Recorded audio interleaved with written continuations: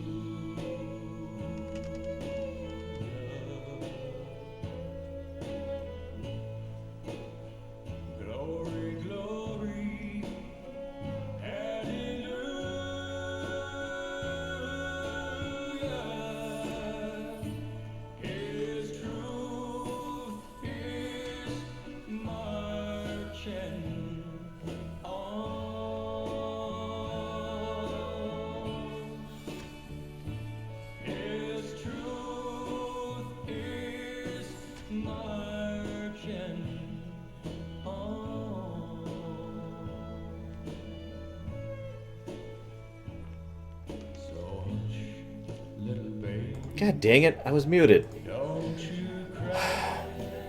So anyways, the hell was I saying? Anyways, everything's working, webcams move, chat's over there, game's over there, whatever. So let's talk about a few things. First of all, they kind of got rid of the briefing format. For those of you who haven't played these before, basically every RTS prior to this one, prior to Warcraft 3 actually, excuse me, had the briefing format. Now the briefing format was basically abandoned in Warcraft 3. They kind of did a half-seas thing with Starcraft 2. So no actually, no more, yeah, by the way, I like the pay up there on Joey Ray's bar. So we've got these little in-between things where we can just roam around. I'm sorry, it just occurred to me that might give me a copyright flag. So we've got these in-between things going on with where you can interact with things and you can see little bits of details, and it helps flesh out the setting and helps flesh out the characters, and it's generally what we would refer to as awesome. There's a fairly large amount of lore that they add to this whole section, and again, this is all rendered with the in-game engine, so again, they can demonstrate more with it than they otherwise might be able to. And as you can see, you can actually interact with stuff to get a little bit more. For example... Call me curious, but how'd you get out? Well, I busted out of my cryo freezer while they were transporting me to New Folsom. Oh, I must have killed at least a dozen guards with my bare hands. Yeah, I've heard this one before. But you left out the part where you walked on water. Made off with the warden's daughter. Don't you get uppity with me, boy. I heard all about you becoming a big-time freedom fighter while I was away. What happened, Jimmy? The war for truth and justice get too much for you.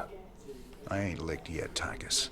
And I promise you, Minsk is going down, one way or another. So, couple things I want to mention here really quick, basically. Forgive me, I need to pull something up while I'm doing this. The Tykus and Raynor have a bit of a complicated backstory, and I don't want to cover all of that right now, even though I probably should cover at least some of it. But basically, the two of them used to be train robbers, bank robbers, you know, basically criminals who worked together and functioned together, and then they got caught. Raynor sprung a deal to get out, basically. Or well, it's actually more complicated than that. Basically, Tykus took the fall for him. Now, I want to re-stress this, because this is actually really important to Tykus' character in a nutshell. Tykus took the fall for Raynor. Willingly, knowingly, wasn't asked to do it, and did so, which basically saved Raynor's existence in every way, shape, and form. Hang on, can we get to...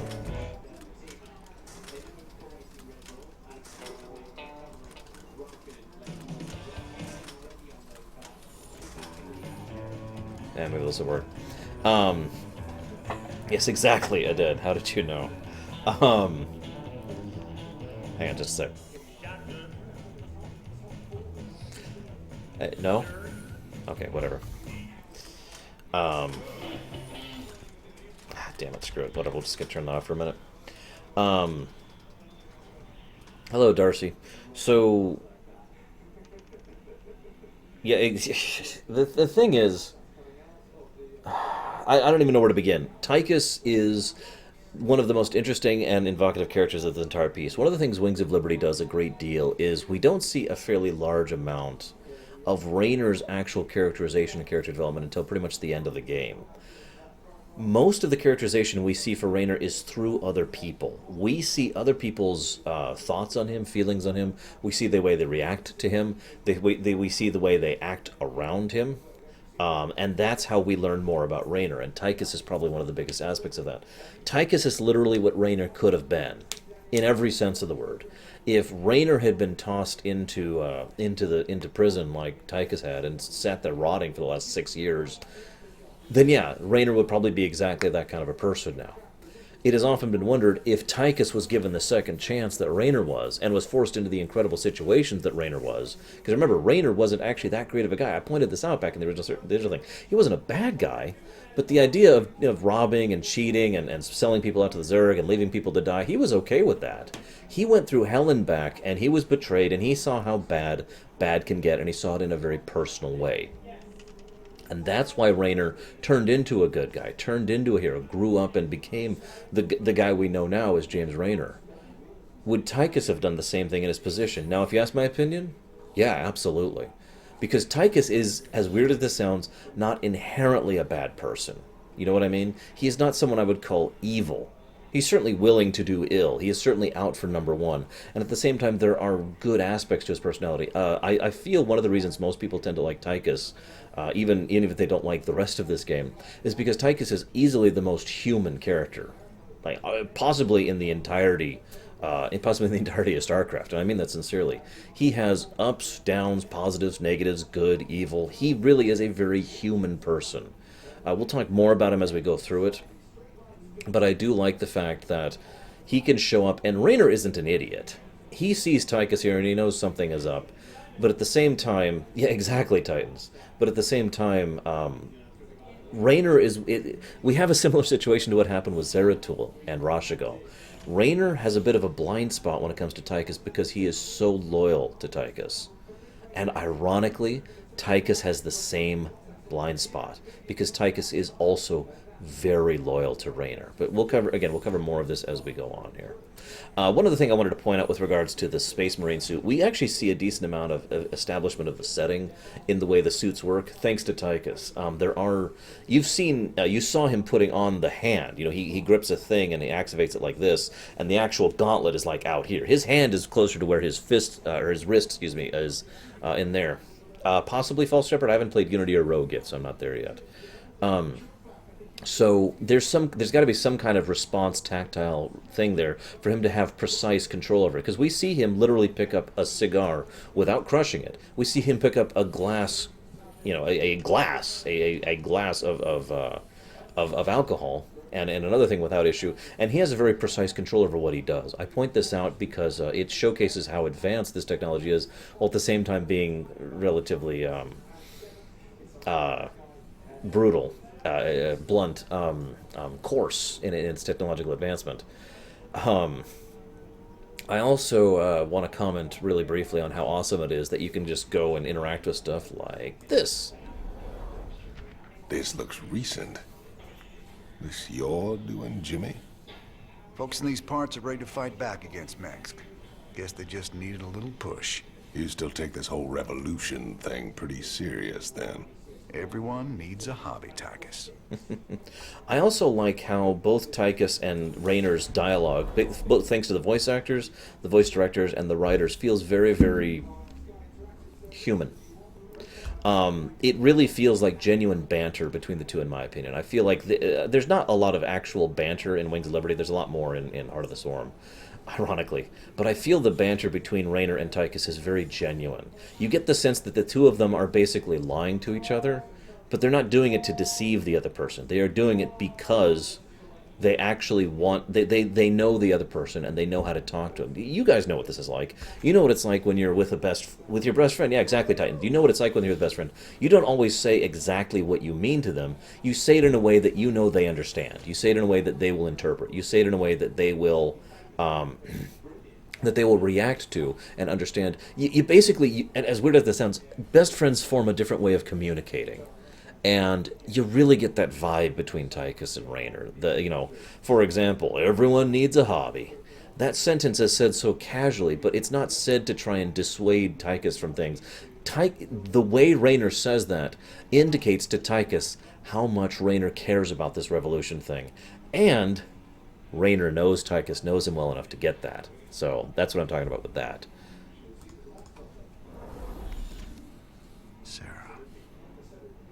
Sometimes, I think it would have been better if you just died that day.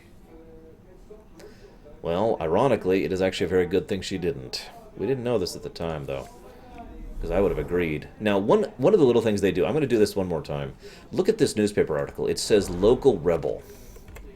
I just point that out because they put enough effort to actually put dialogue and tidbits in the background. Again, it's funny, I just looked at Half-Life 2. Because there's a lot of that same subtle stuff in the background. For example, did you notice the Christmas lights? Did you notice the Christmas lights going through a Hydralisk skull up here? And the mere fact that there's a Hydralisk skull up in a bar actually says volumes. But I don't want to get too much into that. Let's go ahead and watch the news. This is Donnie Vermillion, live from the UNN studios on Core Hall. We've got a breaking story for you. Let's go live to our own Kate Lockwell on the fringe world of Marsara.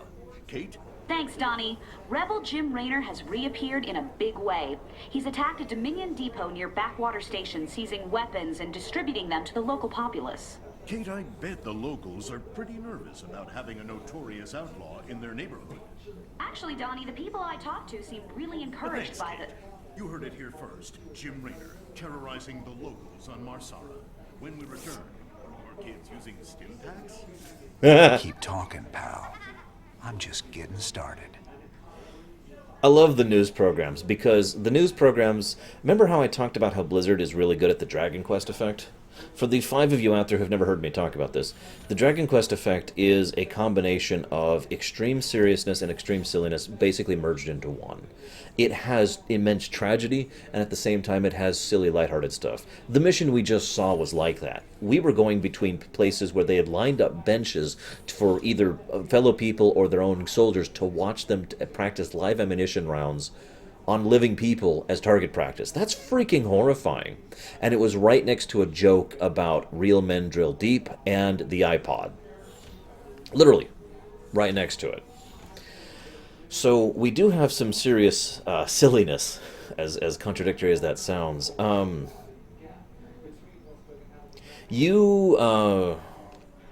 Yes, Darcy, you should play Wings of Liberty first, absolutely. You can skip StarCraft and StarCraft Brood War if you don't want to. You can actually go ahead and just start with this one. You'll get most of the necessary expository information in this game. But you do want to play Wings of Liberty before Heart of the Swarm, absolutely. You will completely be lost in Heart of the Swarm if you do not play Wings of Liberty first. Yeah, exactly, true APM. StarCraft is an RTS that's awesome. The other thing about the news reports, though, I'll actually talk about Kate Lockwell a bit at some point in the future. I don't know when's a good time. But basically, she is... Well, I guess I'll just talk a little bit about her backstory now, because yes, she has backstory. She was a reporter who was selected under... She was actually a reporter under the Confederacy. When the Dominion took over, she was one of the first reporters to get promoted for being pro-Dominion. By the way, what I mean is she was genuinely pro-Dominion. She actually felt the Dominion was a good thing. She was one of those people who was subject to the propaganda of the core worlds, like we just mentioned. And so she was like, yes, Dominion, go! And for her efforts, she was actually allowed to be... I forget what they call it, but it's when a reporter is actually in a squad on the front lines. And then she discovered that the Dominion is horrifically evil. Go figure, right? Now, she actually had her own adventure where she basically had to try and escape with her life with the information she had garnered there. And then, shortly thereafter, she appeared to be a Dominion stoolie again. Now, some people were like, "Oh, well, you know, you've just been brain panned or whatever." By the way, brain pan is literally rewriting your brain. I'll talk more about that at some point in the future. Cool, no. Yeah, sorry, I talk a lot during my lore runs. We haven't actually gotten to gameplay in a bit here. But what was actually happening, she wasn't actually brain panned. What was actually happening was she was pretending to continue to be a Dominion stoolie, specifically so she could keep her job and keep getting information. And she actually was an informative source for the Emotion Protectorate, although she didn't know that. Remember how I mentioned the Emotions were way more influential and whatnot, you know, blah, blah, blah. She also was basically waiting for the moment when she could not be evil again, so... And she gets her chance finally with Valerian, so that's nice. So let's go ahead and start the next mission here. Thanks to your actions, Marsara is now in a state of open revolt against Arcturus Mengsk. Ex-convict Tykus Findlay has revealed the Dominion came to Marsara to excavate an alien artifact. Seizing the artifact will strike another blow against the Dominion and generate funds from selling it to Findlay's mysterious contacts. Yeah, exactly, Leander. This old outpost don't look like anything special. Keep your shirt on, son. Dominion engineers been digging out here for months. See that crane? They're getting ready to move the artifact they found off-world. Well, I'll be damned. See? You gotta have a little more faith, Jimmy. All right, time to give the Dominion a wake-up call. Let's smash that base and haul that baby out of there. Well, he is an ex-convict. I mean, let's be honest, he was convicted under the Confederacy, so any crimes he had are kind of, you know... Now... Some people have asked, why is it Raynor goes ahead and agrees to work with Tykus in this one? There's two very obvious reasons, in my opinion. Number one, it's Tykus. He owes him, he's his old friend, he has the loyalty thing. Obvious, right? Second reason, he needs the money badly. The Hyperion is barely keeping afloat. In fact, I gotta be blunt, if not for Matt Horner and his frankly genius capacity to keep that ship going, I'm pretty sure the Hyperion should have fallen apart by now. It hasn't. But he really, really, really needs those credits to keep them going, so...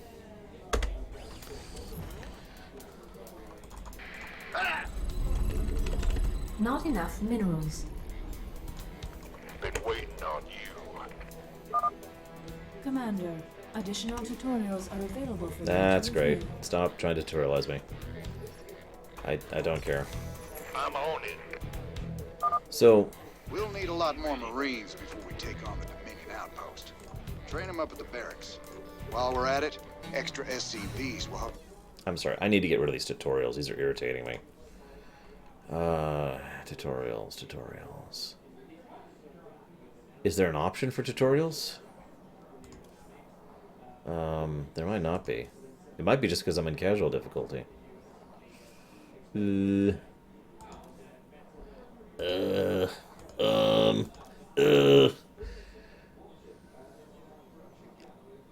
Whatever. Let's harvest minerals faster. Train them up at the command center. So anyways, so this is the first mission that introduces being able to go around and pick up resource nodes like these ones. Pretty obvious, and a nice little feature, because it enables you to actively be doing something, while otherwise you would just be back at your base waiting for buildings to be finished. So I thought that was a nice touch. First thing we see is, well, there's still a lot of nice stuff in the background. I mean, for example, putting minerals next to a mine. It seems like a simple thing, but it's a nice touch and it really helps flesh things out. Gosh, I hope so, Fearsome. It might be too much for me. That's fine. If you remember, I'm the person who said you should never play this game on casual mode, because you'll be cheating yourself out of the experience. Attacking the rebel base to the southwest. Good. That'll keep the Dominion off our backs. Those folks need our help, Tykus. There's no way we're leaving them to rot. Whoops, I almost got there before he finished talking. Someone mentioned that the very Additional first... supply depots required. Yeah, I know. Hey, you. Big job, huh?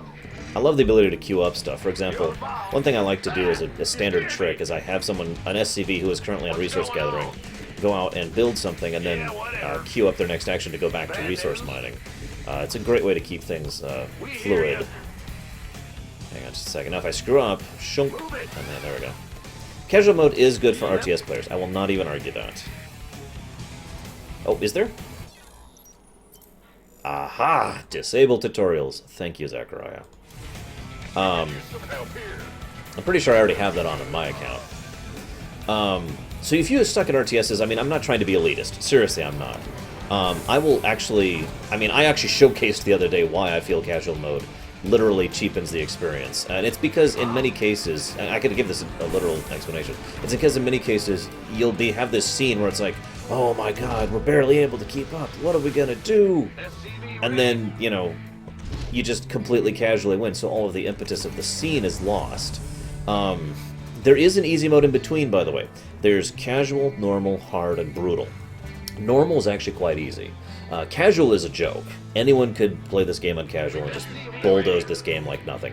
That's what casual's for. And by the way, let me make this clear, I'm in favor of that. If you want to just crush the game, if you're the kind of person who played through Starcraft or Warcraft 2 or Warcraft 3 with cheats on, that's what casual difficulty is there for. It's a good thing. I like that. Normal difficulty is if you you actually want to play the game a little bit, you know, in addition to the story, and you're not great, but you're not terrible. But you know, you want to be like, you know what? Let's go ahead and just play the game. Normal is still fairly easy, all things considered. Hard is basically the same equivalent difficulty as the original Starcraft. Hard is actually my personal favorite difficulty because it's not insane like brutal is, but it is still challenging. But it's also not too challenging. I feel like hard is actually best described as medium, as weird as that sounds. And then we have brutal. Brutal is exactly what it sounds like. It is actually very aptly named. Brutal is you're doomed. Just live with it. It's basically what brutal is. The computer will constantly be cheating. Insufficient Vespine gas. Okay. The computer will constantly be cheating. They will have increased resources. They will have superior AI. They will have better units. Your units will be worse, etc., etc., etc. Come on, there we go. Yeah. So that's pretty much what brutal difficulty is like. I actually do enjoy brutal difficulty personally, but only certain points in time. I don't enjoy it all the time, if that makes sense. It's one of the reasons I was willing to at least consider doing this playthrough on brutal difficulty. But again, there's no elitism here. If you don't want to play on, if you don't want to play brutal, then that's totally understandable. Now it's funny you say that, Zeiss, because brutal difficulty requires a completely different mindset than playing competitively, because the AI works just differently than another player does. The meta completely changes how that functions, so there is no actual equivalent difficulty for a professional StarCraft player. Now, if you want to get into professional StarCraft playing, or if you want to start going up the ladder, I recommend you go start playing some brutal matches.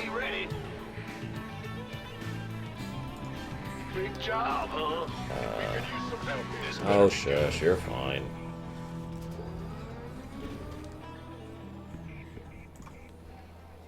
Whoops, no. There we go. SCV ready. Oh, I guess we can go ahead and take this down. Orders received. Who wants some? Well, you guys sure are a welcome sight. But we're with you. Just tell us where you want us. Welcome aboard, boys. There's Tosh's station again. Man. Yeah, reused. Yes, sir. Assets. Dominion can go to hell. Aye, sir. I feel like there's some Kick the Dominion's ass. Anti-Dominion sentiment around here. Go get that base. Okay. It's Raynor's boys. I'm going. Oh my god. Been waiting. So impatient. I need 5 more. Must get more troops. Nero's as.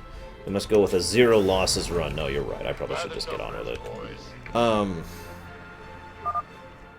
Bad guys are that away. Warning. Dominion Hellions approaching.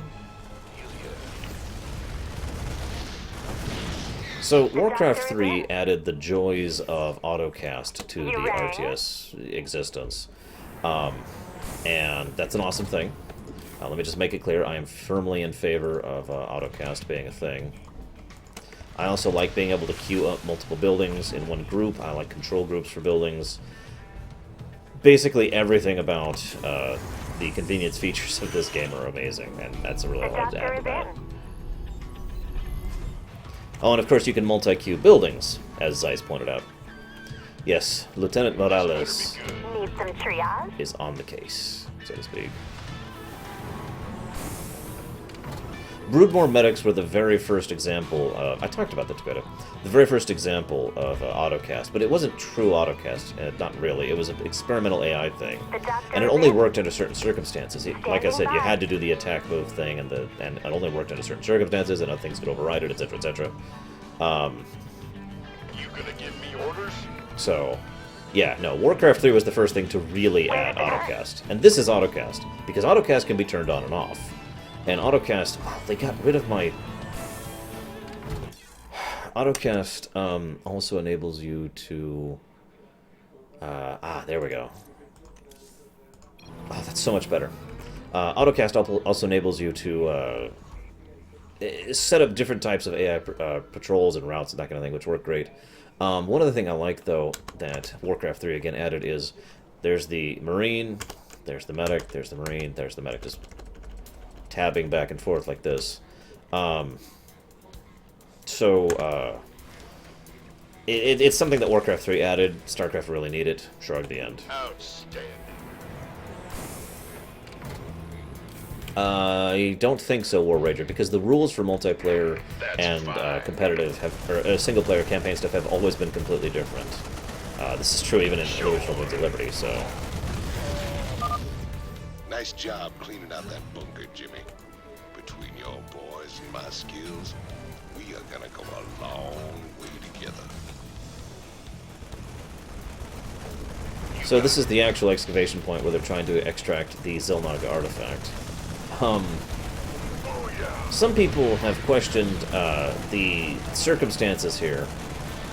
Basically, it boils down to this. Who knew this artifact was here first? Duran or Mengsk? Because one of them did. So, which do you think it is? Because if Duran knew it was here, he was arranging the circumstances so that Tykus and the Mobius would get this through Raynor, specifically as part of the overall plan to depower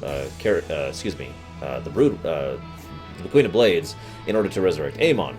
If it was Mengsk, he was doing it because he believed this would enable him to kill Kerrigan. Both of those are basically equally viable. I'm not sure which it actually is either.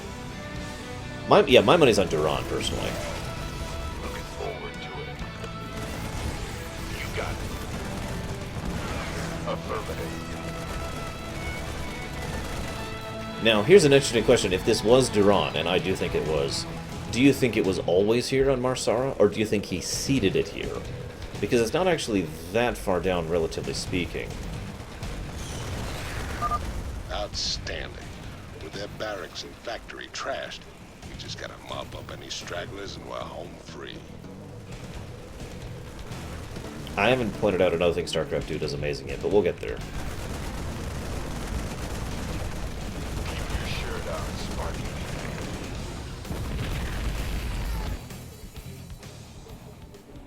Crane controls accessed. Decrypting security overrides. Crane control established. One other point of note. Now let's reel that sucker in and get out of here. There's the Zelnaga artifact. And the other interesting point of note here is that that artifact was already extracted. They'd already dug it out or whatever. All they had to do was steal it. This is more the reason why I feel like the artifact was actually seeded here. They didn't actually have to dig it out or anything. They just had to make it a fake construction dig site. Remember, they actually mentioned the dig site in the last mission. And so, you know, they have the yeah, I know, Fearsome, it's awesome, isn't it? They really fiddled with the AI in this game. It's really well done. So they built this fake dig, put the artifact down there, and then put Tykus on the scent, so to speak, and say, hey, go steal it. So you just show up and it's like, alright, and you steal it and you win. Now you might be like, well, did they seed all the other ones? My answer is no. I don't think they actually still seeded the rest of the artifacts. I think they seeded this one artifact that Duran already had access to try and get them on the trail of finding the other artifacts. Make sense? That is, of course, just a theory. A lore theory. But thanks for watching.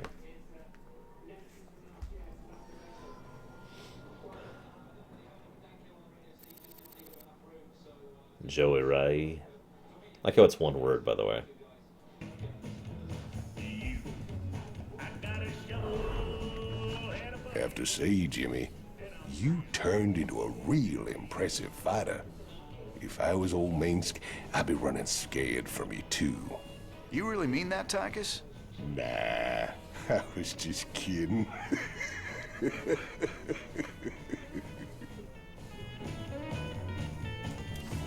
Well, see, that's an interesting question, Nero says. I don't think so, because ultimately what the Xel'Naga artifact does is a very specific purpose, which could have been built for this exact purpose some time ago, since remember, this planet has been in motion for a bare minimum of 300 years. Similarly,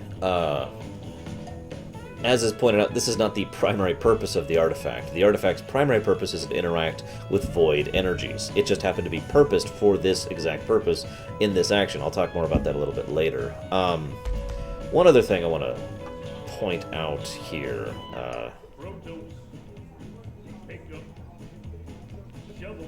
Escort. What's this? I heard them Zerg got burned out by them creepy Protoss a few years back. It's been 4 years and they're still finding burrowed dens out in the wastelands. Well, a trophy like that's gotta fetch a good price on the black market. Up for some hunting, partner? Knock yourself out, Tykus. Me? I've hunted enough Zerg for 2 lifetimes. Yeah, no kidding. Trying to remember that Tykus has actually, Wait, did Titans ask a question? Ah, the credits mechanic. Remember that Tykus wasn't actually around for Starcraft or Brood War. He is... Yeah, I'm going too fearsome. He's been in Hawk this whole time. He's the kind of guy who would come out and be like, what the heck is a DVD, you know? Or what, they've got 3D printers now? You know, that kind of a thing. So, yeah, it's kind of a messed up situation, but also it helps to emphasize part of his character transformation over the course of this thing. We'll talk more about that later, as ever. What was it like, Jimmy? Fighting them Zerg? All the scrapes we were in back in the day, all the narrow escapes, none of it compares to how terrible they are, Tykus. You don't know what real fear is until you got 1,000 of these sons of bitches barreling down on you. Yeah, we basically have a Captain America situation, except not quite as Captain America. Oh, man. Didn't the magistrate here know he was hiring an arch criminal as his marshal? He was counting on it. Guess my tough guy reputation kept things nice and quiet around here. All the time I wore that badge, I never had to shoot anybody. Well, where's the fun in that? Yeah, Tykus is completely unprepared for the Zerg. In fact, we'll mention that in a big cutscene in, I think, one more mission. Thanks for staying with us. Let's go now to Kate Lockwell with an update on Jim Raynor's New Dominion surprise superweapon. uprising. Thanks, Donnie. Raynor's clearly widening his list of targets. He's attacked a Dominion archaeological dig and possibly seized a dangerous alien artifact. Emperor Mengsk spoke on this subject earlier today. There's no telling what kind of havoc these supposedly innocuous relics might wreak upon our worlds. Anyone found in possession of these items will be dealt with to the fullest extent of the law. What is this, Freelancer? Look on the bright side, partner. You're a wanted man either way. Thanks, Tykus. Shocking, Kate. I imagine civilian casualties were high as a result of Raynor's terrorist actions. Actually, the only civilian deaths appear to be collateral damage from overzealous Dominion security forces. Thanks, Kate. You heard it here first. Jim Raynor, killing women and children on Marsara. Really? Really? Yes, my lore runs all go to YouTube. Faya? I do like that Tykus doesn't try to make fun of Raynor for his fear. It's also one of the only times Raynor speaks without subterfuge or layers to his dialogue. He just says flat out, the Zerg are incredibly terrifying, and you have no idea what it's like. And Tykus just accepts that. Again, it's that best friend relationship the two guys have. If you pay attention during a lot of those news broadcasts, there's a little ticker at the bottom, and like about half of those ticker things are just lore, flavor lore, and the other half are actually foreshadowing. For example, Prince Valerian is funding new archaeological digs. That was one of the ones that just went over. Another one is new Dominion superweapon project rumored to be starting, and I forget some of the other ones. I actually meant to. I meant to look earlier, but the point is, if you watch the ticker at the bottom of the thing, there's a lot of good stuff there. So who's your mysterious buyer, Tykus? Who are we supposed to hand this artifact over to? A bunch of eggheads I ran into called the Mobius Foundation. Mobius? They're a legitimate research group. Why the hell are they talking to you? Soon as your boy Minsk made it illegal to trade in alien goods, they got desperate. And you know me, Jimmy. I am a great patron of the sciences. Okay, so With the artifact secure, you need to wait for transport at Backwater Station before you can leave Marsara. Transportation is on the way. Caution is advised. Dominion security forces may succeed in tracking the artifact to the station. So this is the really boring hold the line mission. We're gonna have a lot of time to talk during it, so I'm just gonna move forward for a moment. I've got transport coming to pick us up. All we gotta do is sit tight. Don't sound too hard. I figure we earned ourselves a little R&R. Commander, I'm detecting a massive concentration of Zerg biosignatures landing at the abandoned dig site. I should have known it. Damn you, Tykus. I swear, man, I didn't know nothing about no Zerg. Given their current course, the Zerg will overrun this location within the hour. Hell, we gotta hold out long enough for extraction. If we man the bunkers and hold those two bridges as long as we can, we just might stand a chance. We're gonna have a real fight on our hands here. No, we're not. We're on casual difficulty. I've been in plenty of holdouts before. Not against the Zerg, you ain't. One thing I want to point out, Tykus, his tone and his voice change when he says, "I swear I didn't know nothing about no Zerg." I mention that because you can tell he's being very sincere there. There's no subterfuge, there's no subtext. Just like I was mentioning earlier with Raynor, this is Tykus being 100% sincere with Raynor. He's like, "No, dude, I didn't know nothing about no Zerg." This is also Tykus' first interactions with the Zerg. Ah! Big job!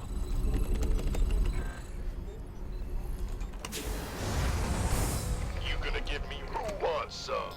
Armed and by the numbers, boys. Wow, they give you a lot of stuff. So I actually did this the other day just to showcase the difference between brutal and casual. Yeah, I'm done defending, by the way. I don't need to do anything else defense-wise.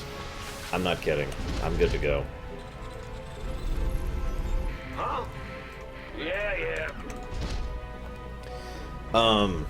Fun fact, I was, when I first played Starcraft 2, I started up with normal. And I was like, well, this is not quite right for me. But at the same time, I really, really wanted to know the story. So I actually turned it down to, I want to turn it down to casual. Then I got to this mission, and then I turned it back up to normal.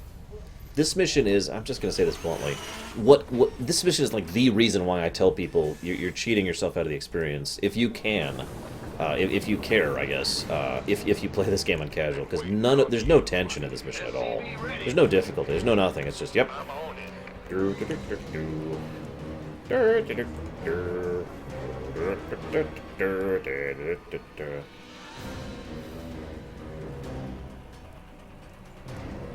Actually, Samurai, believe it or not, there is an explanation for that, even if it is a weak one. That is actually fairly standard military policy, aka... Not enough minerals. meh. AKA, you don't just say, "Jimmy, it's Matt." And remember, Matt Horner is very by the books. He does run a tight ship. He knows what he's doing. So he is the kind of person who would follow that kind of procedure rather than just being, "Matt, it's Jimmy," you know. Deutsch, you gotta explain to me how you did that. I'm sorry. I mean no offense at all, but I am genuinely curious. Can't wait. The doctor is in. Yeah, there's actually most of the Marsara missions are, all three of them really, are tributes to some extent or another of the original the original Sara mission, excuse me, back in the first Starcraft. In a good way, I think. Ah, shoot. I also like the grid, by the way. Not enough You can minerals. turn on or off the grid, but the grid is a great way to see where your buildings are going to be. And I'm one of those people who likes my buildings to be just tight. Yeah, I love the rain, by the way. Great rain effects. So I want no losses, so we're going to pull back for a moment. Oh, yeah. Yes, that's right. SCV ready. So, Here they come. Lock and load. oh, gotcha, Deutsch. Okay, I understand. SCV ready. I'm just... Fearsome was talking with me through this on brutal difficulty, and admittedly his strategy was very logical. It made a lot of sense and worked brilliantly. And then I immediately switched from brutal to casual and was just like,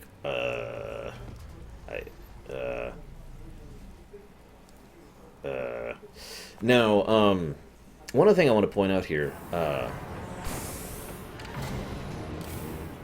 Well, Gimmick, it depends. I don't think I agree with it being excessive.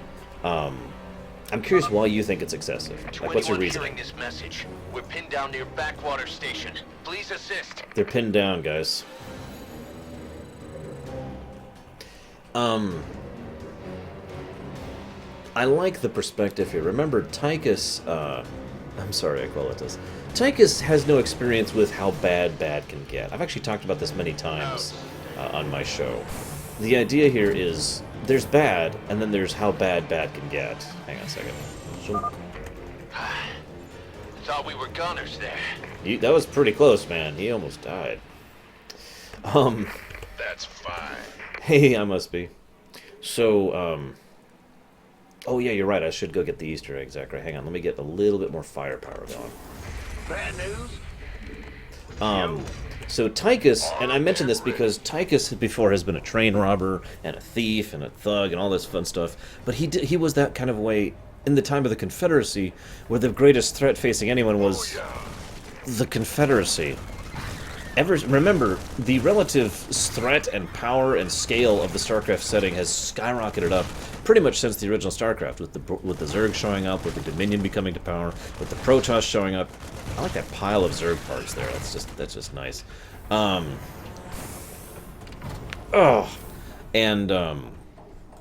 think it's very him to look at that previous mission. Like, remember, he mentions, like, I think we've earned some R&R. Now, that sounds like a casual comment, but I feel like that is very much in Tykus' way of thinking. Taking out a single enemy base with relatively low defenses. Yeah, exactly. He's never seen real war. Taking out a single base with relatively low defenses and bringing it down and stealing an artifact. He genuinely thinks of that as a job. Whereas to someone like Raynor, or even the player characters who've been through the hell of the first games, we look at that like, that's a joke. That's nothing. That is absolutely pathetic compared to what we've seen. And this mission is when he starts to be like, and actually starts to react and have a little bit of a greater understanding of what's going on in this new world, and see what has become of the Caprula sector while he's gone. And maybe he doesn't want to be a part of the Caprula sector after this. 6. Do I have enough for 6? I do. Damn right I must be. Why wouldn't I be, man? Go ahead.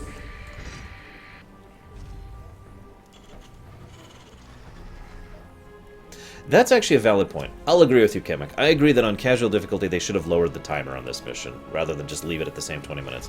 Because, let's be honest, on casual and normal, this mission is a joke. It's a little bit silly how much of a joke this is. Yeah. And I think they should have lowered the time limit, because I could literally, as of right now, with this force right now, I could get up and walk away for 13 minutes and I would win this match. I'm not kidding. That's what we're gonna do, because we want to show some stuff off. But I mentioned the smack in the face thing because this is part of why Tykus begins his character arc. Up until this point in time, he's just like, okay, I have to work for some dictator dude. He might not even know who Mengsk is, by the way. Try to keep that in mind. He might not understand Mengsk and his personality and his reputation and all that. Oh yeah, notice how, I wanted to point this out now that we have it. Notice the bridge reacts to the Zerg coming. It's like, red alert, and then it goes away when they stop. Very nice touch. I'm telling you, the polish of Blizzard games is amazing. So this is Tykus's wake-up call, and this is why he actually starts to change as a character. Mayday, mayday! We're trapped by the Zerg! Oh no! All around us. They're... If you can reach us, please help. Guys, they're burrowed all around him. SCV ready. Okay, whew, we saved them. Oh man, that was just too close. But I bring this up because I've often said that character arcs don't really happen in a vacuum.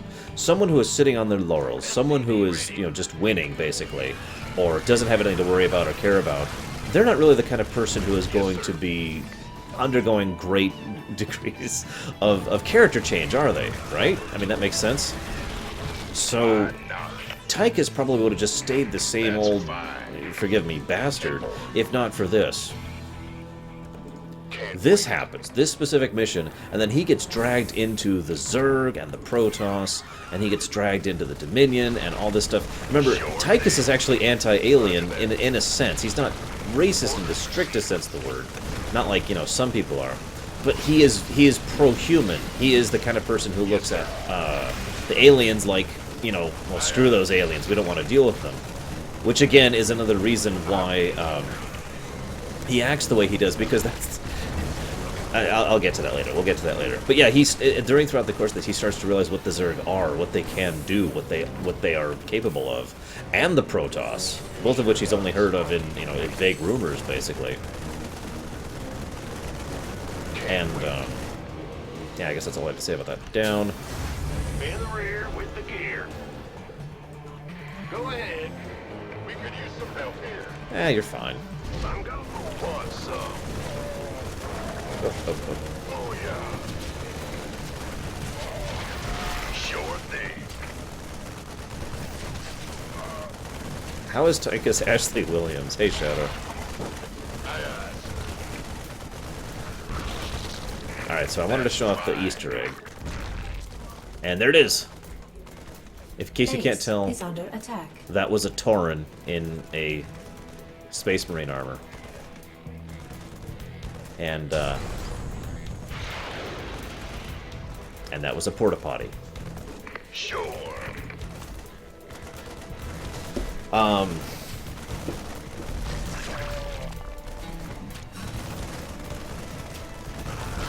Tykus would literally butcher Ashley. He's a better fighter in addition to having better tech. SCVs repairing those bunkers. What bunk? Oh my god, we've actually taken damage. Keep at it, boys. The ride's on its way. How did we take damage? In the rear with the gear. Seriously, how did we take damage? Ah, right, his reserved attitude toward aliens. Later on, he makes a comment about the Protoss, about how, you know, Zerg are one thing, but then Protoss are even weirder. But again, the reason his reaction to the Zerg are very, very different, and why it's relevant, is because he's understanding what taking out Kerrigan means, or at least thinks he does. And so you kind of see how Tykus starts thinking, okay, maybe this is a good thing, maybe this is what I should be doing, you know, that kind of a mentality. And yet, then he sees how desperate Raynor cares about him, and he's not an idiot. Even though, what, Deutsch? Oh, gotcha, yeah. What, you mean this add-on right here? Add-on complete. Reactor online. The, initially he's like, okay, it's a job. And then he's like, I have to take out Kerrigan because we must stop the Zerg. And then later on, he gets to that mentality where it's like, I don't want to take out Kerrigan because of Raynor. Of all the people in this game who understand Raynor, I honestly think nobody understands him better than Tykus does. I mean that sincerely. The only other person who might actually be able to understand him as well is frickin' Phoenix, and he's dead. So Tykus is the person who would understand full tilt, how Raynor feels and how significant and important Kerrigan was to him. And even despite everything, despite his own freedom and his own life being on the line, and despite the fact that he is just generally everything in the world is Base is under attack. there we go. Everything in the world is telling Tykus that taking out the Queen of Blades is a good thing. And yet he still doesn't want to because he is just that loyal to Raynor, and he cares about Raynor that much. He is a good example of a Nakama, for those of you who know what that means. So here's what a... Watch this. We're gonna print out some Marines. Immediate support. Hostiles all around us. Is anyone out there? No, no one's out here. You're all alone. Hey, Yodripple. Valscrew, Tykus was an old friend of Raynor's from back when Raynor was still a criminal. And Tykus was also a criminal. And he was a very good friend of Raynor. I'm talking, again, Nakama. We're with you, Raynor. So you notice several of these guys have these decals and whatnot on their faceplates and whatnot. That is... Is that new? That's a nice little touch. And first of all, it helps differentiate Marines, and you can just see Marines doing that kind of a thing. But second of all, it's another way to help just showcase the technology, because we know they have a display screen on in there, so they don't necessarily need the screen to be able to see. They also have two layers of screens, the full defense one, which is armored, and then the simpler one, and they can just raise it. You're gonna have to explain that question a little bit better, Chaos Rider, if you don't mind my asking you to do that. How does Shadow not know what 3D printing is?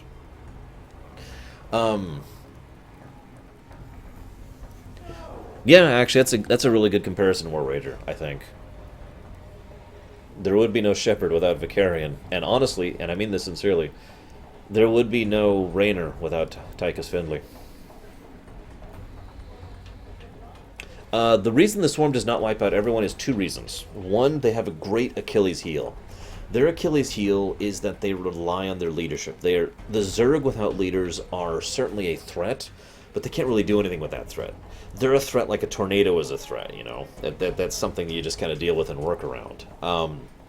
The second problem is every single leader, why would I, Dakota? Every single leader who has been in charge of the Swarm has not been interested in wiping everything out.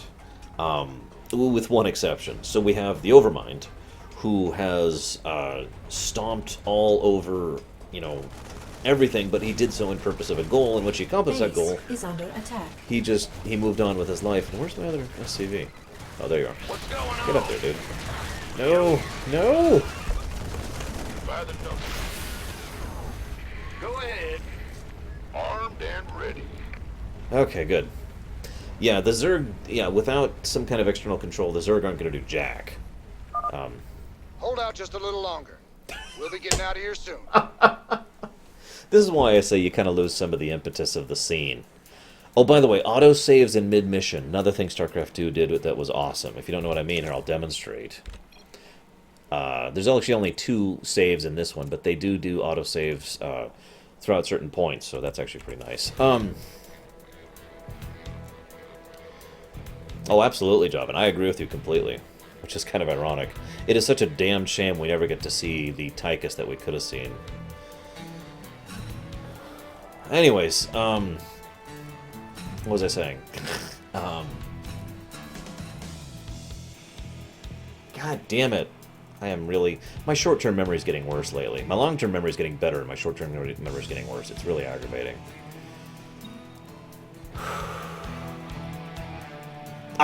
So the Overmind was trying to wipe out everything, except it wasn't. It was only interested really in the Protoss. The second leader of the Swarm was Kerrigan, except rather the Queen of Blades. Oh, right. There we go. Not sure why we were on slow fast.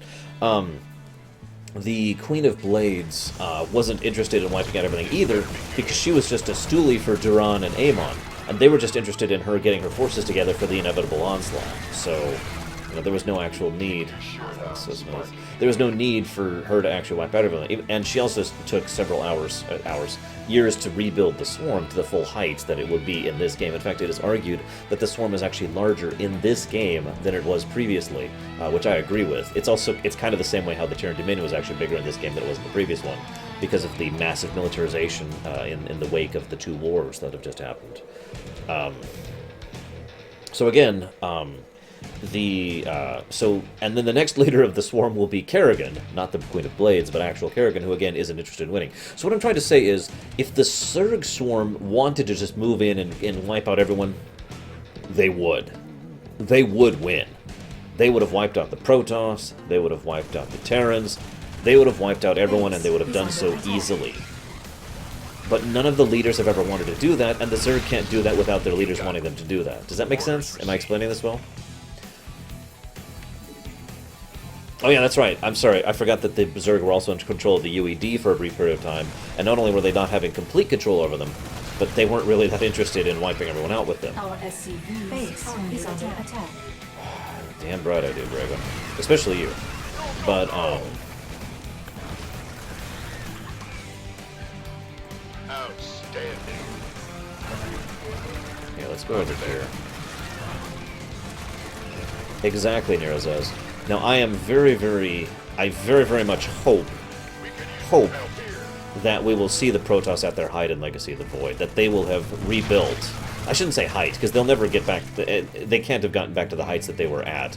They were ridiculously huge before the original Starcraft, but I'm hoping that we will see higher heights of them in the future. Commander, this is Matt Horner. Just hold on. Cavalry's on the way. Again, very naval. Take your time, Matt. No rush. He's right, there's no rush here. Vespene Geyser exhausted. As long as I personally like escalation to quota, as long as it is done within reason, if that makes any sense. I agree, taking it too far is ridiculous, and I do think that power creep is a very real problem. But as long as you're doing it either very, very slowly or very controlled, and you never get past a certain point, I think that works out. That's just my opinion, of course. So, you know, shrug. Now, I actually agree with you, Chaos Rider. In fact, it's one of the things that is discussed in some of the short stories. In fact, one of the short stories actually directly references the Swarm as a force of nature. They actually call it that. Oh, cutscene. There's my baby. Ah, that is a thing of beauty. Sorry, Brig, when I'm leaving you for the Hyperion.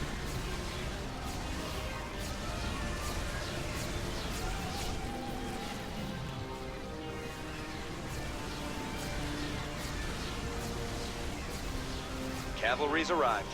Anyone still alive down there? Yes. Good to see you, Matt. Welcome to the party.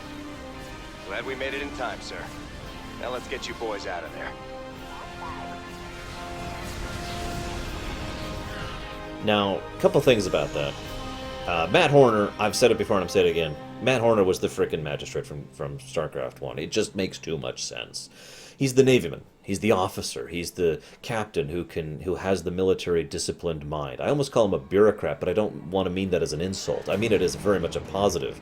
It takes a huge amount of precision and mentality and discipline to maintain what he does. He is absolutely critical to the Raynor's Raiders. Without him, Raynor probably would have fallen apart years ago, quite literally. But because we have Raynor, and I've talked about this before, Raynor's the leader, the charismatic person, the singular commander, and Horner is the captain who keeps the vessel running, who keeps everything functioning, who's actually doing the managing of the Empire behind him. These two things make a great combination, and it's one of the reasons I feel Raynor's Raiders is as effective as it is. Whoops. Yeah, he's an administrator. That's a good word. Thank you. And yeah, he brings a great deal of legitimacy to what's otherwise just a band of idiots. Oh, I love that ship. Oh. So this is an awesome cutscene. I'm going to shush for this one.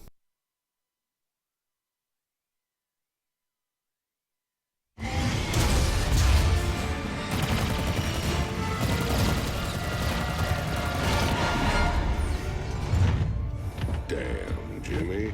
You've been holding out on me. Cutting it pretty close there, Matt. Never left you hanging before, sir. Fair enough. Just get us the hell out of here. All batteries, concentrate forward firepower. Spin up drives 2 and 6. All hands brace for warp jump on my mark.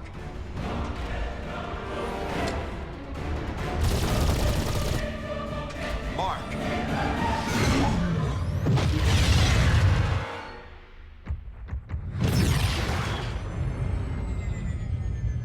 What the hell happened?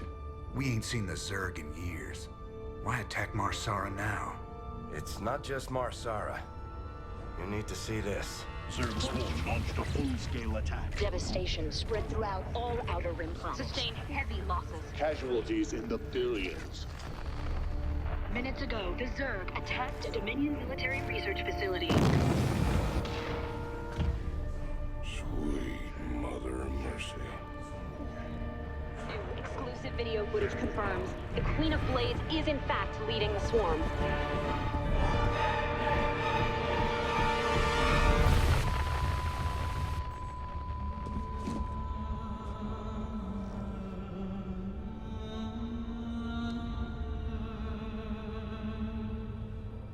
We always knew she'd be back, but what's she after? She's come to finish the job. Yeah, I'm not sure why there was no picture there. That's a bug. Not sure what's up with that. It was on my screen, too. Really not sure what's up with that.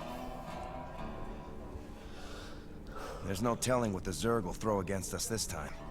Sir, we need to make sure our hardware and munitions are up to the challenge. Yeah, I'll check in with Swan down the Armory. Knowing him, he's already got upgrades for us. I hate to ask, sir, but is there a reason that convict's still on my bridge? Easy, Matt. Tykus is one of my oldest friends. He helped me out of a real bind a few years back. I owe him. Well, your friend has a criminal record as long as... Mine? Believe me, if Tykus Finley wanted me dead, I'd be dead already. Understood, sir.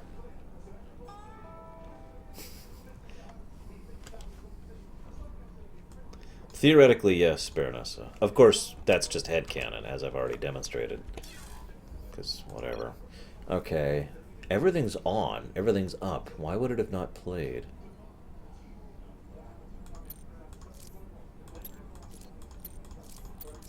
I don't understand why that would have,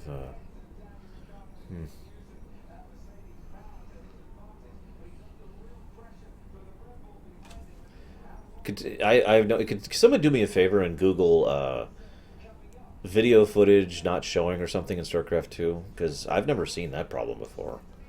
Just having all sorts of graphic problems today. Alright, so a couple things to talk about. First of all, I like the fact that the Hyperion is this death machine. It makes sense. As weird as that sounds, it's something that should be shown more, that a battlecruiser, especially this battlecruiser, which I'll talk about now, basically, should be this incredible death machine that just crushes everything in its path. And I think that's awesome. I think it really adds to the flavor of the ship and really makes it more impressive that we have this ship at our disposal. He has it on him, Gimmick. Has it in his pocket. Second thing...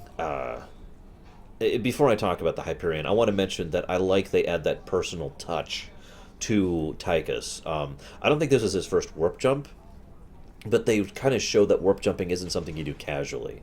One thing that's done a little bit too often in science fiction especially is faster-than-light travel is very, very casual. So, for example, in Star Trek, it's like, yep, warp drive engaged. In this one, they make the way they do that makes it feel like warp drive is something you have to prep for, you have to be ready for, you have to spin up for, and you have to do it at the exact right time in order to make the conditions work, etc. You can't just casually fast travel, right? In fact, that's actually a plot point for reasons I'll go into in just a moment when we discuss the history of the Hyperion.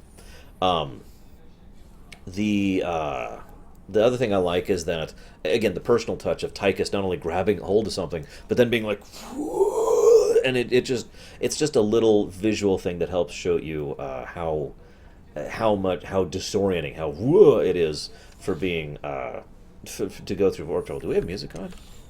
Oh yeah, we have music on. Also, it is absolutely true that Tykus was definitely very, very weirded out by this entire mission. I have no doubt that Tykus was just blown away by this entire series of events. So let's talk about the Hyperion. So the Hyperion was actually a Confederate ship that could go infinite velocity and turn everyone on board into salamander people who then have sex with each other. Just saying it again. Haven't forgotten it, Voyager. You're still dumb. Moving on. Hey, Enigma. The Hyperion was a Confederate ship. The Confederate, it was actually a prototype battlecruiser, brand new, top of the line, that kind of accidentally landed on Umoja for the Umojaan Protectorate, due to basically just a navigational glitch. So the Hyperion crash landed there, and the Confederacy almost went to war with the Umoja just over this one battlecruiser. This is at a point in time in which, yeah, very Battlestar Galactica, I agree. Again, kind of the hard science leaning. The Terrans in general tend to lean more towards hard science, whereas the Protoss tend to lean more towards fantasy science, and the Zerg lean also towards fantasy science. But I'm getting off topic. So the Hyperion crash landed on Umoja, and at this point in time, the battlecruisers were brand new ships that were basically amazing. Especially the Hyperion itself, which again was a super experimental mega ship. Some people have asked what's different about the Hyperion than the other battlecruisers. Now let's talk about this. There's the normal battlecruisers in StarCraft 1 and the normal ones in StarCraft 2. Those two are both inferior to this vessel. Like I said, this is basically the Odin of battlecruisers. You know what? You know, the Odin was the super mega death tank, and then they built the much smaller Thor based on that.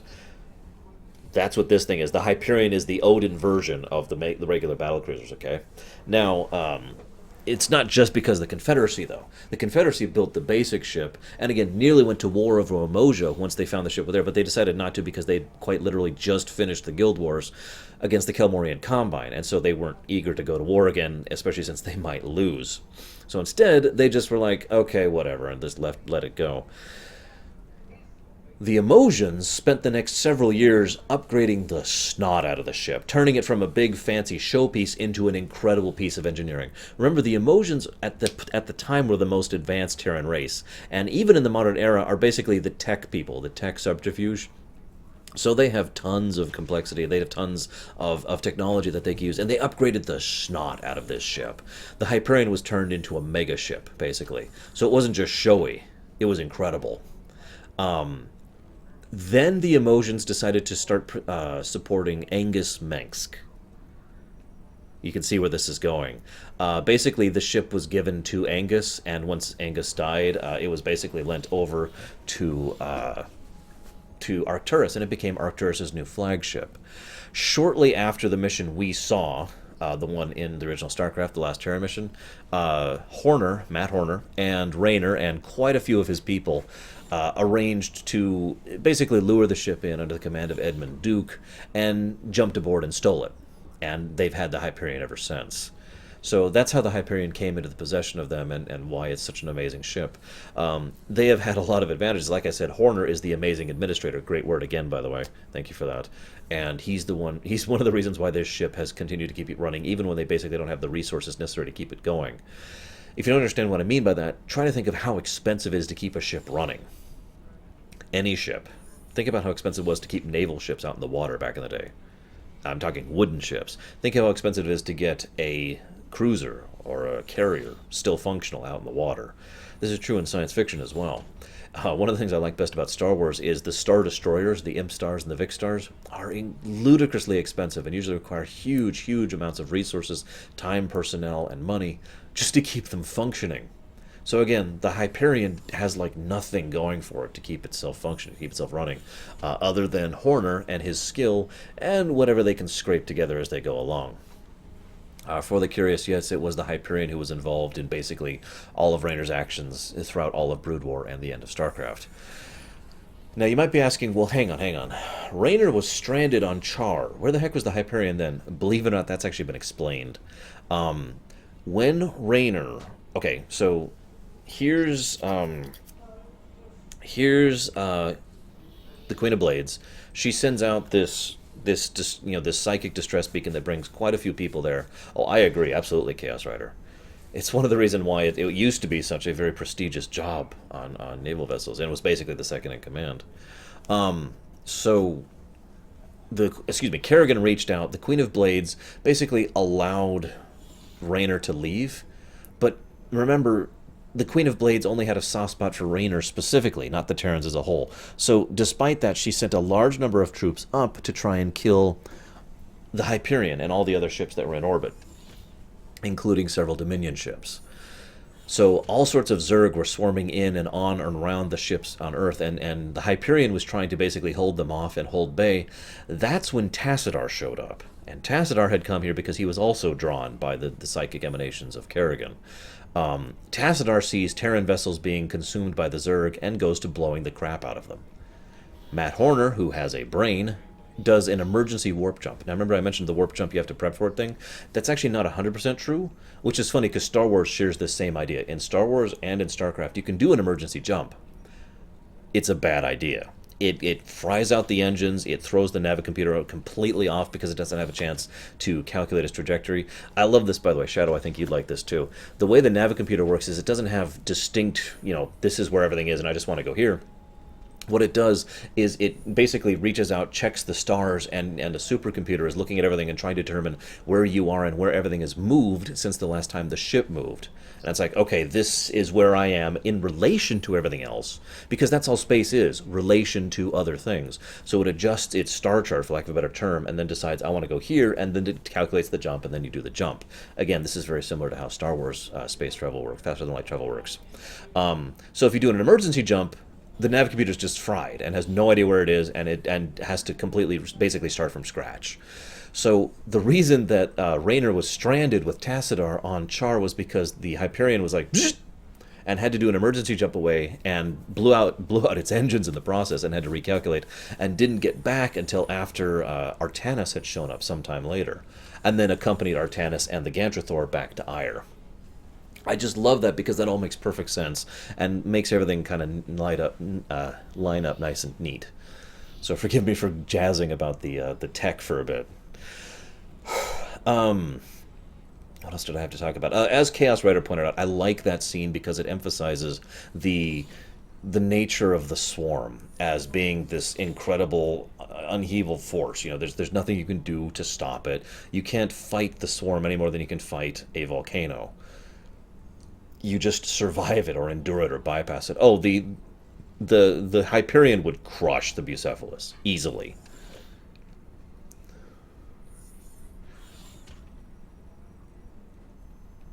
Are you sure, True APM? I mean, I believe you. But I swore that the Gantrathor was the ship that that Artanis had actually taken with him to Char. I guess I'm wrong. Doesn't matter. One hell of a ship you got here, Jimmy. How'd you get a hold of a floating palace like this? The Hyperion was Meng's flagship back in the day. Me and Matt decided to borrow her when we parted company with him. This old baby's seen us through some tight spots. Speaking of tight spots, Tykus, why are you still wearing that suit on my bridge? Yeah, what, you bust the zipper or something? Okay. So I might have had a little help when I broke out of prison. Let's just say it came at a price. I get to stay locked up in this suit till I pay off all my debts. And who's collecting those debts? Who sprung you? They're Mobius boys, of course. I didn't just run into them in a museum, They want them artifacts something fierce. Your debts better not bite us in the ass, Tykus. Covering for your shenanigans ain't part of the deal. I want to point out something real quick here. Nice suit. Congrats, Pax. Guys, you're clearly misunderstanding me. Okay, so in StarCraft 1, before the battle with the Overmind, Artanis took the Gantrathor back with him in order to claim, in order to arrest Tassadar and the other insurgents and the other Dark Templar heretics, and was convinced by Tassadar and Raynor in order to not do that. And then Tassadar got on the Gantrathor. The Hyperion came back, and they ended up going back to Ire, where the Battle of Ire happened. Hopefully, that's making that a little more clear here. And yeah, they don't even mention the magistrate at all. I'm telling you, they just love to try and shove the magistrate under the carpet. I'm telling you, they should have just gone full tilt with it and made Horner the magistrate, but whatever. Yeah, no kidding, Takoida. Very logical, given the current state of affairs. Now, One thing I want to point out about Tykus, and I was expecting it would come, and my memory did not let me down. Tykus's tone changed when he lied. Everything he told there was the truth, except for one thing. He's like, "Who holds those debts?" "Why, them Mobius boys, of course." His tone completely alters, and I mention that because you can tell that's the lie. And I find myself wondering if Raynor knew that was the lie too, and just let it go. It's like, because that's something friends will do, especially best friends will do sometimes. It's like, you don't want to tell me, you don't tell me, and you don't tell me in a certain way, so I'm like, okay, I won't push. You know, there's got to be some reason for that. Shadow, how do you not know about 3D printing? I've known about 3D printing for over a year. Come on, dude. Here, let me move the rock. There you go. You're good. So, let's talk to Horner. Just how bad is it, Matt? Zerg are attacking all over the sector, sir. Mengsk pulled the fleet back to protect the Dominion core worlds, leaving the fringe worlds to fend for themselves. It's a nightmare. There's no way we can stop an alien invasion with one capital ship and a handful of volunteers. Best we just stay clear, partner.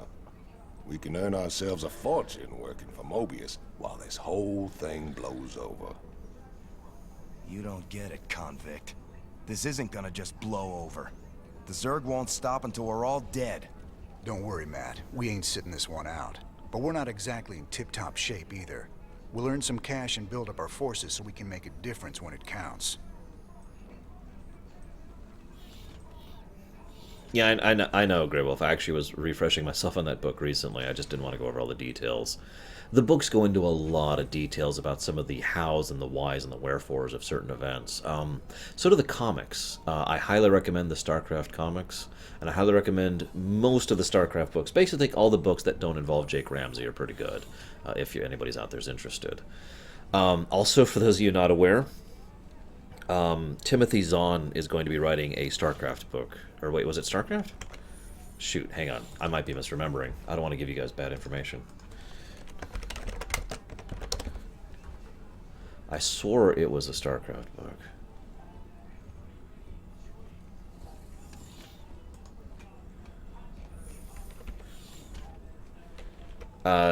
Does anyone know what I'm talking about? Shoot, where did I find that bit of news?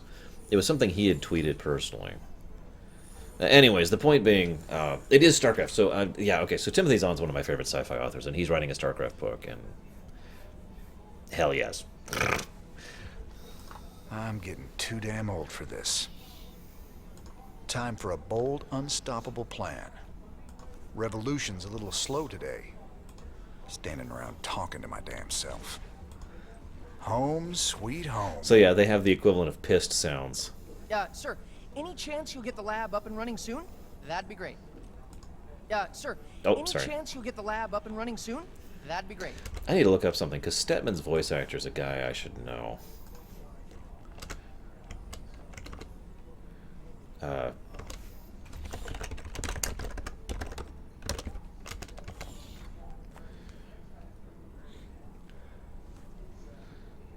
Damn it, Titans. Careful. Say his name is Egon, which is the first reference. He's also wearing a Horde shirt, as in from World of Warcraft. He also drinks Blizz, which is an energy drink. He's basically a walking reference box. But he also has some interesting lore stuff, which we'll talk about much further later. Scott Menville is his voice actor. Which I believe is significant for some reason. I can't remember what that reason is. Oh wow, he's done a lot of stuff. Well, whatever. Doesn't matter then. So, let's talk about the currency mechanic, okay? So, I'll go ahead and show the cutscenes, and then you'll see what I mean about the currency mechanic. Here's the dwarf. Hey, everybody, our glorious leader has returned. Hey, man, what's up, cowboy? What do you got for me, Swan? The usual, building up our standard forces. Bringing my troops and hardware up to speed, huh? Yup, you can add upgrades for their tech right here on the console. But building an army on the run ain't cheap. You brought back credits this time, right? Look, I know money's been That tight, was it, Sakurai. but that artifact we just picked up from Marsara is gonna solve everything. Yeah, I've heard that before, brother. It's different this time. Yeah, I heard that one too. It's hard to stop being a cynic when things have been bad for so long. I just want you to pay attention to how basically blank this place is. There's a bunch of crates of supplies, and that's basically it. This will get filled out a little bit more as we go through the campaign. I love the credits mechanic. In Wings of Liberty, we use credits. In Heart of the Swarm, we use essence. I love it because in both cases, it's thematically significant in addition to being relevant for the gameplay of this particular style. In other words, the Terrans get lots of money, and they spend that money on upgrading their troops and hiring mercs. Which makes perfect sense, doesn't it? The Zerg consume essence and use that to upgrade their troops and improve their forces, which makes perfect sense. I'm very curious to see what we're going to have in the Protoss campaign of Legacy of the Void in order to upgrade our troops. So I love the credit mechanic. One other thing that's interesting about the credits mechanic, I know I've talked about this before, forgive me for those who've heard me talk about this or those who already know this information. It is actually impossible to get every single upgrade in a single playthrough. There's actually an achievement for getting all the upgrades. So if you want that achievement, you're going to have to kind of keep track of. These are not mutually exclusive upgrades. You can get both. You can increase the marine life by 10, and you can get stim packs, which I will not be doing, of course. So it's just a really neat way to further flesh it out. And this is brilliant to me. I don't know how to explain how awesome this is. Every RTS ever has had unit upgrades. How many of them have had campaign unit upgrades? I'm being serious, because I actually can't come up with any others that are not StarCraft 2. StarCraft 2 has upgrades that you buy permanently. If I get this right now, all Marines forevermore will have 10 additional health. They'll all have the combat shield.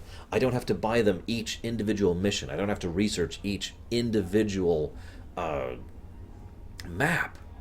I love the continuity of it. I love the fact that it makes those credits matter. I love the fact that it rewards you for investing and bothering to do the bonus missions and getting the extra credits. I also love the fact that later on we'll start having mission choices. And as we're going through those mission choices, basically you'll have two types of missions, relatively. You'll have missions that give you tons of credits, and you'll have missions that give you tons of tech, which we haven't talked about yet. And if you... And so, in general, some players might want to prioritize the money missions because it allows them to get these upgrades, but of course the tech missions are useful too, and blah, blah, blah, blah. You get the idea. Yeah, we're going to be actually getting that. Oh yeah, each upgrade also has... This is just great UE design in a nutshell. It shows how many credits you have, how much it costs. It's green if you can get it. It's highlighted if you can get it. It shows you a little bit of a video clip that plays, demonstrating what exactly the difference is in the new upgrade. And it gives you a little thing here which says, in the green, it says exactly what the gameplay relevance is. In this, it shows what the lore relevance of the upgrade is. I saw it, Titans, and I grinned. Hey, Great Biotic Wind, what's up? I agree, Chaos Rider, but I just love this system. I love the customization. I love the options. I love it. I love it. I love it. I love it. So this is the first one I'm getting right there. Bamf. Easy answer. We're also going to go ahead and grab that one right off the bat. And again, demonstrating. It increases range by 1, and Wolf Industries has developed a bunker port that houses a magnetic rail. This device dramatically increases all projectiles coming out of the port, increasing the range of weapons fired from the bunker. Again, a lore explanation for the upgrade, in addition to just an upgrade, an explanation of the... a gameplay explanation. Lovely gameplay and lore integration there. Upgrading what we got is all well and good, but when are we getting new hardware? A lot of gaps in our inventory right now. Sometimes we take a job with some kind of new hardware, and I get a schematic for it so we can make more of them. The plans for other stuff, we gotta either beg, borrow, or steal. I'm okay with begging, borrowing, and stealing. What the hell was I doing? So we're just gonna look at this so this map thing goes away. This is how you go and rewatch old stuff. This is what PAX wants me to unlock for him, basically. What's our general status, Matt? We've picked up a distress call from the planet Agria. There's a colony there under attack by the Zerg. Your convict buddy Tykus lined up a mission retrieving another artifact. It's on a Protoss shrine world called Monolith. So, this is that different selecting things. You're terrible, Titans. This is how you... This is some great UE stuff. If you mouse over, it gives you a little bit of a tidbit. If you click it, you'll actually get the briefing, which I'm not doing. Wings of Liberty does not actually require you to do all the missions in order to progress. Of course, we're going to be doing everything. Of course we are. But it gives you some options on how to progress. Furthermore, if you... there is a certain point at which there's a point of no return, basically, when you go to Char. Each mission almost universally gives you a new unit type, which will be permanently added to your thing. To explain what I mean by that, let's say this... I forget what these give, but let's say this mission gives me battle cruisers, and this mission gives me tanks. If I do this mission, then we'll get battlecruisers for this mission. If I do this mission first, we'll get tanks for this mission. In other words, it's another one of those permanent things. It's another permanent upgrade. And again, really, really helps flesh out the feeling of it and the customization of it, and makes your choices feel like they matter, even though you're basically just choosing how you progress through the thing. I think I've heard of that, Gimmick. I'll have to look into that sometime later. For now, we're going to go with... is that... Okay, so that's Agria, a.k.a. Lightning. Or Liara, excuse me. Monolith is the Tal'Darim. So we'll go ahead and do this stuff first. Any ship receiving this transmission. The Zerg are invading Agria. The Dominion abandoned us here. We're just a small farming colony. We've got to evacuate before we're overrun. If you can hear this message, please help us. So we receive a general distress call. Now, a couple of points of note. First of all, we are the first and arguably the only group who actually responds to this distress call, which really says a lot. I mean, just, it's... Really? Second of all, I mentioned this earlier on the cold calculus perspective of things. You might look at the Terran Dominion abandoning these people here and you're like, oh my god, what terrible, horrible things for them to do. And that's absolutely correct. It is absolutely correct, and it is also a very good tactical decision. What the Dominion does is they pull back all of their major hardware and troops and fleets to the core worlds, the 13 core worlds, and they sit there and say, we're going to hold the line here. And they basically abandon all the rest of the Zerg. If you've read World War Z, this should sound familiar to a particular tactic that was devised in the book in order to help deal with the situation. Because when you're facing something like the Swarm, you have to do something that terrible. Now, the difference is the guy in the book kind of went, whoo, as a result. And Minsk, well, he doesn't give a damn, because he's an evil bastard. But my point for bringing this up is, again, everyone's like, no, God, they're terrible and horrible and awful, and that is absolutely true, but this is different than most other forms of evil, because they're not doing it for no reason. They're not doing it just to screw over the people. They're doing it so they can defend the core worlds. I hate myself for saying this, but it is arguable that because the Dominion pulled their forces back to the core worlds, that we were able to survive long enough in order to push back against the Queen of Blades and succeed in Wings of Liberty, and I mean that sincerely. And it's a horrible, terrible thing to admit, but honestly, if they had tried to spread out their defenses and tried to hold them off of the edges, they might not have been able to do so. In fact, I almost guarantee they wouldn't have, and then we might have lost the core worlds too. And as War Wager points out, yeah, it's the don't waste resources on battles you can't win that will only drain your resources. It is a sound tactic. It is also very cold calculus. And again, I'm not excusing Menks for this because he doesn't give a damn. Unlike, say, Garrus in Mass Effect 3, who actually was just soul-destroyed for having to do this kind of a thing. Menks is just like, eh. Because it's the correct tactic, and that's all he thinks of it. Because, again, screw ethics, right? So we will be getting the Firebat in this one. I would just like to say I absolutely love the new design of the Firebat. They look bulky. They look awesome. They also have this big old, just like double flamethrower things, and it just looks really, really cool. I also, yeah, she also mentions nobody on this planet was ready for the Zerg. That's also indicative of the same mentality I just mentioned. Remember, the core worlds are heavily fortified, especially Core Hall. The outer worlds, you remember what it was like on Marsara? What were the Terran Dominion defenses on Marsara?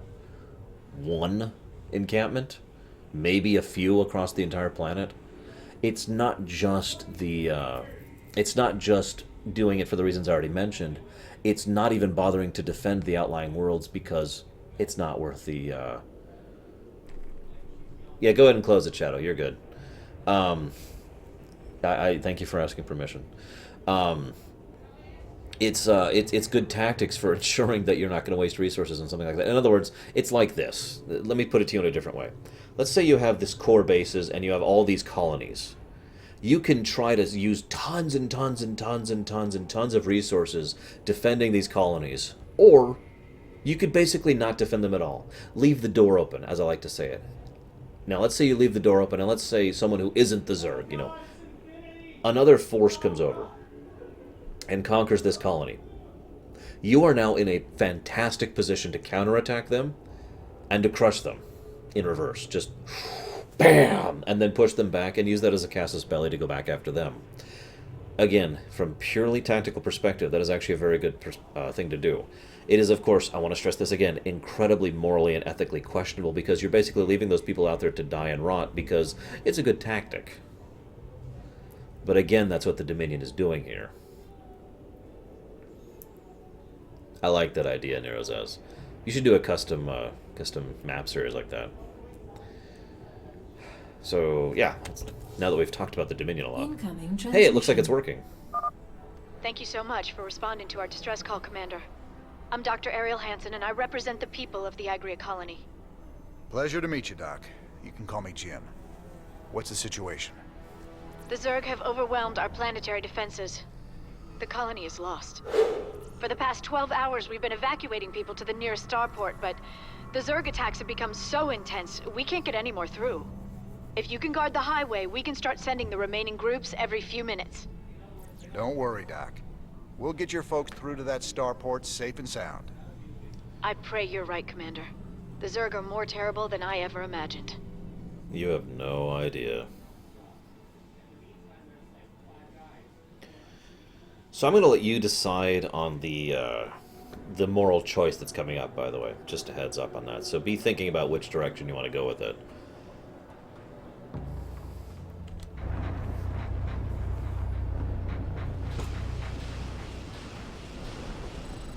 Firebats! They also have more armor, as was pointed out in canon as well. And they just look cooler. Look at this. These suckers have got flamethrowers that'll roast the Zerg, but good. They also had special death animations for dying by fire, which again helps you feel like the flame firebats are really doing something, which is cool. Smells like victory. Exactly, War Wager. That's pretty much exactly my point. Let's get cooking. Thank goodness you're here. I'll give you control of the main building so you can help us evacuate the colony.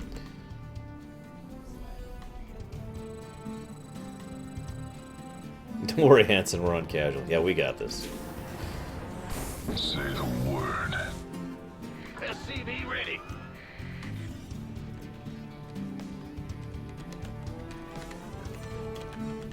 I have to admit, though, SCV ready. We'll need to escort the convoys all the way to the main starport for them to have a chance of escaping this planet. The first convoy from Lark's Crossing will be moving out soon.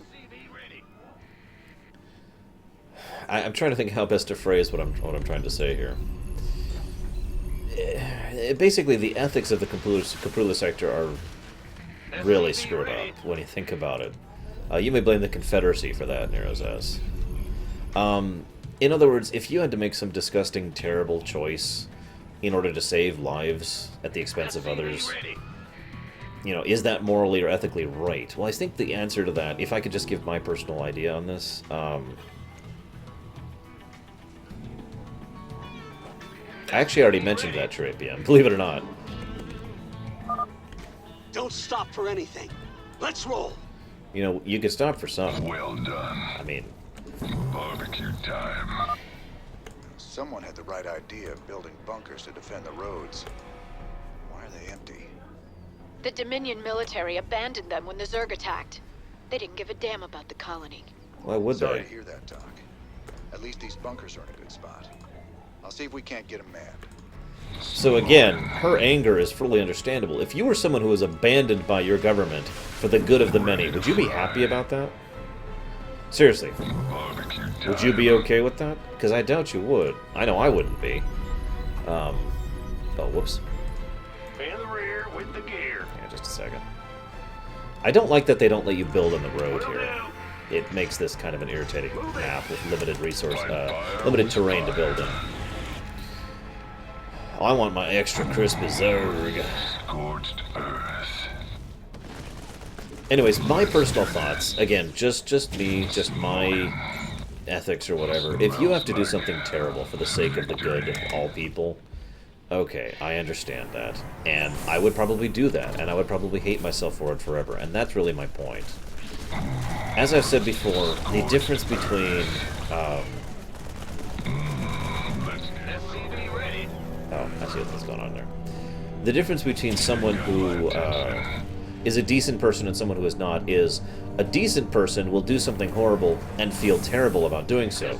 See Cisco. See Benjamin Sisko from Deep Space Nine is a great example of this. A terrible person will do something horrible and tell themselves it was necessary. And that's really the point in a nutshell. We could save that until after Tosh shows up. That's actually a good idea, Schmeidel. I think we will do that this run.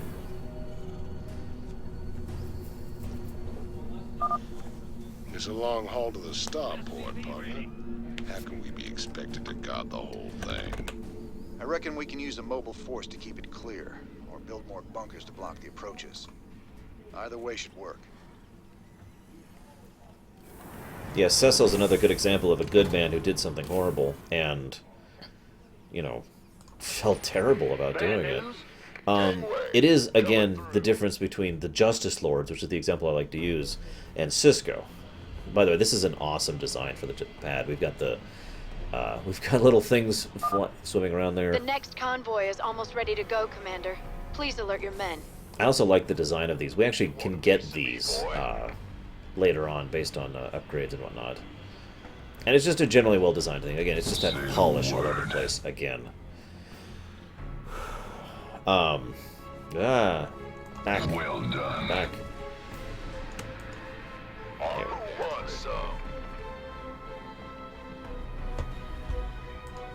By the numbers, boys. Terrible but necessary? See, that would be Cisco, though, Chaos. He believed what he was doing was necessary, and arguably he was right. But at no point did he try to excuse it. In other words, the Justice Lord mentality is... Fire with fire. Don't worry, I'm going to get it. I'm going to get the bonus research, guys, don't worry. The Justice Lord mentality is, we did what we had to. It's not just...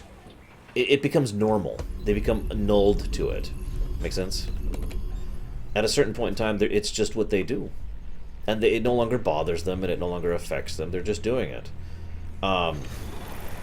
The contrast to that is what... oh, yeah, that's another thing to add in this one. The contrast to that is what... well, again, what Cisco does, to go back to my earlier point. He's someone who did a terrible thing and felt terrible about doing it, you know?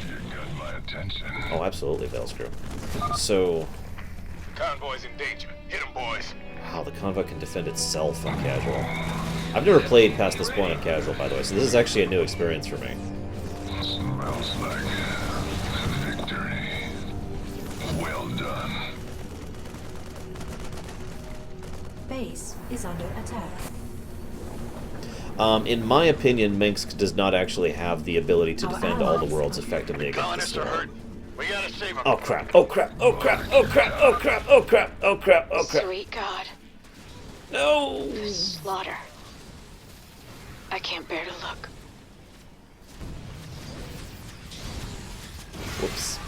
Smells like victory.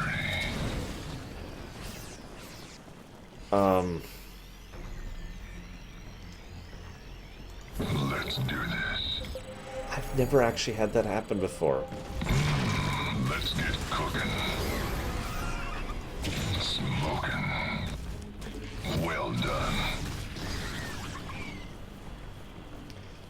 That probably is a fairly accurate similarity. Biotic.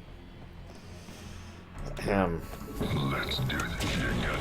Commander, another convoy will be heading out soon. So, In the rear with the... Go ahead. Huh? Yes, sir.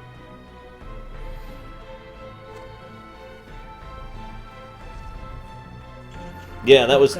I was I was totally doing that on purpose to kind of indicate the hubris aspect of the storyline. I was trying to showcase exactly what hubris can do to... Yeah. The funny thing is that was legitimately hubris. That was just me thinking I didn't have to bother at all. And they died because of my hubris. Don't leave without us. In my defense, they also kind of left before I was ready. But, I mean, oh, wow.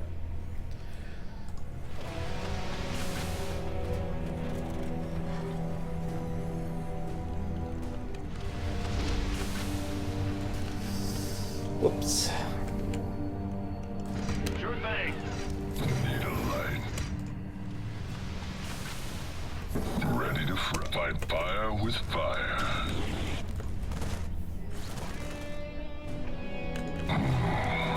Scorched earth. Fueled up. Need a light.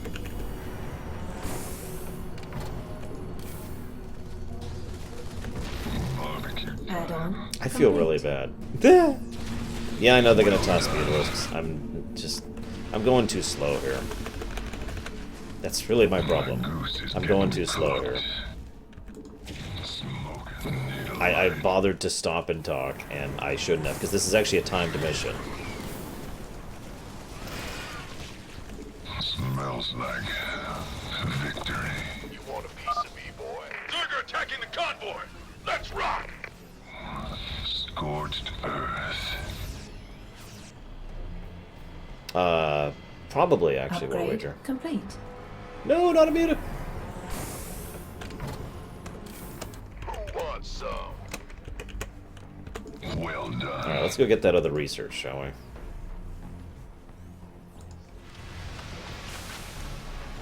Been waiting on you.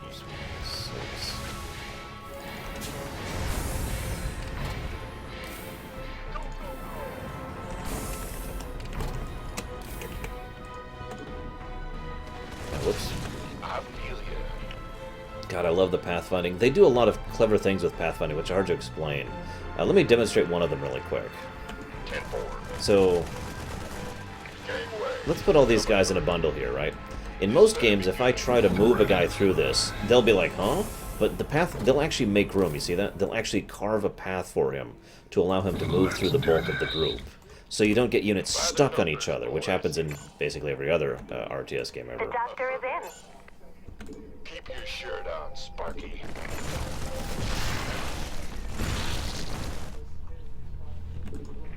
Yes, sir.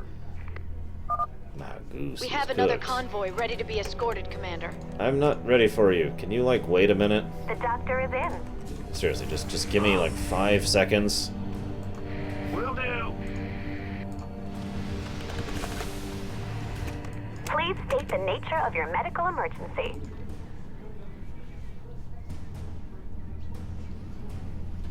The doctor is in. I hate to ask such a brutal-sounding question, but I wonder how many colonists need to die before you lose the mission. If I was a more horrible person, I would actually be curious, like, to just sit here and lose more colonists to see what happens. Want a piece of me, boy? Don't stop for anything. Let's roll. Yeah, they position the units much better than they have in other things. They really did a lot with the pathfinding in this game, which makes it just awesome. It's one of the reasons I like having varied units, varied armies in this one, because you can. This better be good. Sure thing. Will do.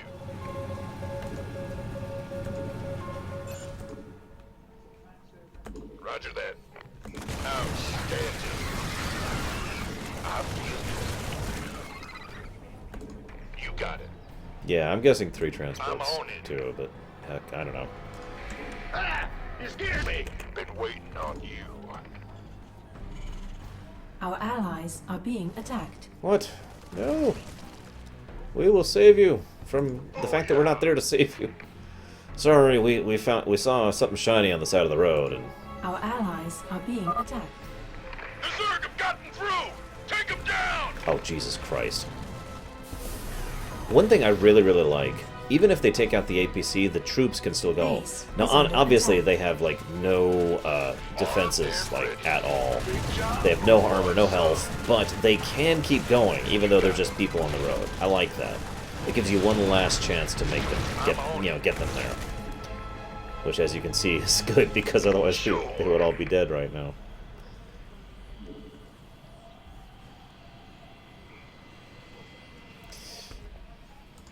Bad news? Go ahead. We hear you.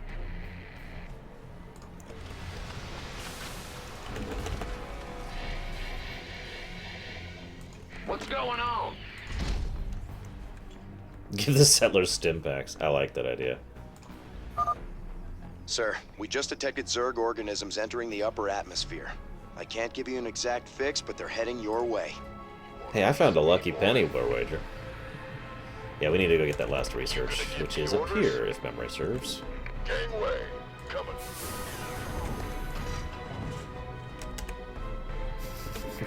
Don't worry, guys. I'll get the research. At least I think it's up here. Maybe it's not up here. This looks a little too defended for research. Ambient music from all games ever? Honestly, Uncharted World and Mass Effect probably takes that. The next convoy is almost ready to go, yeah, that's Commander. not where the research Please is. alert your men. That's way too defended for research. That's the, you're not supposed to go over here. Blizzard likes to set it up so you can go places, but you really shouldn't. They basically put really strong meat walls in your way.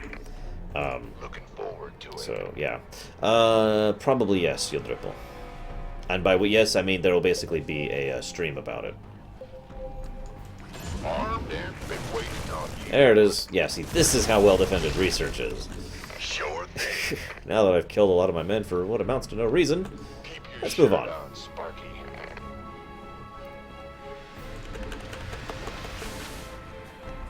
By the numbers, boys. Jeez, we lost a lot of Firebats in that. Everyone's here. Let's go.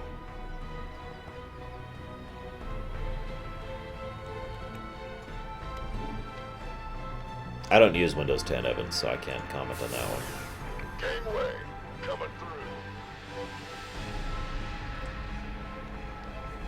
Why don't I do this? And then do this.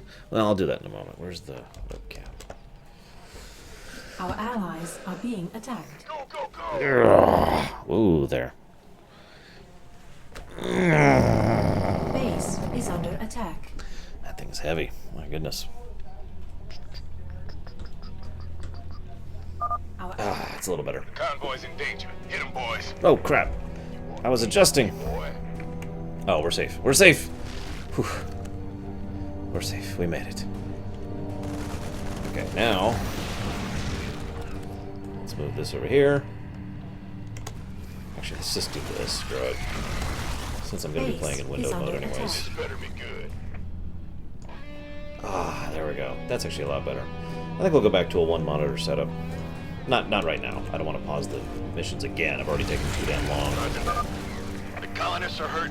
We gotta save them. Don't worry. We got their back. Oh yeah, there's also the auto protect thing. Check this out. Nice little AI thing they had set up here. See?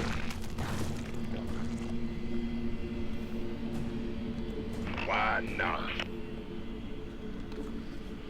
Marauders are awesome, yes. My usual unit consists of Marauders and Firebats and Marines and Medics. That's pretty much my default setup. Night Forager! How dare you? That's fine. Well, he says it's fine, so... Armed and ready. Firebats also take forever to make. Sir, I'm picking up seismic disturbances closing in on your position. I think it's some kind of tunneling Zerg. Wonderful. It's just like him to keep things nice and interesting. So, yeah, I know, Dead. We've got huge bank. We don't need it right now. You gonna give me orders? So, some people ask why the Zerg are so desperate coming after this particular colony. It's actually an interesting question, because basically one has to ask why the Zerg are so desperate to attack in general, especially since they then stop their attack and then go back to Char. We're almost done, Commander. Another convoy will be starting out soon. I actually have an answer for that. I think Kerrigan, I think the Queen of Blades has been coerced, for lack of a better term, into starting the attack, basically to prompt. The reasoning being that Duran wanted to prompt people into action, because if she hadn't been actively moving, then events wouldn't have gone as they would, and we wouldn't have the oomph to go after Char, right? However, there is enough of the Queen of Blade who is not under Amon's control that she was still 10 Night Dawn. No, that's actually long. It's 11, isn't it? And then she was, whatever, it's high. Is the road safe up ahead? Guess we'll find out. But yeah, so, okay. Let me. There's a lot of things to explain here. Basically, the Zerg are attacking everywhere right now, but only temporarily. They're basically after the artifacts. The Queen of Blades also, for whatever reasons, has a grudge against Duran. I'm not 100% sure why. Remember, though, she is not under the direct control of Amon or Duran. She can be influenced by them. She thinks like they do, but she is not actually under their control. She does not respond to their orders. It is entirely possible that, oh my goodness. I've got a hair in my eye. It is entirely possible that this attack was happening just because she was ready. She was ready to begin the assault on the rest of the worlds and wipe them out and kill everything. I still think it's more likely she was prompted, and for no other reason the fact that she ends up quitting.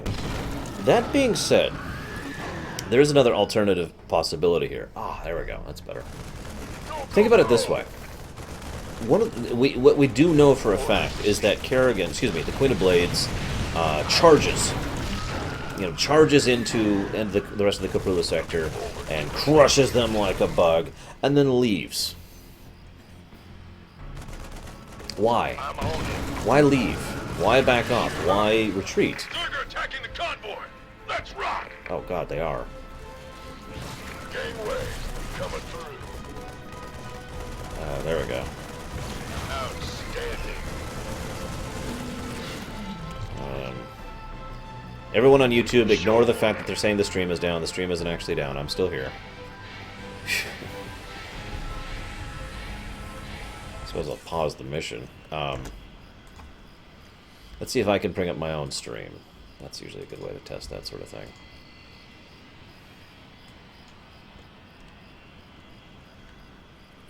Nope.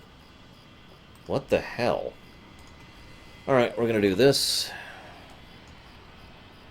Sorry guys on YouTube, we're trying to fix the stream for the people who are not on YouTube, obviously. Not sure what the heck is up with this randomness, but whatever. Let's see if it actually gets working this time. Do I have internet at all? Looks like I have internet at all.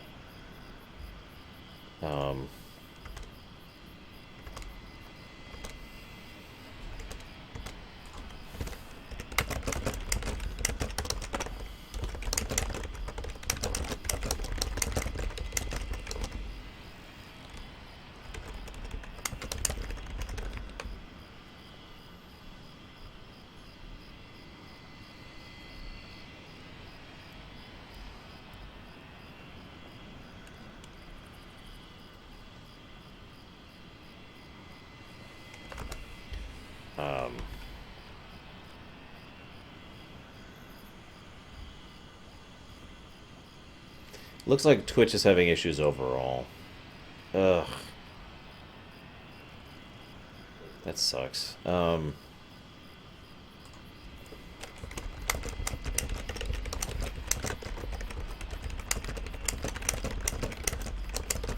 Yeah, my connection to Twitch is just fine. I'm going up just fine. Whatever, I'm gonna go and finish this mission for our viewers at home. Sorry, viewers on Twitch, you can't hear this. That's the last of them. Go. Lift off now.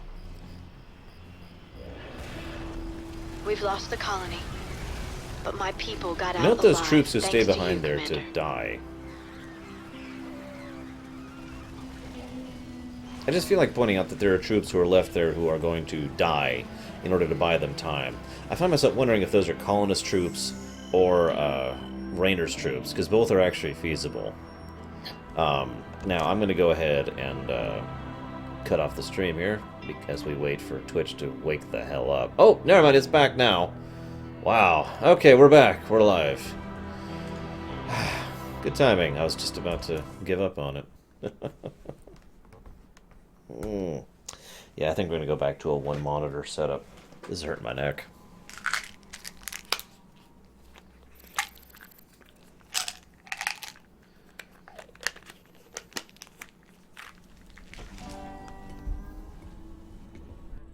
Great job, sir.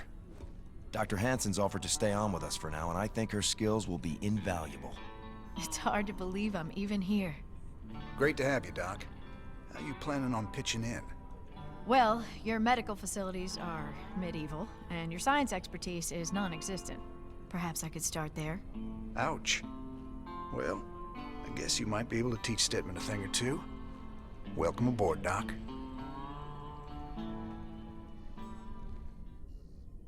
Just as an aside, Stedman's actually pretty brilliant. So don't believe the hype. Guess you heard the news by now, Raynor. Looks like you're back in business. That I am, Mr. Hill. And fighting a Zerg and Dominion all at once is going to take its toll on my standing forces. You got any guns for hire? Well, you know the invasion makes it a seller's market right now. Still, your bartender over there makes a hell of a Mai Tai. So, sure, I've got some mercenary contracts you might be interested in. You're all heart, Mr. Hill.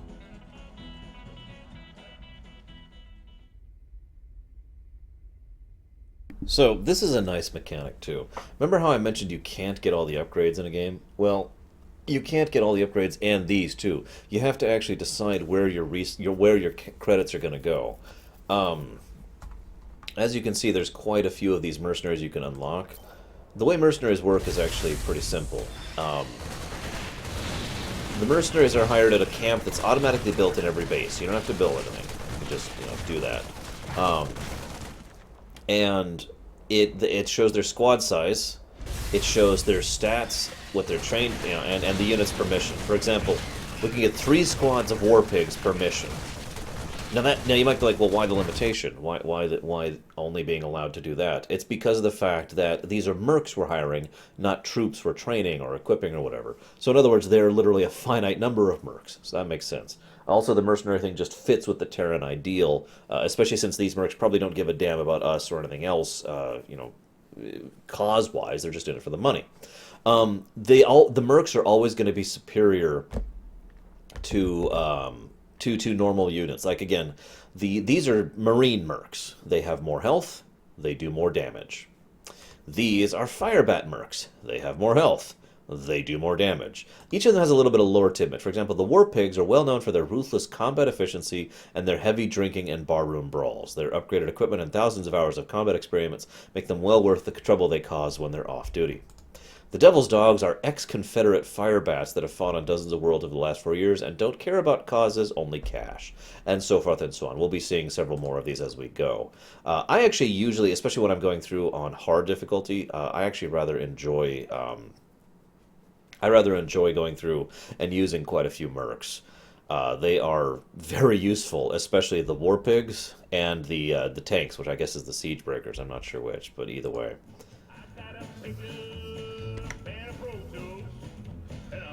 So there's a night elf up here. Her chest has been enlarged in size for this. I just feel like pointing that out because it amuses me. So here's the arcade game. I've actually shown that off before. We're not going to show that off today. What the hell was I doing? So let's see. I should really take this down. Guess the crew thinks it's cool or something. So yeah, that's his martial badge from back at the original Starcraft. So this is funny.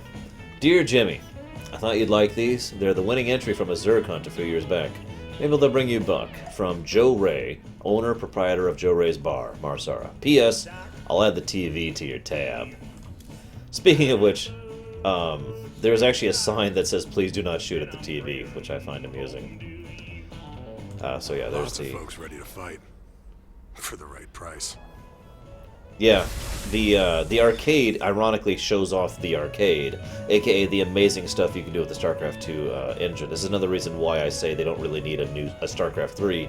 They just need more content for this engine, because you can do amazing things with this. You can do first-person shooters, top-down shoot 'em ups. You know, people have done full-on RPGs. It is incredibly versatile. You meet Dr. Hansen yet? Sure did. I asked that sweet thing if she'd like to give me a physical. No harm in asking, right? I think she's got her eye on some pansy ass, though. Yeah? Who might that be? Oh, I don't know. Some white knight kind of guy came charging down to save a colony, maybe. Damn, Jimmy.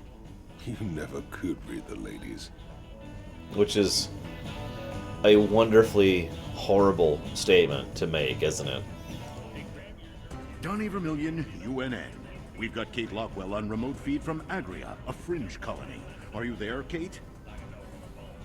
Okay, we seem to be having a sound problem with... I'm being told Emperor Mangsk is going to address us directly. Don't shoot at the TV. Let's give you to his announcement already in progress. My finest military minds are being brought to bear, and it's my pleasure to announce that they'll soon be led by the hero of Taurus himself, General Horace Warfield. Warfield? I thought he retired years ago. With General Warfield at the helm, and our finely honed Dominion military under his command, I have every confidence that this new Zerg threat will be contained very soon. There you have it, viewers. With Warfield in command, the Zerg swarm will be defeated in no time. Up next, Raynor ups his campaign of terror just as the Zerg reappear. Coincidence? You decide after these messages. I think I'll go ahead and mention something now. Vermillion, the original design for him was for him to be a robot. No, I'm dead serious. For him to be a actual robot, a literal device that was like, it didn't even have a waist down. It was just a cybernetic thing that was there, kind of like an adjutant that just parroted, you know, whatever Dominion propaganda it was had to. They decided to change that around and go with a different tact with it, and I like that they did that. We'll talk about that when we get there, of course. So, one of the other things I like about StarCraft 2 is there's lots of little flavor lore all over the place. For example, the Firebats suit contains a volatile mix of gases that seep into the operator compartment. This may explain why Firebat personnel are the most universally resocialized criminals, or almost universally resocialized criminals or psychotic pyromaniacs. They have perdition flamethrowers. By the way, look at that suit. Tell me you wouldn't want that suit. Yeah, exactly, Samurai. I really like what they did with it instead of the robot thing. It was amazing how that just shattered him. But I want to get to that later. Perdition and flamethrowers spew combustoplasma at enemy targets. The plasma easily seeps into the gaps in Zerg carapaces. Smaller Zerg creatures are literally cooked alive inside their own skins. And then there's a quote, "Fire washes the skin off a bone and the sin off the soul. Cleans away the dirt. My mama didn't raise herself, so no dirty boy." Which is from Franco Tilden, widely credited as the first fighting Firebat. So yeah, that suit just looks cool. There's a lot of cool factor in StarCraft 2, in my opinion. Just keep those colonists out of my armory. That's a disaster just waiting to happen. Yeah, no kidding. So now we have Firebat upgrades, which gives him a wider spread. Basically allows him to channel the fire through multiple ports. This is really useful if we could use Firebat's large scale. And Juggernaut plating, which really, really ups their survivability.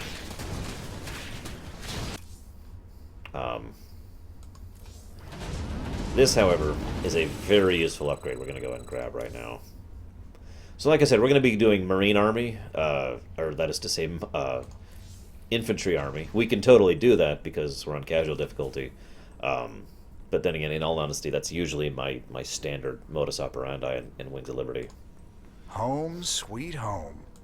It sure felt good rescuing those folks. But there's millions more out there that need help, too. We can't be everywhere at once, sir. The important thing is that we set an example and gave them hope. Every time we help folks in need, it's another step on the road to a better future. I know, Matt. But it's been 4 years and we're still no closer to bringing Menks down. Now with the Zerg back in the mix, your better future needs to hurry up and get here, or there's going to be no one left to see it. Now, I really like the that Horner is the ideal optimalist. As I've said before, Matt Horner is one half of James Raynor, and Tykus is the other half. Both of them are actually pretty decent people overall. I mean, that neither of them are bad guys. Neither of them are fully good guys either. Matt Horner is much more rigid. I would actually say that Matt Horner is lawful, and Tykus is chaotic, as opposed to Horner being good and Tykus being evil. And both of them, again, are different aspects of Raynor's own personality. Of course, Matt Horner also has that almost foolish optimism, almost foolish levels of idealism, to the point where he believes genuinely that things will get better in the future. And such a thing in the Caprula sector is ridiculous, and Raynor knows that. Remember, Raynor went through the original Starcraft and Brood War, and we described that as the continuous descent into doom.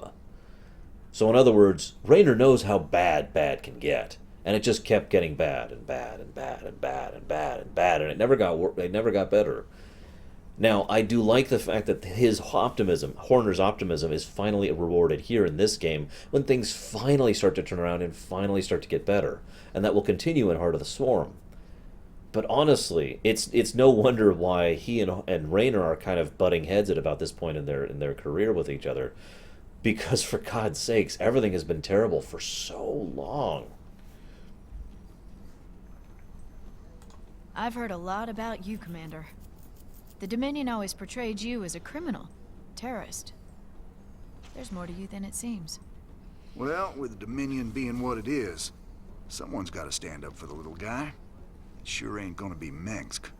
Doesn't seem like the Emperor cares at all. My Would people he? from Agria and displaced populations from across the sector have all fled to a refugee staging area on Meinhof. There are reports of violence and disease spreading throughout the camps, but the Emperor's done nothing. I'll look into it, Doc. So, I want to comment on this really quick. I generally praise the voice acting of this game because it's a Blizzard game and it's amazing. I also praise the voice direction and the writing of this game for the most part. But that line she just delivered was very awkward, both in presentation and the line itself. I mean, just listen to this. Here, seriously. I've heard a lot about you. This is Commander. normal. Okay, so, The yeah. Dominion always portrayed you as a criminal, normal. terrorist. There's more to you than it seems. And then he's like, well, with the Dominion he's normal. being what it is, This next line is the one. for the little guy. Right here. Sure ain't gonna be hang on. Mensk. This. Doesn't seem like the Emperor cares at all. My people from Agria and displaced populations from across the sector have all fled to a refugee staging area on Meinhof. That line right there just sticks out like a bad thumb. It's just like she was. It literally feels like she was reading off the paper. It usually comes when the director doesn't inform their actors enough. So in other words, the actor is saying lines they don't understand. They don't have backstory. They don't have history for it. So she's just like da da da da da da da da da da. It's hard to explain, but it's. I just thought I'd mention it in the interest of fairness, because for the most part, I love the voice acting of this game.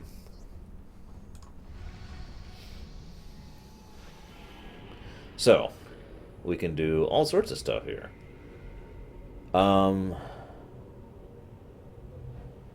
However, as was pointed out, we kind of want to save that for later. So why don't we do this mission next? I hear the mighty Jim Raynor's on the move, but short on funds. The planet Redstone's got the most valuable minerals around, and with the Zerg invasion, the Kelmorians packed up and left it all behind. Some enterprising men could turn a big profit there. Meet me at Redstone if you want a piece of the action. Tosh. Tosh, Tosh, Tosh.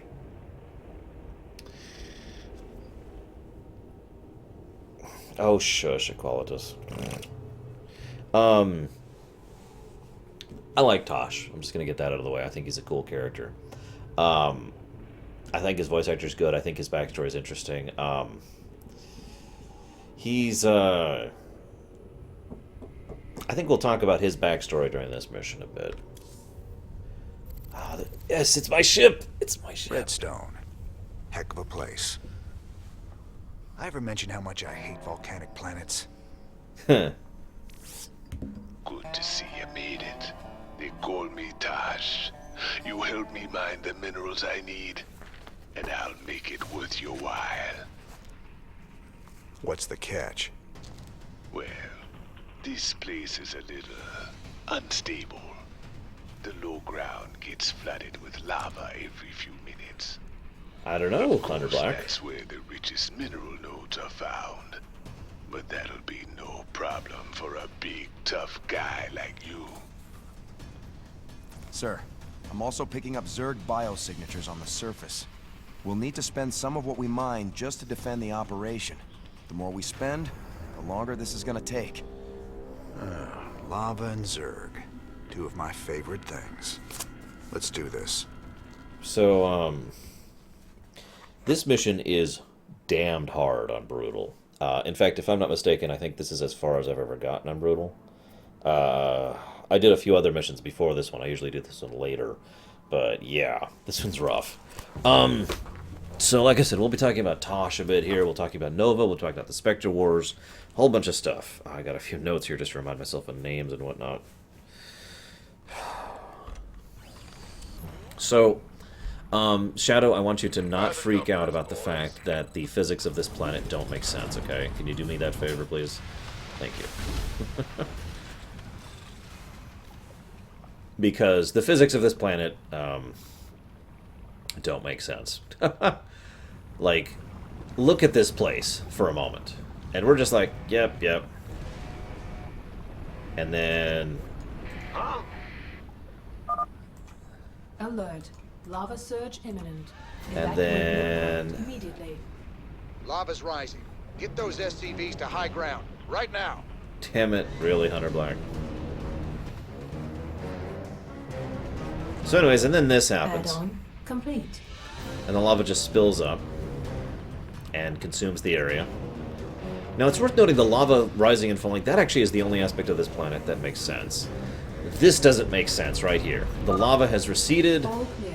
It is now safe to proceed with mining. And we can just go right back to the area that was just covered in lava. Shows the estimated time until the next lava Really? surge. Move all units and structures to high ground when a surge is imminent. Ah! You scared me! Okay. I'm going! Honestly, though, I all joking aside for a moment, I really do like Tosh as a character. Will do. So, Tosh. Once upon a time, I was talking about Terra November's story. If you remember, I actually started talking about her story in an earlier mission where I didn't have much else to talk about. I got some friends coming to help you out. Reapers. Reapers, you say? Hell, cowboy, we gotta train more of these guys. They're seriously badass. Fear the Reaper, man. Reapers are guys with very unstable jetpacks and magnums, basically. I'm not sure I'd call that badass.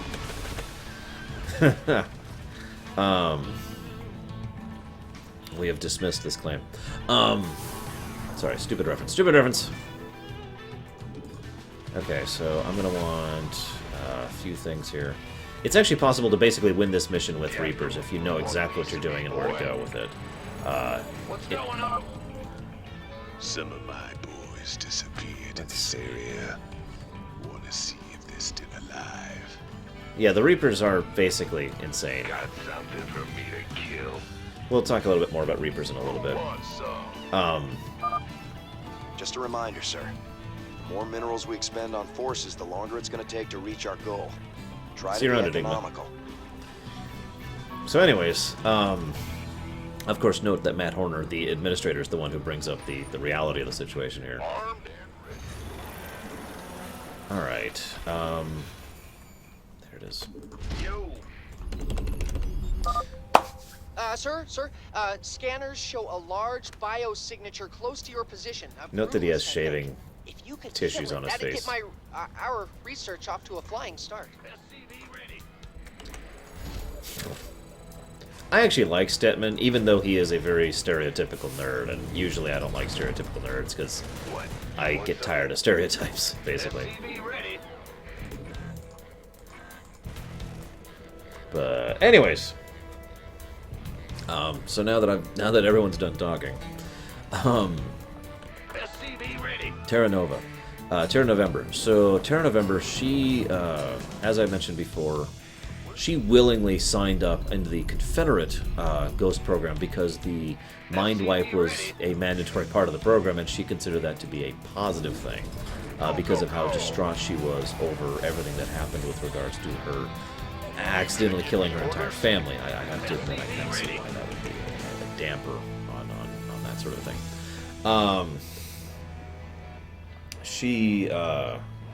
Where's our timer? Oh, we're good. We're good for a little bit longer. Guys. Seismic activity is increasing. Up. Caution is advised. Let's go. Go. Alert. Lava surge imminent. Yes, I know the lava's coming. I was paying attention. Bad news? No, we're going to talk about Nova now. I don't have, because Nova is related to Tosh. That's the thing.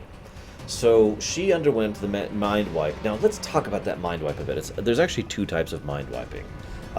They're fundamentally the same. All clear.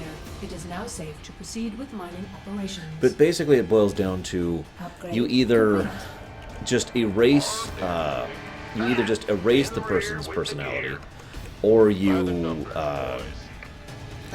I'm saying this wrong. They're crude. Okay, their methods are crude. It is not a perfect mind wipe.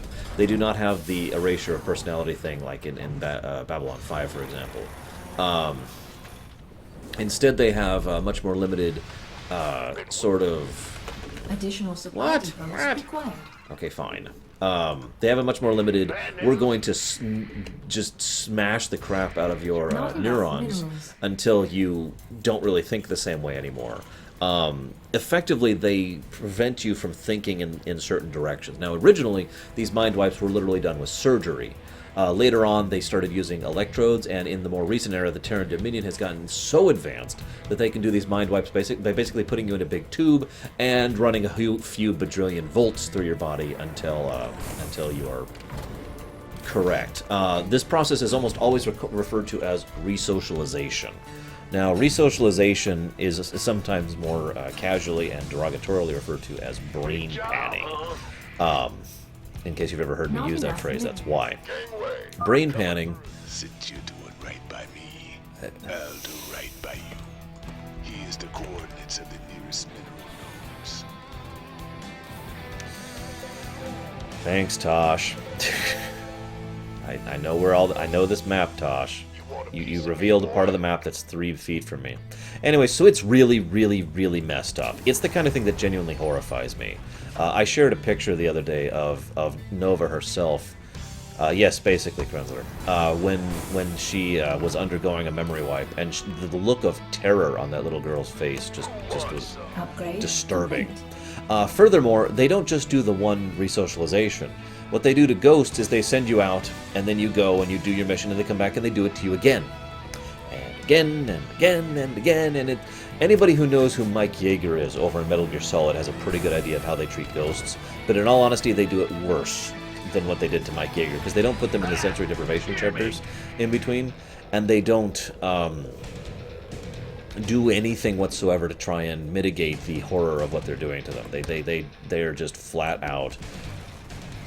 It's bad. I don't even want to go into full details if I can just not. It's bad. So, funnily enough, rogue ghosts have been a problem literally since the ghosts were first brought into Inception, all the way back in the Confederacy's time. What a shock, right? I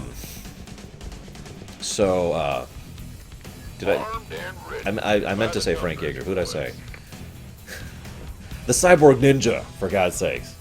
Anyways, well, the thing is, they do need some couching in order to remember their skills afterwards, too, Night Dawn. It's really messed up and actually, frankly, kind of inefficient, but they do remember some of their skills, yes. Oops. I see shaking happening. I need to just group these guys into a group. Seismic activity is increasing. Caution is advised. Alert. Lava surge imminent. I have no particular theories on it, other than I have high hopes. I think Qualitas. Did I say Mike Yeager? My bad. I meant Frank Yeager. I did mean Frank Yeager.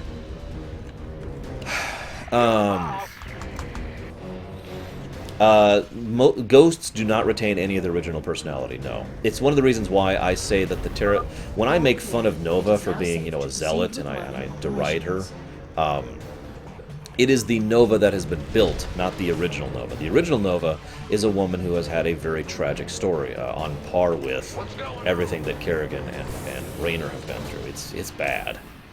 Did I already add those? Yes, I did. Nope. So, actually, I kind of want to get that going. God, I am so low. I'm low on resources. How's that for a weird thing to have as a problem?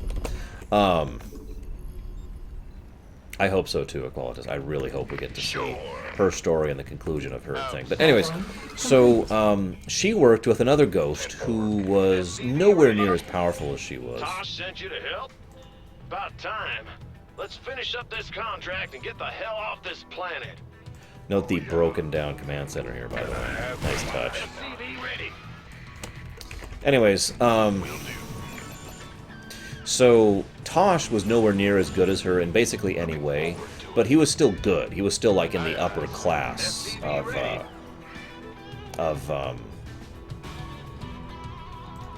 ghosts, and was in the same group with her, Nova Squadron, I want to say. And after a bit, they went on a mission where she kind of accidentally did her Mind Blast thing, which I've actually referenced a few times, and that didn't go over well. See, she's damn strong. Nova's a 10 on the scale. The only ghost, the only human, who's ever been more silently powerful who isn't a Mary Sue is actually Kerrigan herself, obviously prior to her Zerg infestation and whatnot. I have no idea, Fat Squeak. I'm not a good person to do that. Quick, Fearsome, give some tips for someone who's new to RTS. So the mission went bad, and Terra November accidentally set off a huge Mind Blast, which really screwed up his brain. The irony is, it was almost a universally... oh, shush, Samurai. It was almost a universally beneficial thing for Tosh to happen, because A, he became immune to mind wiping, the neural resocialization, and B, his overall mind got stronger, and C, he kind of started to lose his sensibilities. He basically started going insane, and there's not really much else that he could do about that.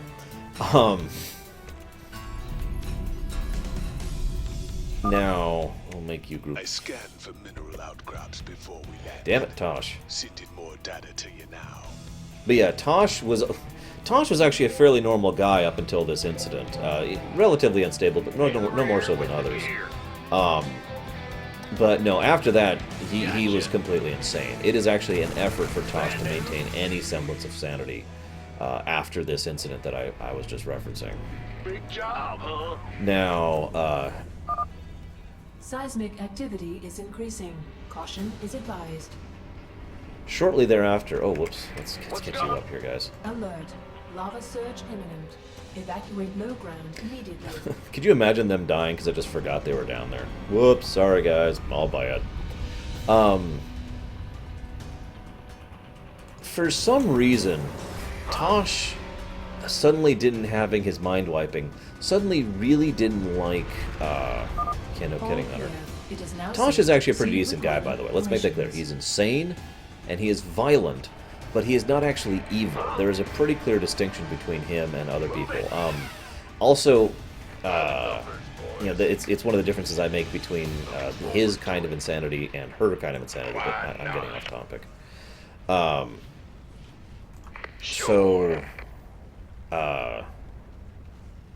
Words. For some reason, and this is actually a very normal thing, Tosh really did not enjoy what the Confederacy and shortly thereafter the Dominion were doing to them. And he ended up meeting a man named Jackson Haller, who was another ghost from the old Confederacy, right? Now, Jackson was a mediocre ghost who was empowered by artifacts, basically, to be, significantly powerful.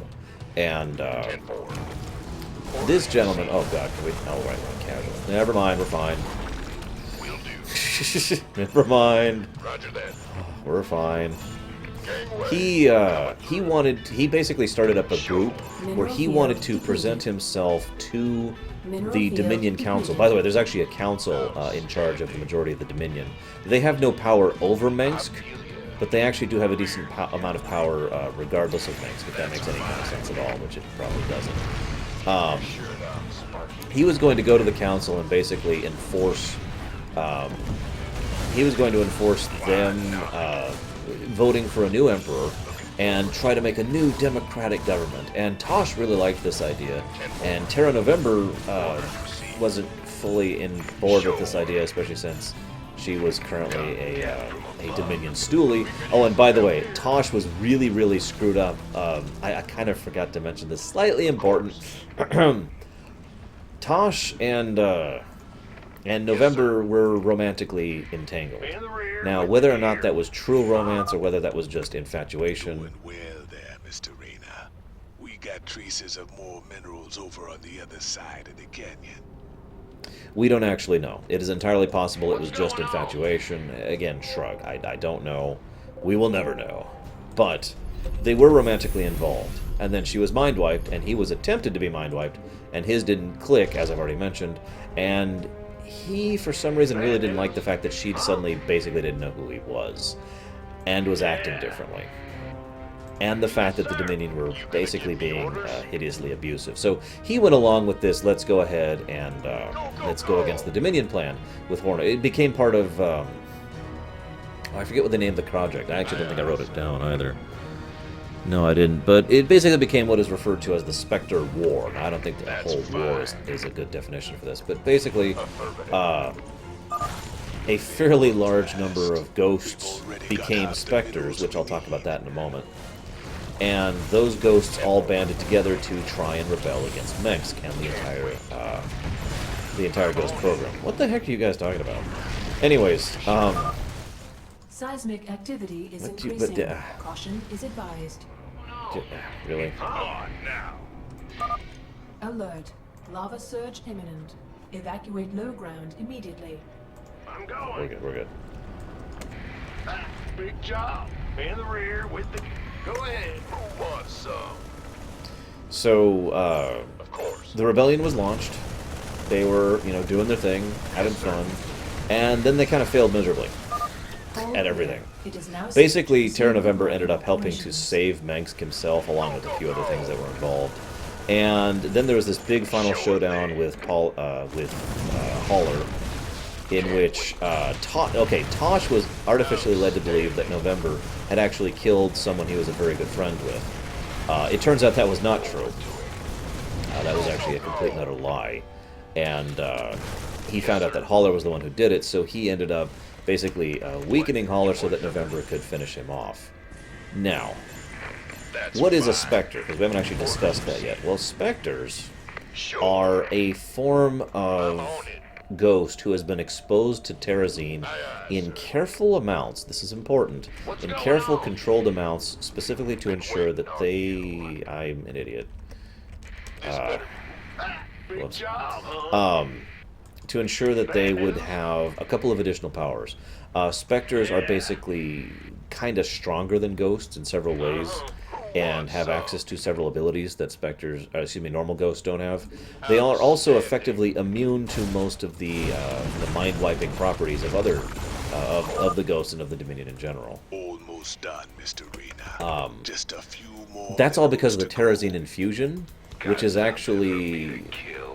It is heavily implied that terrazine is basically a Xel'Naga invention. We're not sure if that's true. There's nothing stating that outright, but given that the terrazine is a relatively recent finding, and it's only found in certain areas, and it is known to be Vespene mixed with other things, and it happens in nature naturally, so we're not 100% sure what's up with the terrazine. We know the Tal'Darim also like terrazine, but I'm not going into that right now. And hang on. I don't want to end the mission just yet. I want to finish talking about Nosh. Yes, Terra November, also known as Nova. November is her last name. Terra is actually her first name. So Tosh created these specters specifically to try and go anti-Mengsk. He was very anti-Mengsk. He basically blames Mengsk for taking his friend, whose name Tomb, from him, and also for taking his love from him. That would be Terra November. He's also right on both accounts, so it's kind of hard to blame him on that. As for there is a problem. There's a consequence of Terrazine. It is not that bad, and if you don't understand what I mean by this, it has negative effects. It has consequences, but those can be controlled as long as you take it regularly and under certain inputs. You know, you take a regular dosage periodically.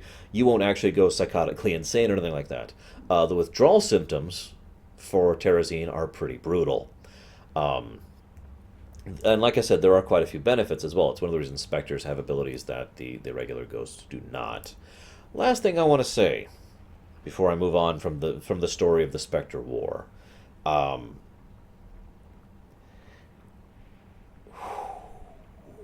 mentioned earlier how the Terran Dominion had gotten superior in the way that they do the mind probe destroying thing to their ghosts. One of the first people that was done to was Nova. One of the first people it was done to was her, and she was actually fully reprogrammed. They actually didn't just re-socialize her, which can result in some bad things. They actually basically forced new memories into her brain through this electroshock therapy in the tube in order to create a new personality. That is why the Nova we see in Wings of Liberty and in Heart of the Swarm is this hardline, hardcore zealot who cannot even possibly conceive of the Dominion doing wrong, and for all intents and purposes is a zealot. I've talked about this before. I talked about this extensively, about the difference between a zealot and someone who is simply crazy. Now, I mention this because this is another reason why I really, really hope we continue her story, and I hope those missions that they're coming out with are really good and continue in that line, because that reprogramming they do is not permanent. We know for a fact it's not permanent. It's already been proven to not be permanent. Significant stress or violence or certain effects or huge amounts of adrenaline can and will undo that resocialization. So and the original personality and the original memories are still there underneath. This has also already been shown in canon, in the comics and in the books. So there is a very strong possibility, and I really hope so, that the original Nova, who's a great person, who's basically an innocent girl who was screwed over by everyone and everything, will actually be able to resurface, and she'll be able to either enact her revenge or have her happy ending, or basically get the hell out of Dodge. Fun little anecdote. If you choose Nova in the choice that's coming up, she murders Tosh. I'm not sure which one of them that's more tragic for. Tosh being killed by his lover, or Nova, in a few years, waking up from her mental programming and realizing she killed her lover. I'm not sure which one of those is more terrifying. See you around, Krenzler. Yes, I know her missions take place after Legacy. So we win! Let's do this. All right, boys, nice work. We got what we came for. Now let's get out of this hellhole. Finished already? You really are as good as they say, Mr. Raynor. I'm thinking you and I got a lot more business we could be talking about. I thought Tosh was the canon choice. Because isn't Tosh in Heart of the Swarm as a cameo? Like he's in the background or something? Hang on.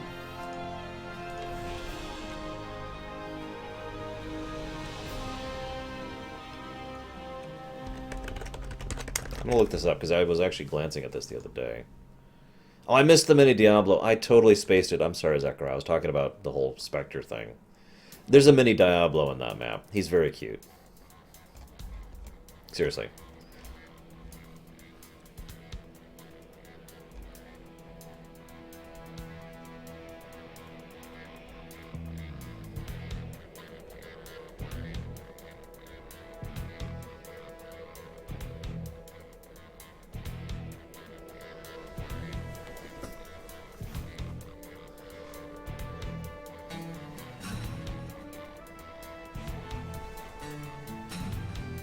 That's right. Tosh is in Heroes of the Storm. I was right. He is there. So, Tosh is canon. Thank God. Okay. So.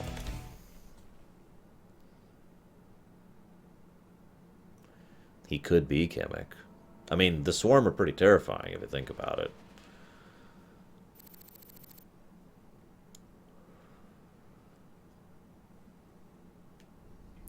Nice work, sir. The payoff from Redstone really got us back on our feet. Why is that Tosh guy aboard? He wanted to talk to you in person, sir. Something about conducting more business ventures together. You do any digging on him? Of course. And he's no pirate. Rumor has it he's a renegade ghost. And until he vanished, he was one of the Dominion's top assassins. Now Mengsk hates him almost as much as he hates you. Well, I like this guy already. Just the same, we'd best keep an eye on him. Yes, sir. Correct. If we help Tosh, Nova is not killed. As it should be. You ever heard of a guy named Gabriel Tosh? Only rumors. Way I hear it, he was mixed up in some covert branch of the Ghost program that produced some real scary badasses. Word was, Tosh snapped and went rogue. I'd play it real cool with that kind. He'd cut your throat soon as look at you. I've dealt with rogue ghosts before. It's the one still working for Mengsk I got a problem with. I also like how Tykus has an issue with him. It just kind of shows the direction his personality is. Umoja Donnie mobilizes. Vermillion, UNN. Your first, last, and only stop for the truth. Tonight, our own Kate Lockwell uncovers a secret shadow war waged by our brave Dominion ghosts against a ruthless hidden enemy. Thanks, Donnie. I'm talking live with a specialist in the Dominion. I understand that you and your comrades have been against a group of... What can you tell us about that? Now, Kate, I'm not allowed to say much, but I can tell you that his allies will not. We expect them very soon. I think we'll all sleep a little better tonight. Oh, I love that. Knowing our Dominion forces are watching over us. For UNN, I'm Donnie Vermillion. One of the things I love in that particular one is one of the tickers that I keep pointing out to you guys was that a popular actress has decided to go into rehab and insists that she loves all of her fans. Nice little touch, by the way. Wherever planet you're in orbit of will show up in the background. You can see Redstone back there, which is really cool, I think. Now we got pirates on the ship. Kaczynski, better take an inventory. Welcome back, Zeiss. I like how you requested this Lorerun and then you left me forever. So, I don't like to use Reapers. It's hard to use them in conjunction with other troops without basically doing weird stuff. They're basically, like, okay, they're great support, but I don't like using them in addition to part of the army, so we're not going to upgrade them, like, at all. We are going to upgrade the medics. Absolutely. So, the laboratory. Commander, I like the bag of crisps he has. Secure in the lab, sir. You know, seeing it got me to thinking about my special projects. Whoa, slow down, Stedman. What do you mean, projects? You doing some kind of research down here? Yeah, well, you know, not yet, sir. I still need some additional specimens to get things going. Once I get those, we can make some big improvements to our weapon systems and tactics. Well, I'm all for that. What do you need? All kinds of things. I've entered the details into our database. If you run into something on a mission that we need, you'll be notified automatically. Just try not to blow up the ship. Okay, Stedman? So, again, I freely admit, I didn't even notice his Horde shirt the first time I saw him. So, this is neat. Basically, unfortunately, I actually skipped a step. I'm sorry, guys. But at each level of research, you actually learn more about the Zerg and the Protoss. And these little log entries by Stepman are fascinating and really help flesh out the lore of the setting. I'm just going to read this for you guys. The recovered Zerg sample is still growing. I introduced a protein solution. Might have been a mistake. At the cellular level, the sample shows strains of every known Zerg creature, and many strains I don't recognize. It will take a while to map it all, but I've already begun extracting data from an Ultralisk cell, and I found a spore crawler cell that yielded data on its instinctive threat recognition routines. Now, that's not... These little tidbits, by the way, aren't just cool because of the fact that they add lore to the setting. They're directly related to the kinds of upgrades you can get. For example, we can now get the first upgrade over here, and both of these have to do with the kind of things he was just talking about. So we can give bunkers an automatic turret, or give bunkers more life. We're giving them the turret because, of course, we freaking are. By the way, fun little fact, once you do this, you're locked in. Just, bam. See? And it even gives you the warning. This is a once-ever choice. The only way to undo this is to go back and load a different save. Can you tell me anything about this artifact? Gotta admit, kind of weirds me out. I've done some preliminary studies. Your artifact is a few thousand years old, but that makes it pretty young in xenoarchaeological terms. Most alien artifacts are millions of years old. By comparison, this one was made recently. It ain't like anything Protoss I've ever seen. God, that sounds like Liara. But if they didn't make it, who did? I also love the implication that Raynor is so familiar with the Protoss at this point that he could just look at that and be like, yeah, that's not Protoss. And he's right. That isn't Protoss design style. I mean, we can tell that. And he's also right because that isn't a Protoss artifact. In fact, it is arguable that is not a Xel'Naga artifact, although we're not sure about that. It could be repurposed by Amon for then it was originally a Xel'Naga artifact. Or it's just an artifact that Amon himself made, which is what I personally think to be more likely. Just out of curiosity, I did some tests on the minerals from Redstone. I thought you should know I found trace quantities of Jorium, a rare crystal with very unique properties. I'm all ears, Doc. What kind of properties? Jorium resonates at the same frequency as certain brainwaves. It's been theorized that it could be used to stimulate brain activity or even produce psionic abilities in human subjects. What the hell does Tosh want that for? Yeah, so as we'll learn, and this is another reason why it's good to keep her around for several of these missions, Tosh is basically trying to create new specters out of normal humans. Remember, all humans have the potential to be psionics, but very, very few, we're talking about less than 1% of them, have the ability to become psionics, So he is trying to use these special properties, these special minerals, and the terrazine gas we'll be getting later, just to try and create his Spectre army out of people that he hates Mengsk. I don't know if that's a good idea or not, but there it is.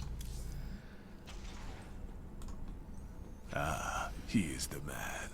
We make a good team, me and you. Why are you here, Tosh?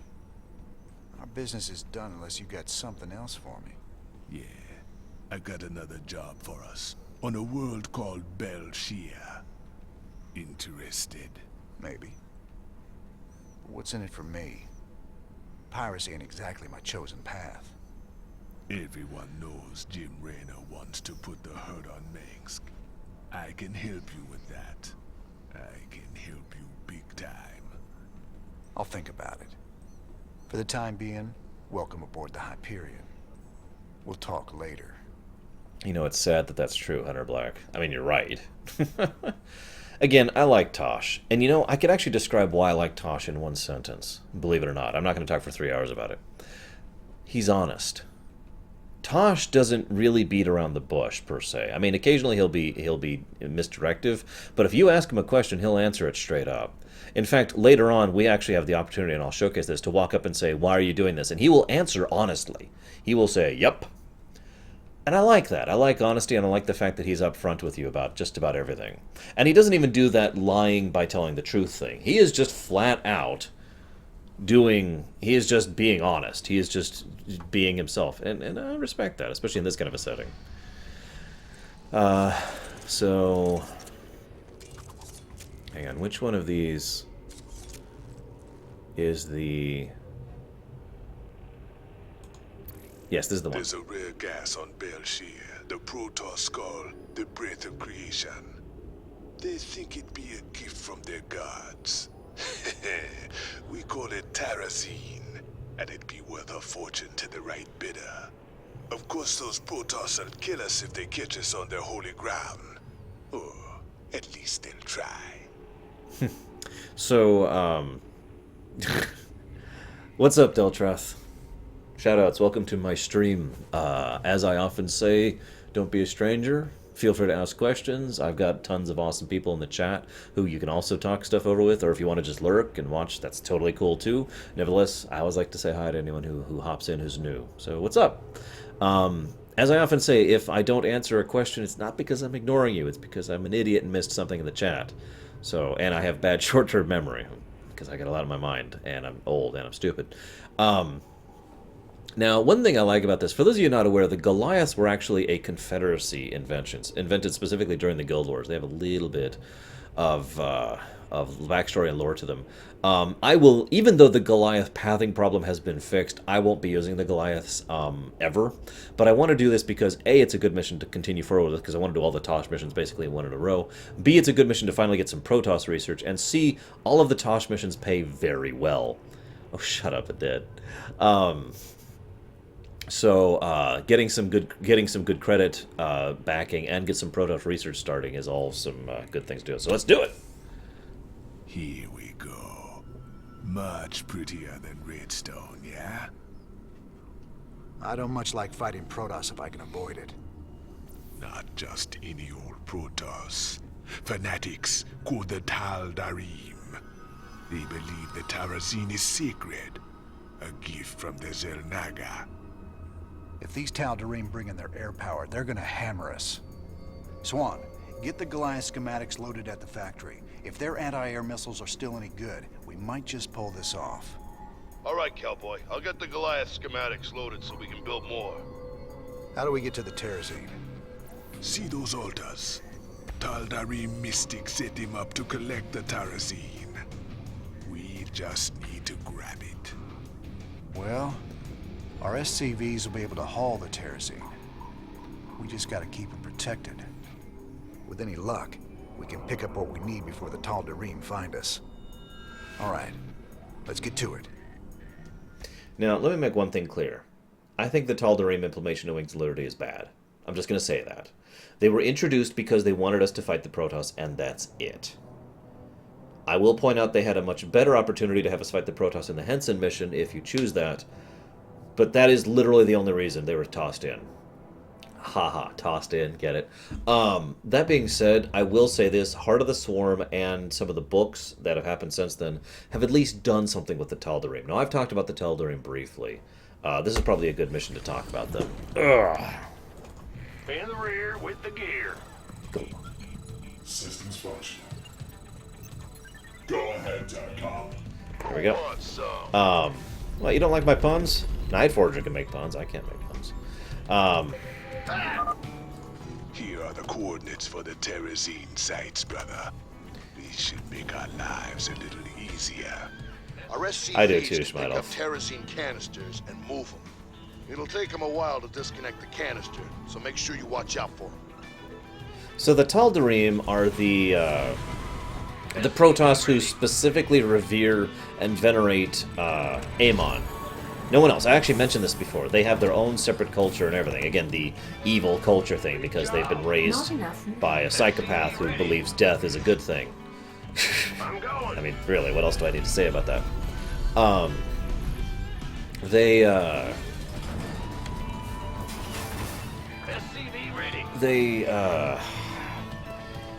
The thing is, most of the good usage of them in the story has been done after this. In Wings of Liberty, they don't really service the story in any way other than being an obstacle. There's no lore to them. There's no flavor to them. We don't know about Amon. We don't know about, you know, the ancient what's it called? The Exodus. You know, none of that is there.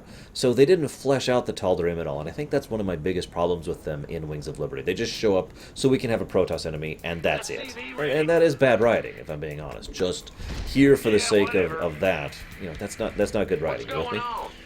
Again, though, in the interest of fairness, they have at least done something with them since then, and I like that. I like the fact that there are Protoss who are basically just the bad guys. While the Protoss in general have the significant problems, a lot of it cultural, and a lot of it with regards to the hubris thing we've talked about so many times, I like the fact that there is a Protoss group who is just plain, oh, and by the way, screw you, because screw you. I am one of those people who believe that having the occasional all-evil group is a good thing. This land was sacred to the Tal'Darim before Terrans ever reached the stars. You must depart immediately. Hold on now. We just need some of this gas here, and we'll be long gone before you know it. No. You shall not defile the breath of creation. Tal'Darim warriors, execute all those who would desecrate our altars. The Protoss are mobilizing, sir. Looks like they're gonna go after our SCVs when we harvest the Terrazine. I suggest we only harvest one side at a time and run with a heavy escort. Is Reclamation the Stukov thing, British Twitch? Please remind me, because there's like 3 ancillary works and I can't remember which is which right now. And I've been trying to talk about the comics this entire time. Warning. The Tal'Darim are sealing off... Oh, right, I forgot they could do this. Wonderful. The Tal'Darim are sealing off the Terrazine altar so we can't get at it. If they keep it up, we won't be able to collect enough. Okay, so... we are pretty much straight up doing piracy. I will say this. I like how Raynor does try to talk first. He doesn't fully understand who or what's up with the Tal'Darim yet. Oh, that! I've already read Reclamation. I suppose we'll be covering it, yes, because it'll be part of the overall lore run of Legacy, so I suppose yes is the answer. Did I... seriously? So let's talk about the, okay, hang on, let's keep talking about the Tal'Darim for just a second. I'm one of those people who believes that every now and again you should actually have a just plain good guy and a just plain bad guy. Now I stress that every now and again. You don't want to oversaturate. You want. I mean, I'm one of those people who's hugely in favor of gray and gray, and I always have been, and I always will be. Not enough minerals. But I do think in a sea of gray, it's okay to have the occasional black and the occasional white. Not just because I like that personally, but I think as a writer, it helps to emphasize, it helps to flesh out the grays if you have blacks for them to be in contrast of. I've talked about this extensively when it comes to Dragon Age Origins. The implementation of the Darkspawn as sheer black was a great way to highlight the massive morass of gray that everything else was, right? So I mention this because I'm okay with the Tal'Darim being the evil bastards that they are, because they are evil bastards, let's make that clear. And I'm okay with the implementation of Amon as an evil bastard, because, you know, blah, blah, blah, blah, blah. Even Mengsk, for all his miserable horribleness, does have a few redeeming traits to him. A few, though they be. And most characters in general do have more gray to them than, or excuse me, greater than black and white, but, yeah, I guess that's the end of my statement there. Do they have the Kala? No, they do not actually have the Kala. These are Void-using Protoss. It's actually funny, because it's one of the main reasons why they have the Dark Templar tech so extensively. One of the reasons. You got it.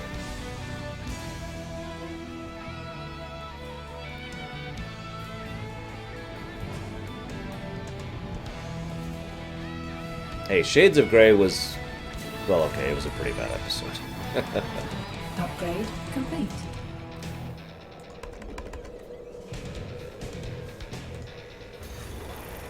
What's going on? So this is another one of those limited terrain missions, but actually this is a pretty pretty fun mission, even on our actual difficulties. Oh God, I have no idea how to answer that question, Samo. There's so much lore to cover. I've been talking for like half a week solid about the lore of this setting.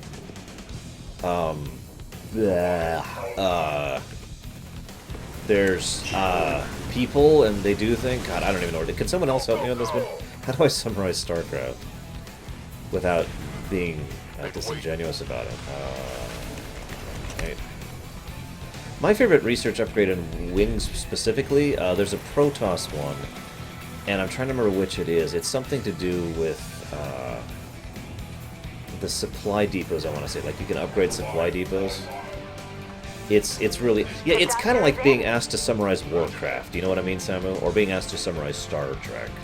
Or Star Wars. It's like, I don't know where to start. You know, I don't know where to begin with that. There's too much. Go ahead. So, okay, let's talk about gimmicks. Gimmicks are good. No, hear me out, okay? I personally am of the opinion that the... Okay, one of the biggest... Warning. The Tal'Darim are sealing off one of the biggest things I hear in negative about the gameplay of this game is the gimmick missions. I've heard that so many times. Very rarely from my own viewers, but I heard that many, many times from other people. And I don't get that at all, personally. But let me go... I actually kind of mentioned this when I was going through... yeah, I think that's it, exactly. I mentioned this when I was going through the old Starcraft missions as well. Most of the old Starcraft missions only had a little bit of variance to them. All of the Wings of Liberty and Heart of the Storms missions have variance to them. In fact, in many cases, they are so different that the complaint can and has been leveled that the units you get in a mission are only useful for that mission and then you never need them again. I think that's oversimplifying. Oversimplifying? Did I just say that word? But I do think that is a valid complaint because they really wanted to make each given unit more useful on the map you were given it than it would otherwise be. And again, each map has its own gimmicks. For example, this is a go mine the gas mission. You need SCVs to do it, and you also need to. You have a soft enrage. Basically, periodically, every so many minutes, they will send someone out to lock down one of the nodes. And if they lock down a node, then that's a node permanently lost. Again, a soft enrage form of approach. You saw in the last mission how the mission was to gather minerals, which they did in the original StarCraft, but then they added the rising and lowering magma and the cliffside edges to make that around. See you around, Golvig. Have fun. They also have a lot of other gimmicky missions, which we'll be discussing as we go. Let me make this fundamentally clear. I like the gimmick mission thing, okay? If you don't, that's totally understandable and you're not required to.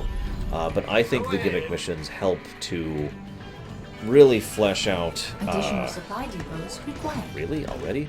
Really flesh out the gameplay. Make you try new things. Regularly try new things. Warning. The Tal'Darim are sealing off the Terrazine. It also encourages you to branch out. It's one of the reasons I was in favor of something else recently. What the hell was I playing? And I was talking about being encouraged to try new things. I think it was Heroes of the Storm, actually. The random quests encouraging you to try new heroes and get outside your comfort zone. Affirmative. Assistance required. I gotcha. I probably shouldn't be pushing here, but whatever, screw it. Roger that. It was Heroes, I was pretty sure, that's right. So I like that kind of thing. I think that's good game design. That is just my opinion, of course. Yeah, exactly, Chaos. I don't get that philosophy personally. If that's your philosophy, there's nothing wrong with that. But I don't get that, and I never will. Now again, as I was pointing out, in Brood War, they actually managed to vary up several of the missions quite a bit, actually. And that's really cool that they did that. But, like I said, I feel this is a good direction for them going. So feel free to hate me for my opinion. It's okay, I understand. I like the variety. What can I say? Upgrade complete. There it is. Oh, we already got that. And we have enough for this now.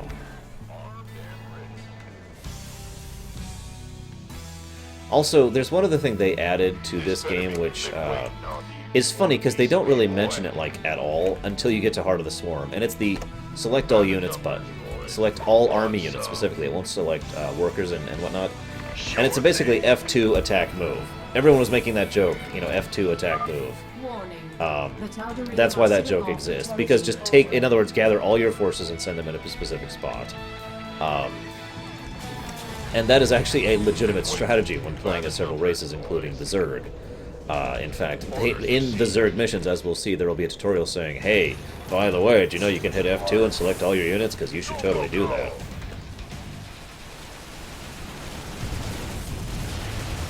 See you around, Night Dawn. Yes, sir. One of the achievements for this map, if memory serves, is don't allow them to seal off any of the spots. That's one of the harder achievements in the earlier bunch of missions for me to complete, if I'm being honest. It's a pretty brutal one. Bad news? You gonna give me orders? Also, I like these Protoss statues that are just lying around here. Just some cool stuff here. Good night, Gimmick. Is everyone leaving? Jeez. I'm gonna have to stop streaming soon if everyone keeps leaving.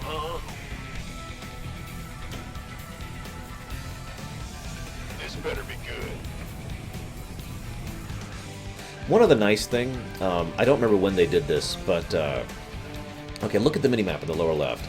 You notice the army I have selected is bright green, and all my other units are dull green. So if I select this building, or if I select this building, you see how that becomes the bright green? It's a great immediate way to just glance at the map and see exactly where your units are. So if you have a unit and it's like all over the place, you can be like, aha, it's all over the place. And I could collate here. It's just a great way to have more information. One of the things I've always said that an RTS or a 4X or any war game, turn-based or otherwise, really should have. I've got the first canister on hook, sir. I'll take it to the nearest command center. Is more information. More information, more accessibility. Good job. That's the first canister field. How do we go get this one next? Been waiting on you. I'm gonna need a brief pause soon to wash my face and try and refresh myself and grab a drink. I'm just sweating like a pig in here. Well, I'm not literally sweating. Actually, I am sweating, but not that much. Not like a pig. It's pretty hot. Which is funny because it's like 50 degrees out. Maybe I should just open the window. Warning. Uh-oh. I went in the wrong direction. Shoot. Go, go, go, go. Yes, sir.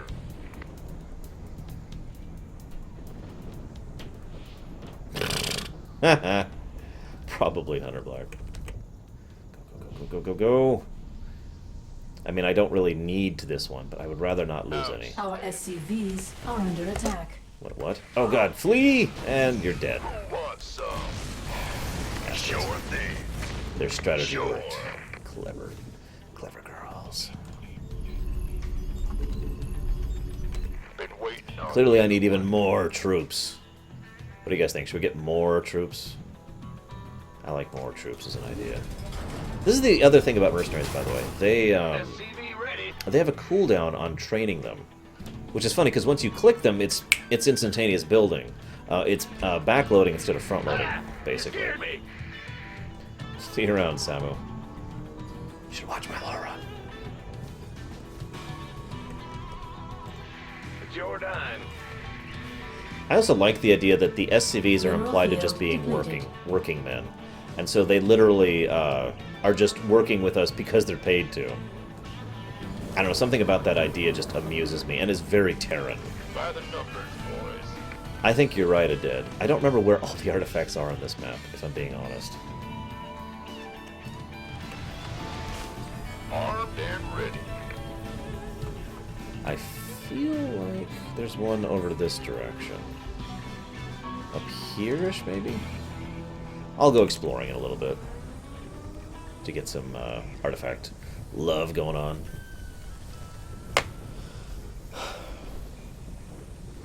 By the way, if any of you guys have questions, especially relevant to the mission, please feel free to ask. One thing I like here, as we're bottling up the Terrazine, excuse me, notice that Warning. the Tal'Darim are sealing off a Terrazine altar. Notice that the shrine kind of reacts. This is the other reason why I say the Terrazine is something that has been seeded by the Xel'Naga or by Amon, one of the two. I mean, granted, the Tal'Darim probably built this around the Terrazine, but I don't know. I enjoy the idea, for lack of a better way to put it, that it's an artificial construct that's been added to nature, because that's very Amon. What's going on? Mineral field Ah, depleted. well, see, it's funny you say that, Deutsch, because that's my other piece of evidence. They think the Terrazine is holy and sacred and is a gift from the Zelnaga. Another piece of evidence that it was actually crafted by Amon and granted to them, basically. It's also noteworthy that Teldarim are kind of insane, so that might be part of that. This better be good. That's fine. Mineral field. We're just going to go and do Tosh's missions. I could show you both sides of the map, so to speak.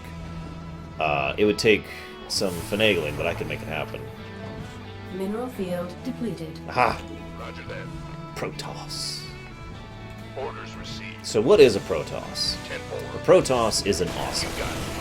Any further questions? Yes, sir. Armed and ready. Yes, can soups expire? Sure. Gangway coming through. Of course. So I really, really love the pathfinding in this game. This is one of the very few games where I can select a unit, say go here, and they will find a way there, as long as there's actually a route to get there. It's a nice thing. Yep. You gonna give me orders? No, Baronessa. Warning. The Really? Tal'Darim are sealing off a Terrazine altar. Really, guys? Got it. So I have to admit there's one other reason I like the infantry army. It looks aesthetically awesome. I just like seeing a big old army of units chomping around, especially after Starcraft 1 and even Warcraft 3, where you could only select so many units at a time, so most of your armies were basically squads. I like actually having a big old army just stomping around in awesomeness, and yeah. Tosh does not disappear. No, Henson does, though, regardless of how her mission turns out. Henson will disappear. This better be good. Go, go, go! Been waiting on you. I do find it an interesting thought that Henson finally links back up with Raynor after the events of Wings of Learning. She's like, hey, so, and she's like totally crushing on him, right? It's like, oh, hey, it's great to see you again, and who's that? And Kerrigan's just standing there. And Raynor's like, oh, right, well, funny you should ask. Are we repaired? No, we're not repaired yet. Here, you, come here. In the rear with the gear. Am I still on? Yeah, okay, we're still on fastest. No, that didn't actually happen. I'm amused by the thought. To my knowledge, Henson has never crossed paths with Raynor again. In fact, I'm not even sure Henson has actually done anything in the future after this game. I should look into that. Because it might be one of the recent books or comics. Yeah, Horner has some interesting women trouble, as we'll discover later.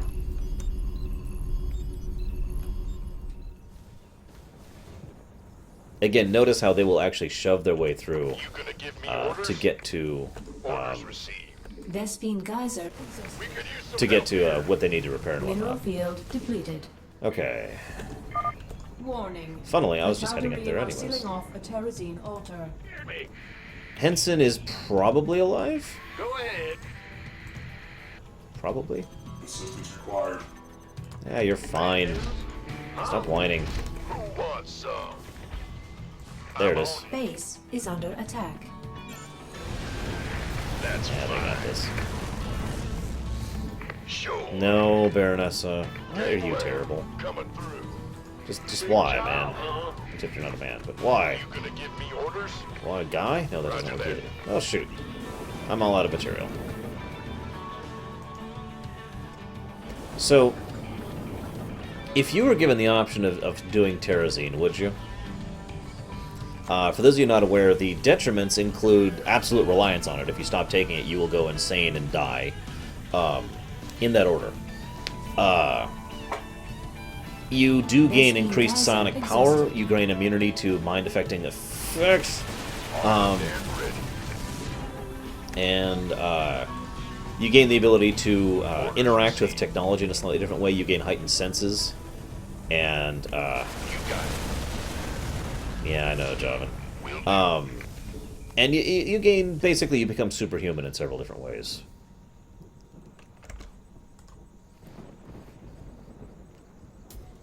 You are a terrible person, Baronessa. 3 down. You're doing great. Keep it up. So another thing is there's actually a fail condition here. If they seal 7 altars, you lose. That's Period. over half the canisters you wanted. In the rear with the gear. Kind of an interesting fail condition, IMO. I believe you can actually wipe out the Teldarim and win that way. They don't tell you that, but I believe you can. And there's a few maps where you can do that, which is a nice touch. They allow you that freedom. Yeah, increased reflexes. It'd basically be at the Captain America level of superhuman. You know, not at... Transmission. You shall not steal the breath of creation so easily. Easily? Careful. They're sending their ships to take out your SCVs. Shoot them down quick, or we're finished. Sparky. Warning. The Tal'Darim are sealing off a Terrazine altar. Bold move, Mr. Raynor. Collecting Terrazine from 2 places at once. Sure, it's gonna be harder to keep the Tal'Darim off our backs. But the quicker we're done here, the sooner we can get off this rock. Yes, it was Deltrath, but I gotta be honest, I don't remember what it is right now. Can't wait. Gangway, coming through. Yes, we'll say you do have the ability to get a steady supply. Your radar sure can walk the walk. We just need 1 more canister.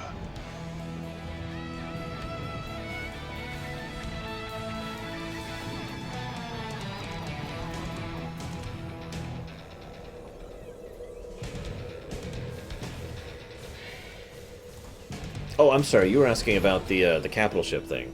That's the last Weren't you, canister. Deltrath? I think we've outstayed our welcome, boys.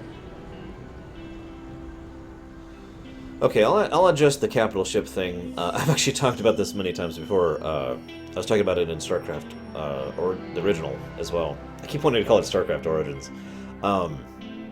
I do think that it's a standard, it's an artifact of old game design to have the big, amazing units that are incredible things in lore basically not be in gameplay. In other words, a battle cruiser is just a ship that's actually kind of no, not free, Zechariah. In other words, a battlecruiser is basically kind of a worthless unit except for very specific uses in the original Starcraft. Here's an example what I mean. Even though battlecruisers in lore, even the old battlecruisers are incredible death machines of capital ship doom. And of course they're tiny. Now, I get it, and I'm used to it because every RTS ever has done that. But I don't mind it, and but at the same time I also don't like it. I would really like it if we went the myth route where, for example, if you actually build a battlecruiser, it costs like 5,000 minerals and 4,000 gas and takes several minutes to make. And when you do, you only can get 1 because you only supplied 1. And it's like this, it covers like a quarter of the screen and is just this death machine, right? I think that would actually be really cool. And in fact, I'm actually planning, at some point in the future to make a custom StarCraft map, which does exactly that, where I sit down and figure out how strong each unit basically should be in lore, and try and figure out relative size and adjust accordingly, and adjust the cost and time building accordingly in order to make it fit. Because I think that'd be kind of neat.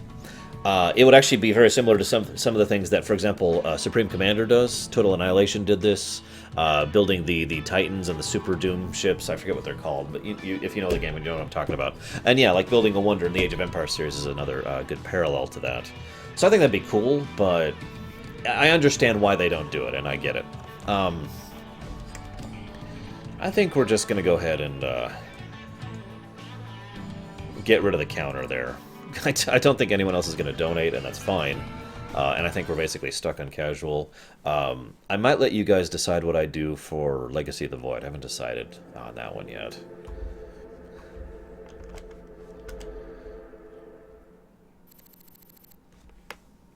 Welcome back, Night Forager. Sir, I received an encrypted transmission from an untraceable source. It claims that Tosh here was part of a classified operation called Project Shadowblade. Shadowblade, that was it. They used Jorium and Terrazine to enhance ghost powers. It's true. We are called specters. Next generation ghosts. And you were gonna tell me all this when? We all have our secrets, Mr. Rena. Doesn't mean I'm any threat to you. Maybe not. But whoever sent this message could be. Matt, any way to verify the transmission? No, sir. But it does end with, I'll be in touch soon. It's Minsk, trying to turn us against each other. Don't let him. I'll let it lie for now. At least till I find out who sent this transmission. But I'll be keeping an eye on you, Tosh. You can try. Now, as I mentioned earlier, I like Tosh because of that honesty. And again, they say, you know, oh my god, he was part of the secret project. And his first response is, yep. And then he even volunteers information. He isn't just honest about it. He actually tells them, oh yeah, and this and this and that too. So that's very Tosh, and I like that. It is worth noting, and I've actually asked some people who've played this game for the first time if my thoughts on this are correct, and apparently they are. They actually construct this relatively well so that you don't actually know if Tosh is a bad guy or a good guy. I know that sounds weird, because most people look at this and they're like, well, Tosh is awesome, yeah, and I do that too. You know, of course I'm going to choose Tosh. And yet, if you really look at it, especially from an in-character perspective, at the time, not knowing what happens, both characters, both sides do have valid points.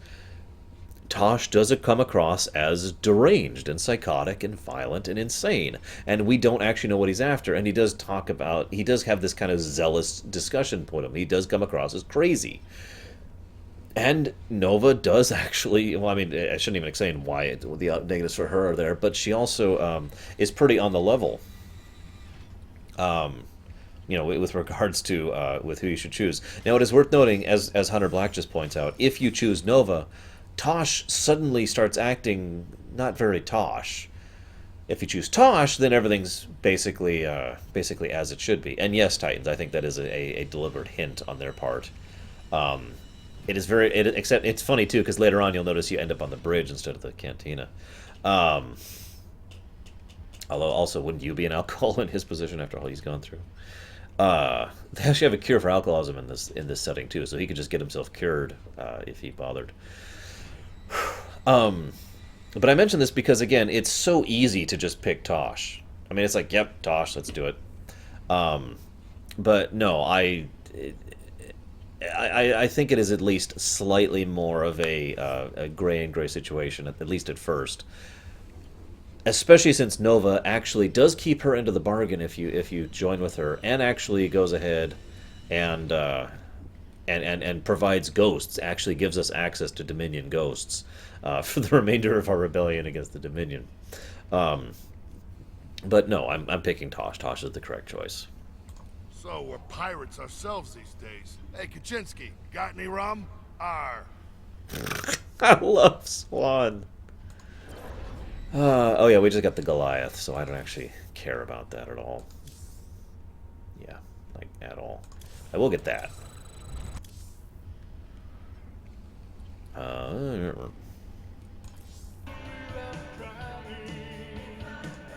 Let's get down to business. So now we can get the Spartan Company. These guys are actually pretty fun. The Spartan Company are ex-UEDs, United Earth Directorate. The idea here is that this is one of those hints I mentioned that the UED were supposed to be stronger than the Terran forces, because the implication is that the UED Goliaths were actually better than the other Goliaths, and that's why they are such valued mercenaries, because they're using those improved Goliaths to become mercenaries and barter themselves out. Still don't trust me, brother. Until you decide, ain't nothing to discuss. Okay. That Tosh is a whack job, Jimmy. Spends all his time muttering and playing around with those damn dolls of his. Well, I need someone to balance out your sophistication and good manners.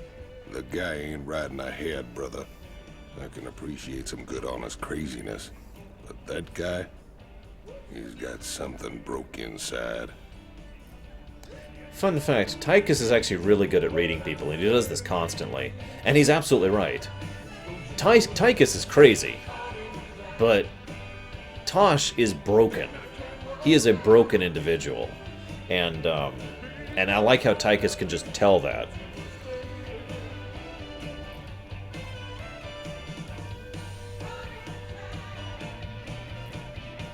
Well, awesome, Darcy. I hope you enjoy your playthrough of Wings of Liberty. And, let me know. Let me know what you think of it as you're going through it.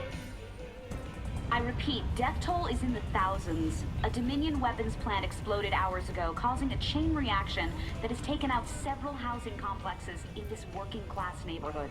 Dominion security forces claim it was an act of terror by the notorious Jim Raynor, but our own investigations suggest that the plant must have been infiltrated by forces with sophisticated stealth technologies. It begs the question, could some of the Dominion's ghost operatives have gone rogue? For UNN, this is Kate Lockwell reporting from the core world, Nefor 2. Yes, Tosh has been crapped on his entire life. Like I said, he is a broken man, and I fully understand. So, okay, Protoss. Protoss crystal sample recovered by Raynor's Raiders, 2504. I placed the crystal in a saline solution for storage. Its density has increased 553% in the last 12 hours. Where does it get energy or raw materials for that? I have a terrible suspicion that it's connected to the ship somehow. If Swan suspects, he'll drop it out the airlock, and that would be a tragedy. This sample could lead to huge breakthroughs for the Raiders. I just have to be careful, and if there's any sign it will harm the Hyperion, I'll destroy the crystal myself. I'd just like to say I absolutely adore the log entries he puts on the Protoss, the crystals, because Protoss technology is fascinating to me. I've run a few tests on the terrazine gas like you asked.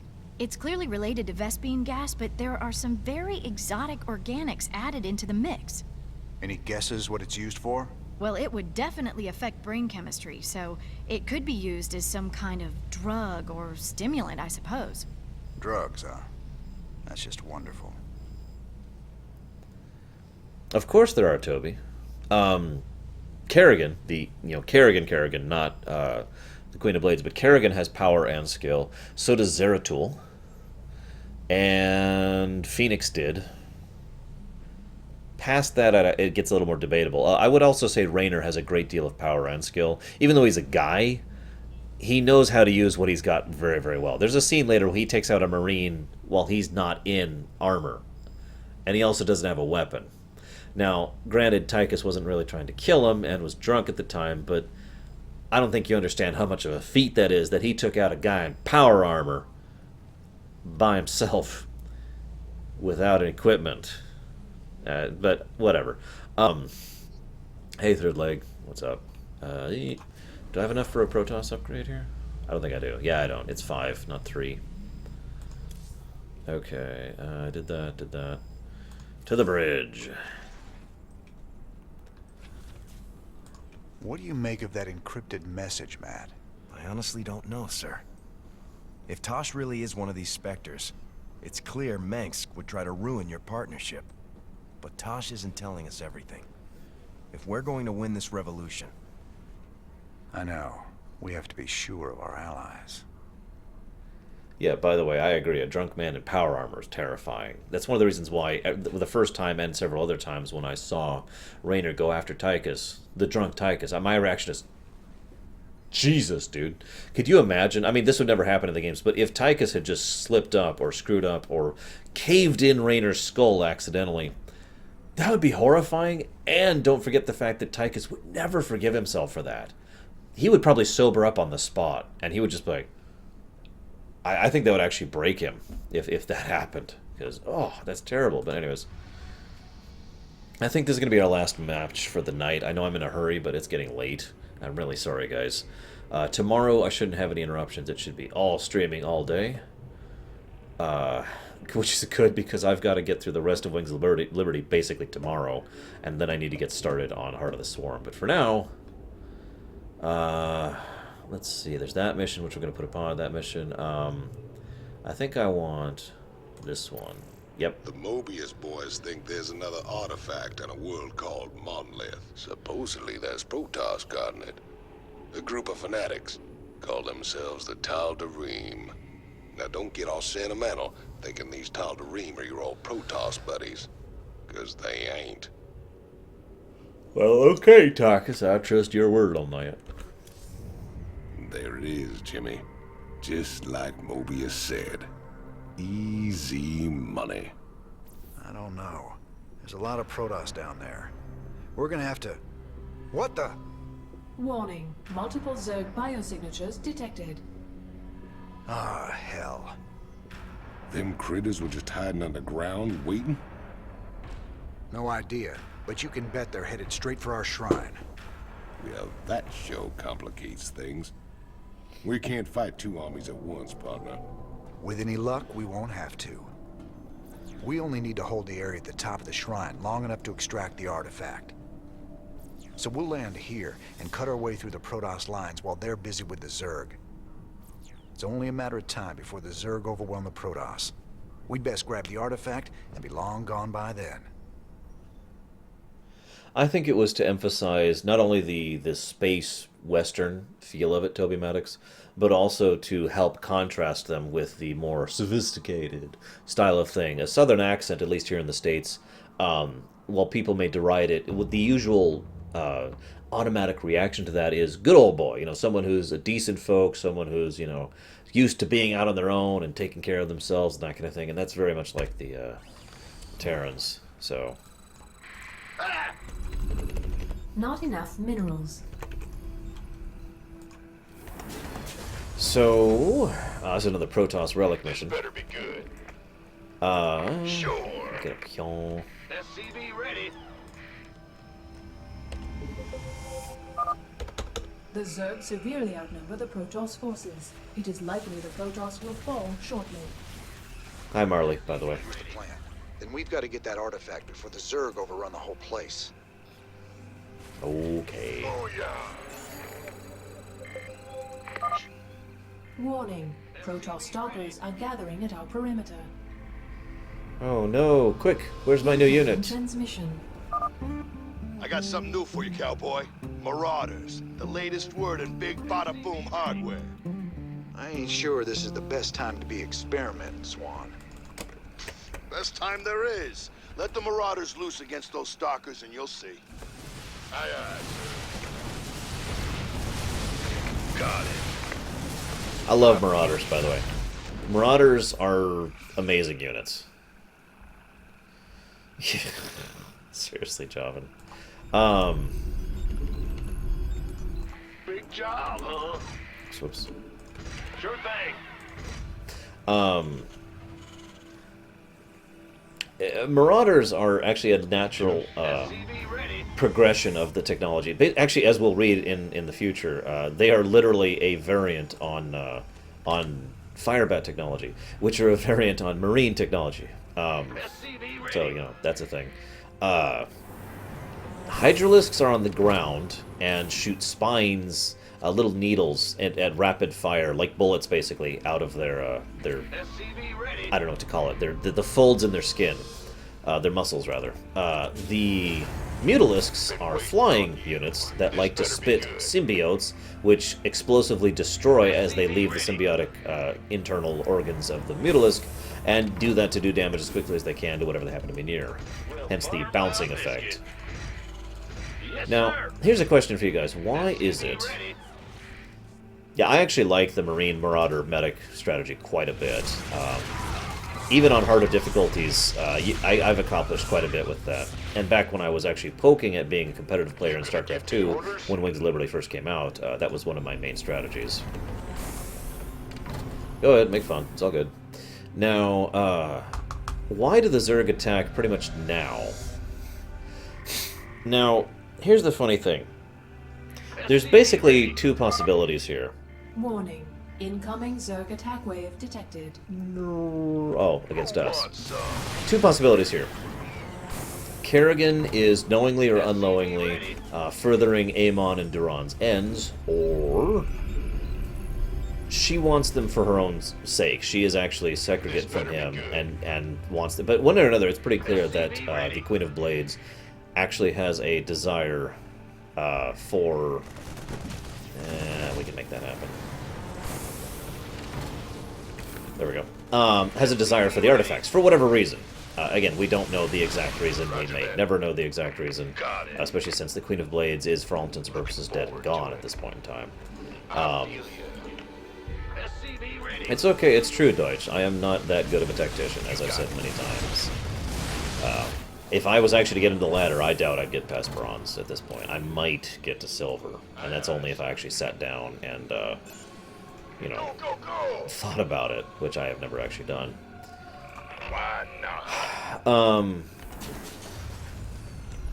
So why? Why does the Queen of Blades want the artifacts?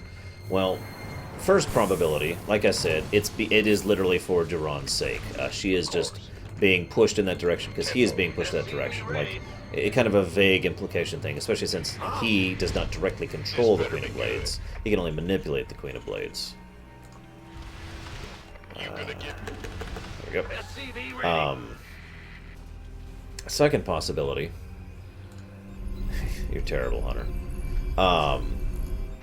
Second possibility, again, is that she wants them for her own sake, but if she does, what's she going to do with them? Try to remember that at this point in time, Kerrigan has the Queen of Blades has basically given up. She's actually become genuinely fatalistic, to the point where she is ready for the death of all things, and she embraces it, as we'll find out later on. So, if she is truly at the point where she has accepted that all life must end, why even bother with all this? This is one of the reasons why I bring up that question of why Kerrigan suddenly decides to invade the Caprula sector once again. Again, why? Why bother? All life is meaningless, as she herself has espoused. So what? Why put the effort into it? You know. SCV ready. Put it right there. Yep. Who wants some?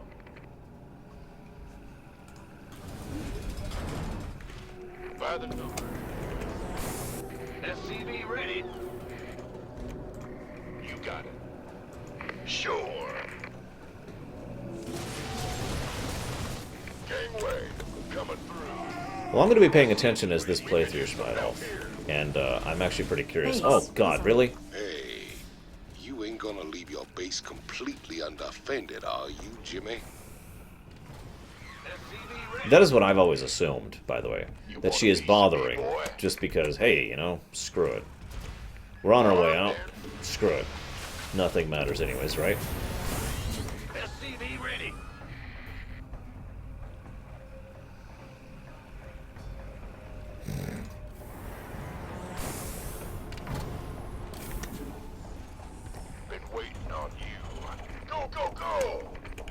It is also possible that she was being shoved into that particular mindset by Duran. In other words, she had we know that she had been sitting back and building up the swarm for 4 years without doing anything about it. We also know she was doing that at Amon's behest. See, here's the thing. Amon could not directly control her. I've mentioned this several times. However, he still existed, was still alive and active within the Void. And he was reaching out to her to rebuild the swarm specifically so that he could use it in the future for his plans to wipe out all life everywhere.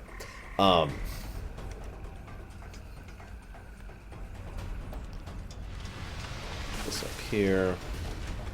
There we go. I need him to do this as well. Let's do that up here. You know, it's funny, you get a lot less real estate space in a lot of these missions, yet it doesn't bother me as much as it did in StarCraft 1. I think that's mostly because the pathfinding has been fixed to the point where it doesn't matter as much, not having the room that you otherwise would. Who wants some? Okay, so 4. How do I got 4? You doing a big party thing, Chaos?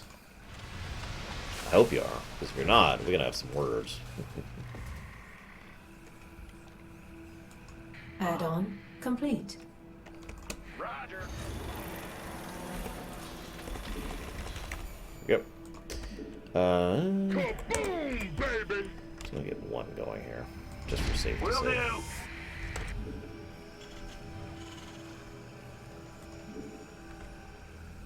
His birthday's tomorrow, by the way, guys. But nevertheless, happy birthday in doctor is in. advance, Chaos. Been waiting on you. You rang? It's about to get heavy. Time's a wasting.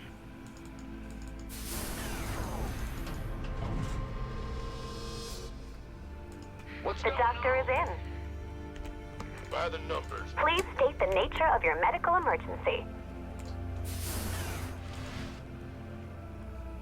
Grill steaks and drink beer. Wow. In the rear with the gear. I got to talk to the little one for her second birthday party earlier today, and she made me explode with joy, as she always does. Yeah. I actually ran out of words because she was being so cute as she was describing to me going out and flying a kite and how much fun it was, that I was just like, you know, my heart just melted. She was amazing, as she always is. There we go. Hey, Diori. If you want, I can shave it all off again. Why not? Yeah, I have to be honest, I used to have multiple parties when I was younger too, although that's mostly because my parents separated when I was pretty damn young. This better be good. You got it. So here we are, the MMM strategy. It's pretty much exactly what it looks like. Oh yeah. Got it. Keep your shirt on, Spartan. That's a good question, Javin. If I were to guess, I'd say they're saving it for the Wreaths of Legacy. But then again, if that's true, why haven't they announced it yet? This is a perfect time to announce that. Sure thing. Similarly, it is possible they'll release it with more Starcraft heroes, but they just released Artanis, a Starcraft hero from Legacy of the Void, so I really don't know why not. Affirmative. Aye, aye, sir. I'm sorry, Deutsch. I will shush. I know I had a blessed life when I was younger, and I do not deny it. Roger that. Outstanding. Oh my god, Chaos, really? Really? You're terrible. Oh, one of the touch they added in StarCraft 2 that I like, the buildings literally go dark and stop moving when they run out of power. Sure. Of course.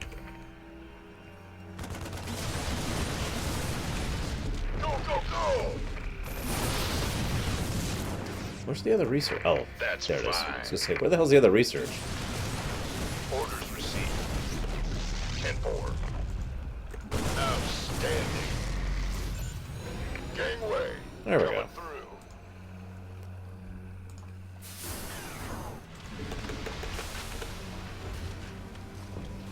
Wow, I am so sorry, Samurai. That sounds terrible. Been waiting on you.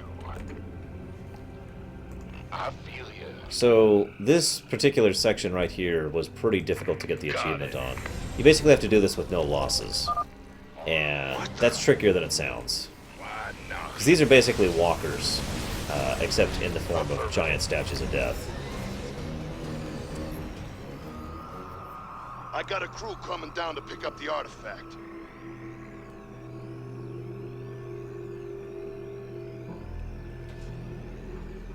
We got what we came for. Let's hightail it out of here. I forgot how resourceful you were, Jim.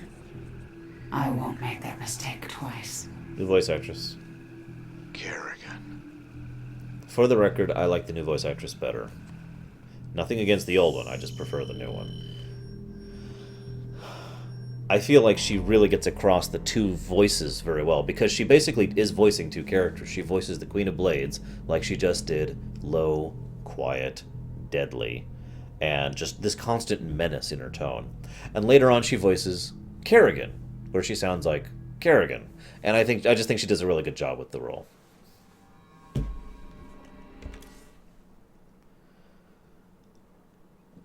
My ship! Oh god, I want that ship! Guys, if you ever see the Hyperion in your skies, it's me.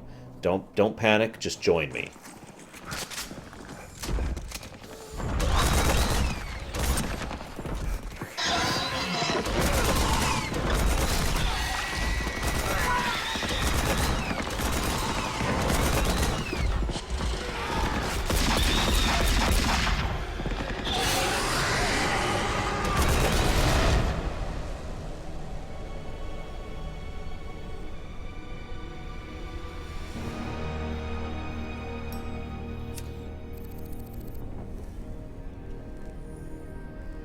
No, Scottish. Living or dead. That's funny, convict. I don't recall giving you access to our database. Just keeping up on current events, Captain.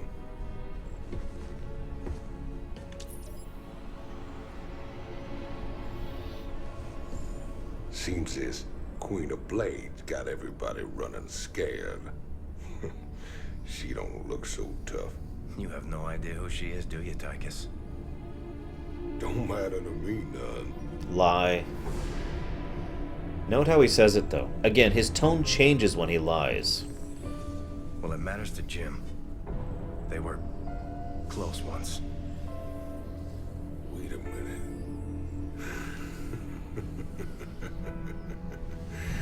You're telling me they were shacked up? Apparently she was something else. Before the Zerg took her. Turned her into that. Absolutely serious. And Jimmy feels responsible. I like how Tykus figures that out instantly. If we have to face her Just again, I don't know what he'll do. Woman like that, there's only one thing to do.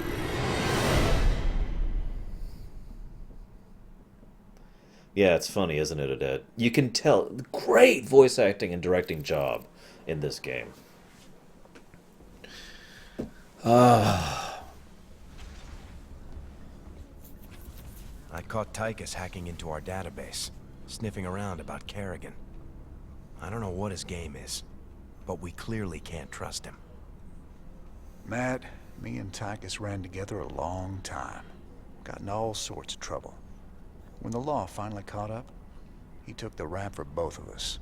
Never once ratted me out. For 6 years. I got a second chance. He got locked up. I understand your loyalty, sir, but... I owe him, Matt. Leave it be. Yes, sir. Yeah. God. No, Frostfire. I've played Starcraft 2 a few trillion times.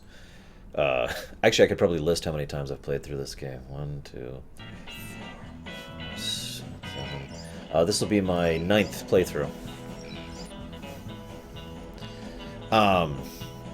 So hang on, I want to talk a little bit more about Tykus a little bit, because again, what Chaos said probably sounded like, like a joke or whatever, but no, I'm pretty sure that's pretty serious. I'm pretty sure Tykus was literally thinking, okay, I'll deal with this situation. Not just for, because the fact that I have to, because Mensk has forced me to do this, but for Jimmy. This is another one of the reasons, and this will be a continuing part of his character arc throughout this, as he gets closer and closer to James, and he starts to realize more and more how bad things are. He starts to regret it more and more, and we'll see. I'll point these points out as they come forward. But the other thing I want to point out is I like how that was a good scene between the lawful side and the chaotic side of Raynor's personality right there, and the two of them bouncing off of each other, yet somehow having a surprising unspoken amount of respect for each other. Just kind of cool. So the Marauder, right? This is another armor I wouldn't mind hauling around. Look at this thing! Chong, chong. Although the Marauder suit is a modified from the CMC 660 Firebat suit, the soldier inside is very different. 47% of Marauder operators have never been to jail, and only 23% have been accused of murder. That sounds like a joke, but trust me, that's way less than Marines or Firebats. The Marauder's grenade autoloader is stocked with component parts that allow it to quickly manufacture and load hundreds of standard Punisher grenades. Those guns, those are grenade launchers. Those are grenade launchers on his arms, and they're awesome. And I love Marauders. They're one of my favorite units of the Terrans, right up there with the battle cruisers. And we'll be upgrading Marauders. Hell yes. They've got the slow and the life. We'll go and take the life for now.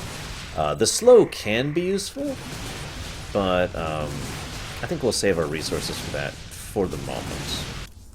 Because there's a couple other things I'd like to upgrade. Oh yeah, we can upgrade our turrets now too.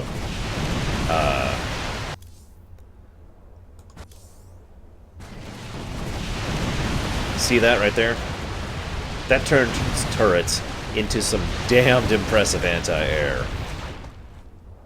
But yeah, what Titan said is also correct. I'm pretty sure that he's, I feel so bad for Tykus Findlay. He was handed a bad hand. Just a very bad hand. And it shows. But anyways, laboratory. So, Protoss tank is advanced. The crystal is growing and it appears to have some sort of antimatter? Gravitational anomaly? Non-standard phenomenon? Hovering over it, I am now convinced that the crystal is drawing power from the ship, but in ways so subtle as to be undetectable. It is non-organic, but has a molecular structure as complex and diverse as any organism's. It has developed an intrinsic matrix that makes it tough and surprisingly flexible. An ally based on this crystal would have impressive damage mitigation. The structure of this matrix also suggests some sort of energy storage system. There might be something to this. The Protoss are so far beyond us. We must seem amoeboid to them. Now remember that for later. I'm not going to cover this till tomorrow, but remember that quote. The Protoss are so far beyond us. Just keep that in the back of your mind. Sir, you should check out the research console. There's some exciting developments there. Okay. Come on. There you go. So we can upgrade the... what's this? Armory upgrades also increase life in addition to armor, or weapon upgrades also increase attack speed. We want the attack speed, by the way. Especially in a frickin' casual run-through. That Zerg woman seemed to know you. She really rattled you, didn't she? Me and her, well, we go back a ways. She was a ghost once. Back then, we were hooked up with Mengsk and fighting to get rid of the old Confederacy. We made a pretty good team. What happened to her? She was a casualty of war. No offense, Doc, but I really don't like to talk about it. I understand. If you ever change your mind, I'm here. By the way, I almost feel bad for Hansen because her romantic feelings for him are almost textbook. Let's see. Good guy who swooped in and saved her and her people when no one else would, who obviously cares about people around her, who understands the value and benefit of research and things that she's interested in, and on the top of that, he also has the wounded soul thing, which people, men and women both, tend to go crazy for. So... I've been hearing strange stories from the crew of late. Unexplained noises, strange visions, voices in the dark. Rumor has it these things are haunted. Superstitious nonsense. These artifacts are completely inert and they're contained down here in the lab. There is some trace radiation, but I don't see how they could affect things elsewhere on the ship. Heaven forbid we run across alien tech that messes with our primitive little monkey brains. Just keep a close eye on them, Doc. Given how little we know of the true nature of what this artifact was designed to do, because remember, it is being repurposed for the purpose we'll use it for, it is actually entirely possible this thing is literally affects the minds of those around it. Yeah, that's true, Javan. Yeah, oh yeah, these artifacts are completely inert. Oops, whoops, I forgot the cantina. Let's get down to business. 150 viewers? Really? Wow. I really don't want to stop streaming, but I kind of got to, like, pretty soon. So this is when we could get the Marauder Mercs. These are a private security firm based in the Kelmorian Combine.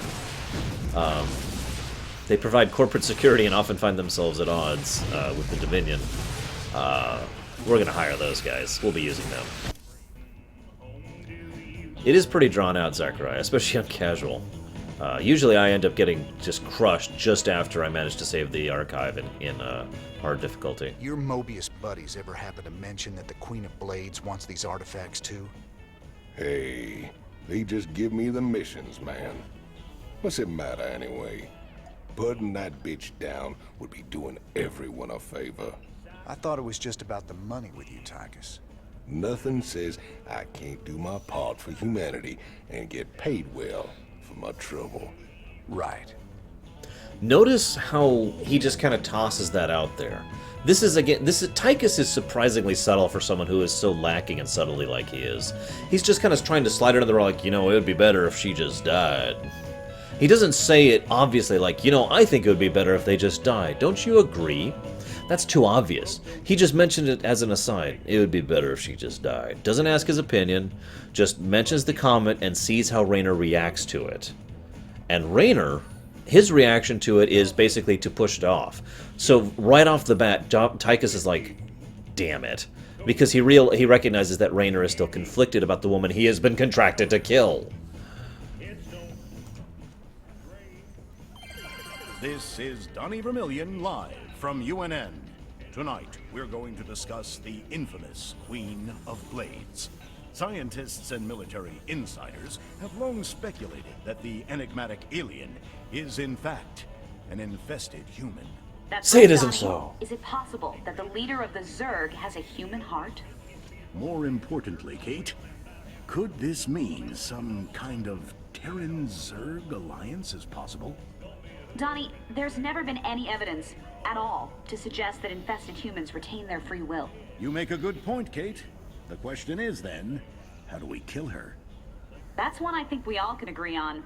If humanity is to survive, the Queen of Blades needs to be eliminated. Note the truth of that sentence. If humanity is to survive, the Queen of Blades needs to be eliminated. I mention that because so many times they bother to go ahead and use the term Kerrigan, because most people at this point in time don't differentiate between Kerrigan and the Queen of Blades. Yet for this one cutscene, for this one little tidbit, they bother to actually have the dialogue specifically say the Queen of Blades, not Kerrigan. It's a subtle little hint there, and I love it. It's more for our sake than anyone else's. But you got to admit, Raynor watching that thinking, yep, the Queen of Blades has got to go. Remember, we don't know about the third option at this point in the story. Must be hard, man, seeing the Queen of Blades out in the world again. How much do you know about Kerrigan, Tosh? I had some friends in the Ghost Academy. That girl was a legend even before she disappeared from the program.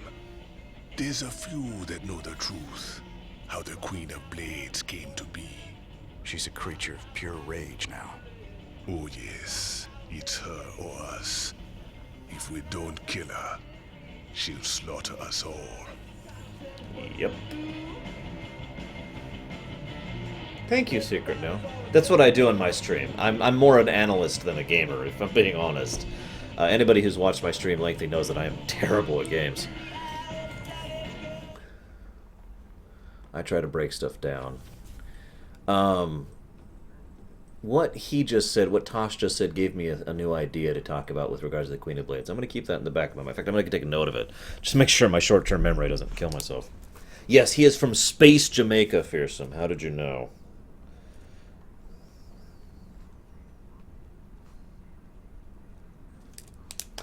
Yeah, I like that idea. That actually makes a lot of sense the more I think about it. I'll share it with you guys after a few more missions. Sir?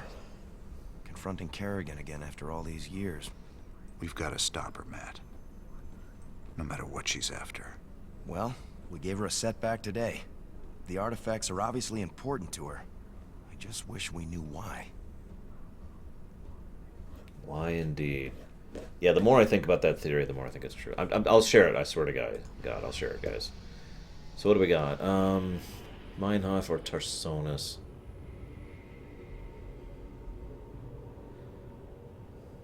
I'm sorry, Aqualitus. Please don't hate me.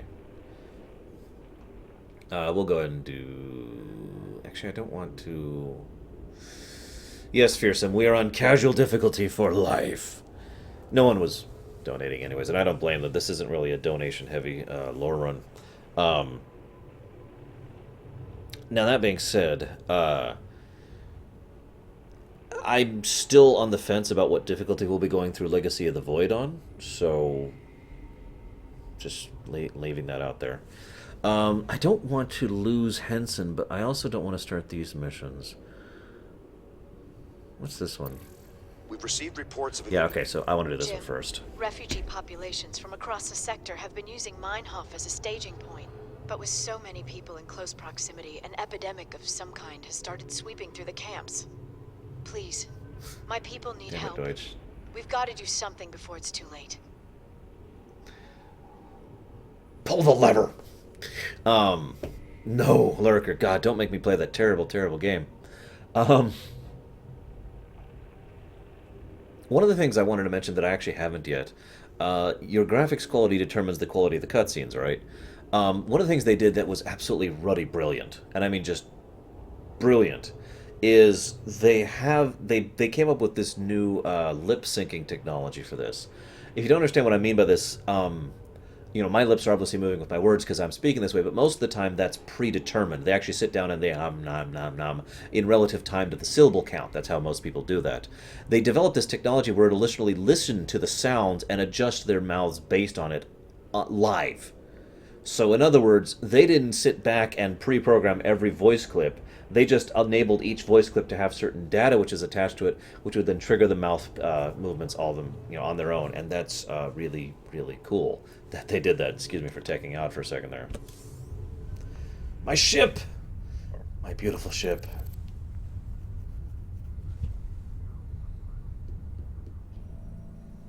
So what are we looking at, Doc? Our readings indicate some kind of bio-infestation is spreading through the refugee camps. Even the buildings are being covered by it. I've seen this kind of thing before. It's a Zerg virus. All we can do is burn it out. Every one of those infested buildings has to be destroyed. But where are all the people? Oh, I know where they are. Oh no. Those things are infested refugees? This is a nightmare. Yeah. This ain't good at all.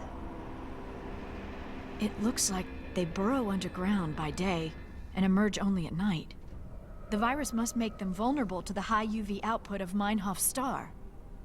Then we'll hit the infested buildings by day and protect our base at night. Don't worry, Doc. We'll contain this thing. Yeah. So this is the horror mission. The zombies attack at night, and then during day you have a chance to rebuild and recoup. The Answer Titans is before. This is messed up when you think about it, because this is again that cold calculus thing. Do you allow the infested? Do you allow the refugees to escape, knowing that there are those amongst them who are infested, or do you kill them all because some of them are? And if you don't kill them all, then you're not sure which ones are, and then they might spread, and this might happen. Now, I know what you're saying. Well, that's terrible, Arch. Well, think about this for a moment. Seriously, think about it. What would you rather? That we kill these people mercifully? Bad news? Or that they get turned into what they're turned into in this mission? Which is something frickin' terrifying, if I'm being blunt. Now, I know neither of those are really what you'd call good options, but seriously. This is, like I said, this is the horror mission. No, we have music. We're good. All right, boys. We can't risk the contagion spreading to this camp. I want a perimeter set and some bunkers in place now. You going sweet on that doctor lady, Jimmy. Can't see why else we'd keep fighting for these damn dirt farmers. SCV ready. And again, that's kind of the moral question we'll be given somewhat in the future. Where is the music? SCV ready. In other words, do you... yes, it is, Night Forager. Do you choose to hope that there's some possibility of saving some, or do you prevent the spread by killing all who are currently there? Nightfall in 30 seconds. And let's make this clear, there's no good option there. We're on casual, so I bet I could probably have just one bunker at each thing. But seriously, there's no good option here. There's no... SCV ready. Why is there no music? It's on. Whatever. I'm confused by this. Oh, there's the music. Of course. Now we gotta hold out till sunrise. Brace yourselves. This could get ugly. This better be good. Oh, that's right. Who wants some? Actually... yeah, we'll do that. Say the word. Been waiting on it. But you Fight fire with fire. Fueled up. Ready to... Where does it hurt? big job, huh? Sure thing. Armed and ready. Yeah, this is actually kind of the Strathholm problem all over again. So I want you to listen to this, what's about to be said. Please, kill me. Under that. So you remember how I mentioned how, what happens with the headcrab zombies? What happens here isn't quite as terrible, but it is certainly in the same direction of terrible. In other words, upper... there we go. Upper brain functions are still there and still functional, and otherwise you're basically completely out of control of your own body. So yeah, they are fully cognizant while they're infested. If you don't understand how horrifying that is, I want you to picture right now, if you would do me a favor. Yeah, they do it a lot, don't they, Fearsome? I want you to picture right now what it would be like to have something growing inside your skin.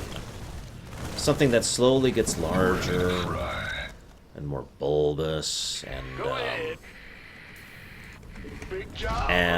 distends and stretches your skin and your bone, and it doesn't stop hurting, by the way, because, and we know this because of Abathur later on, reducing pain is inefficient, so it hurts the whole time this tumor is growing and growing and spreading, and then you can't move properly anymore, and you hear the kind of distant whispers of the Zerg in the back of your mind.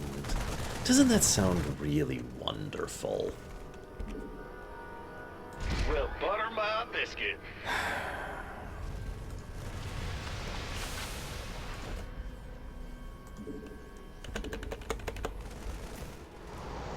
Yeah.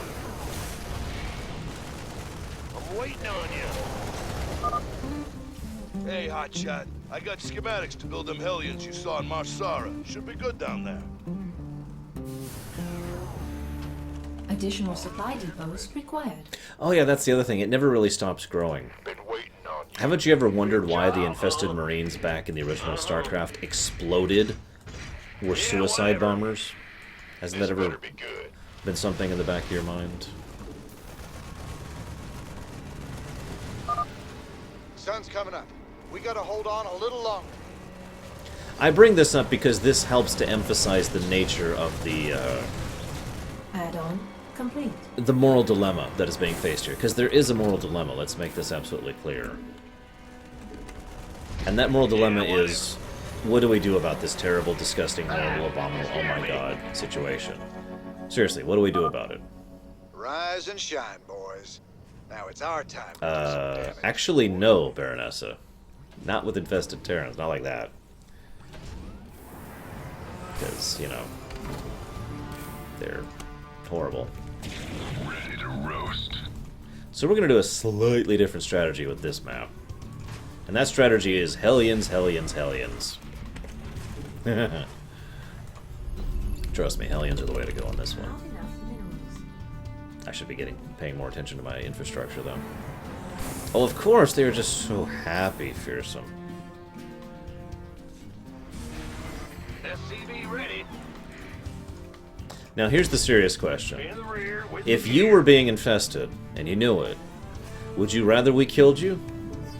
Or would you rather be held into a confined lab in agony as they attempted to cure something that the Protoss look at and say, no, there's no cure for that? Which would you prefer? I'm going. SCV ready. And then Fearsome asks that question. You're terrible. The answer is yes, they have actually done that before, Fearsome.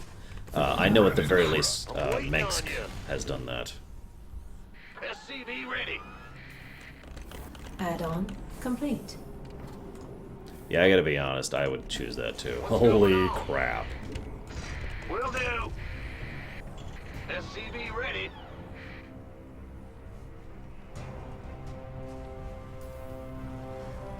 Well, it's funny you say that, BRW. That is entirely possible. It is also entirely possible this is natural. I know that sounds weird, but remember, the Zerg, by very nature, are natural evolution. Natural mutation, actually, is a more accurate word. They keep using the word evolution, and that they're using it inaccurately, just like Pokemon is using it inaccurately. As weird as that sounds as a comparison to make. What is actually happening here is a mutation, heavy, extensive, massive mutation, and overhaul of the core. There we go. So it is entirely possible that the Terrans who were initially infested were the volatile, unstable kinds, and then these kind are the ones that have, you know, now the the Zerg retrovirus basically has gotten more adapted to humanity. Hence why Terran, God, words, the infested Marines are a thing. Hell yeah! Is that some sort of nest? You better destroy it. If you insist. Bad news? We hear you. Yep. Where's the hot action? Also, multiple patrol routes for the win.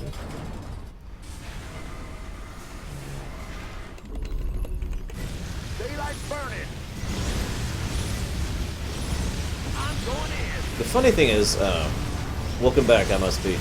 I mentioned how they try to make each unit more useful for each mission they're in. I like the way they do it in this one. In some missions, they make it so you pretty much have to have that unit to do the mission.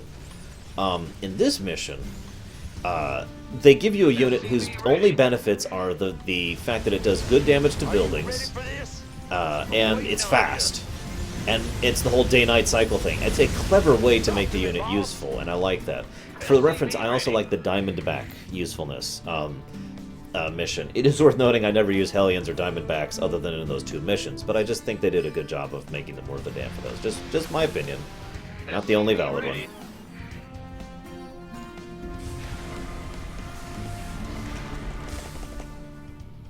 There we go. Where's the hot action? SCV ready.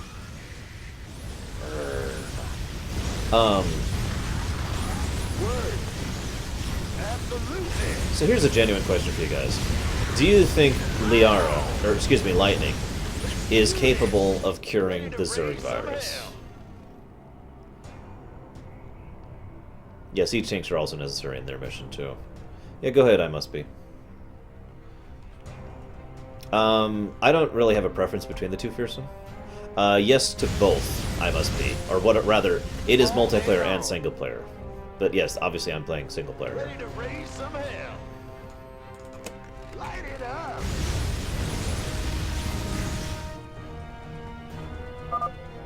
All right, this sector is clear. Nice work, boys. Now move on to the next area.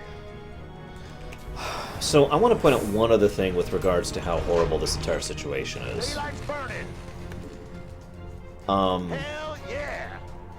Burn rubber. You remember how I was defending the Terran Dominion earlier? What do you think the Terran Dominion would do if they found out that their people were infested like this? Nightfall in 30 seconds. Smoking. Yeah, let's go and retreat. I'm going in. SCV ready. By the way, I like how the lighting kind of goes into this reddish twilight thing as the sun sets. And then in a little bit longer here, it actually goes into full-on nighttime and the lights flick on. It's just a nice touch. You should set some guards. They'll be coming again soon. I also like the musical cue of when the nighttime begins. It's just my stuff. Scans are picking up a unique Zerg biosignature. It appears to be a burrowing creature that is underground during the day and emerges only at night. Sir, if you kill one of those creatures, Stetman can study it and perhaps learn something. Okay. For Stetman! So yeah, you guys are all basically answering what I was expecting you to answer. It's what I think they would do. They'd either kill them, research them, then kill them, or I guess that's what the only two options, basically. Research them, kill them, or research them and kill them are basically the options there.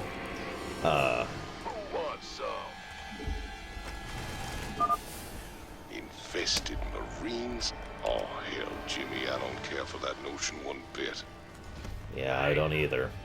Notice how Tykus is completely wigged out by the very notion of infested Marines. And, I gotta be honest, why wouldn't he be? That's kind of screwed up when you think about it.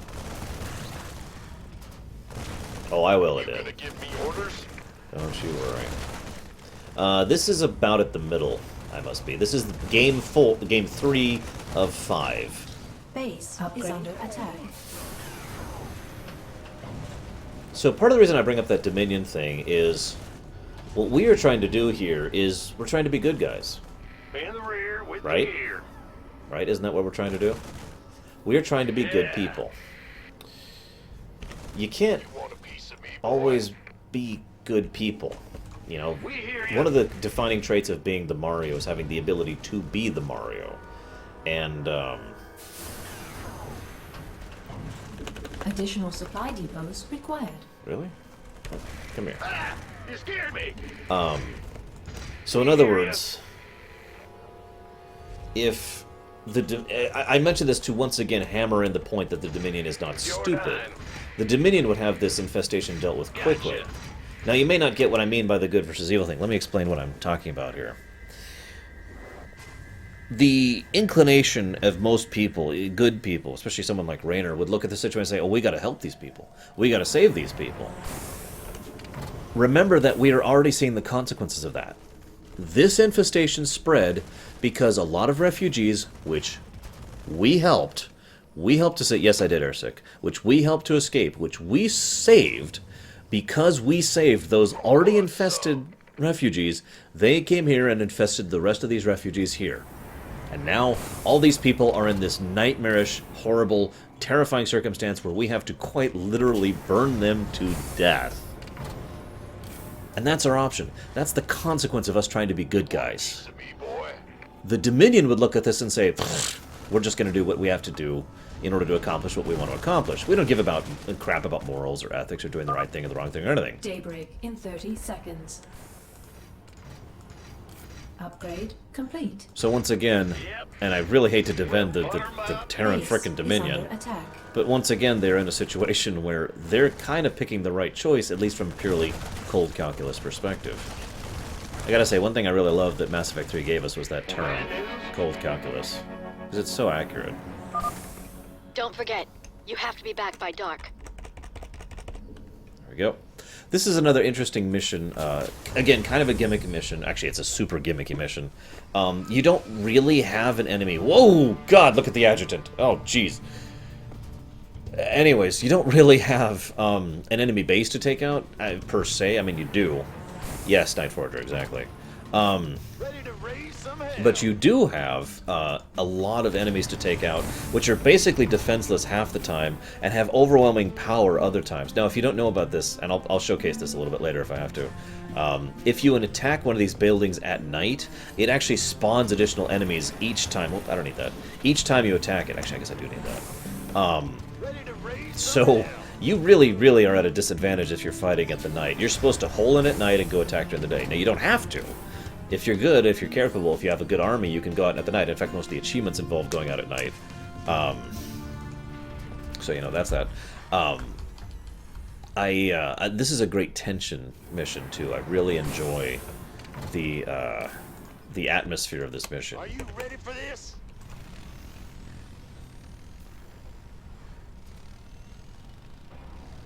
Sorry, I'm just amused at the AI finding a way through that tiny little path there without me having to baby it. After having just played Starcraft and Brood War, that's such a treat to see them figuring it out. Oh, this is also the mission that introduces this thing, which is great, the sensor tower. It'll show, oh yeah, I should go kill the infestors, you're right. Let's go do that. Good job, guys. This area is secure. They'll show like this little red, warning symbol thing for whenever there's a unit in range, which adds to the general tension. It's the alien effect. When you don't see the actual enemy, but you see the effects of the enemy, it creates tension. Like the motion sensor in Alien, like the bit of debris being dragged along in Jaws, that kind of a thing. No, I need more, Samurai. Where is this guy? Hell yeah! All right, this sector is clear. Nice work, boys. Now move on to the next area. Seriously, where's this guy? Oh, there he is. No?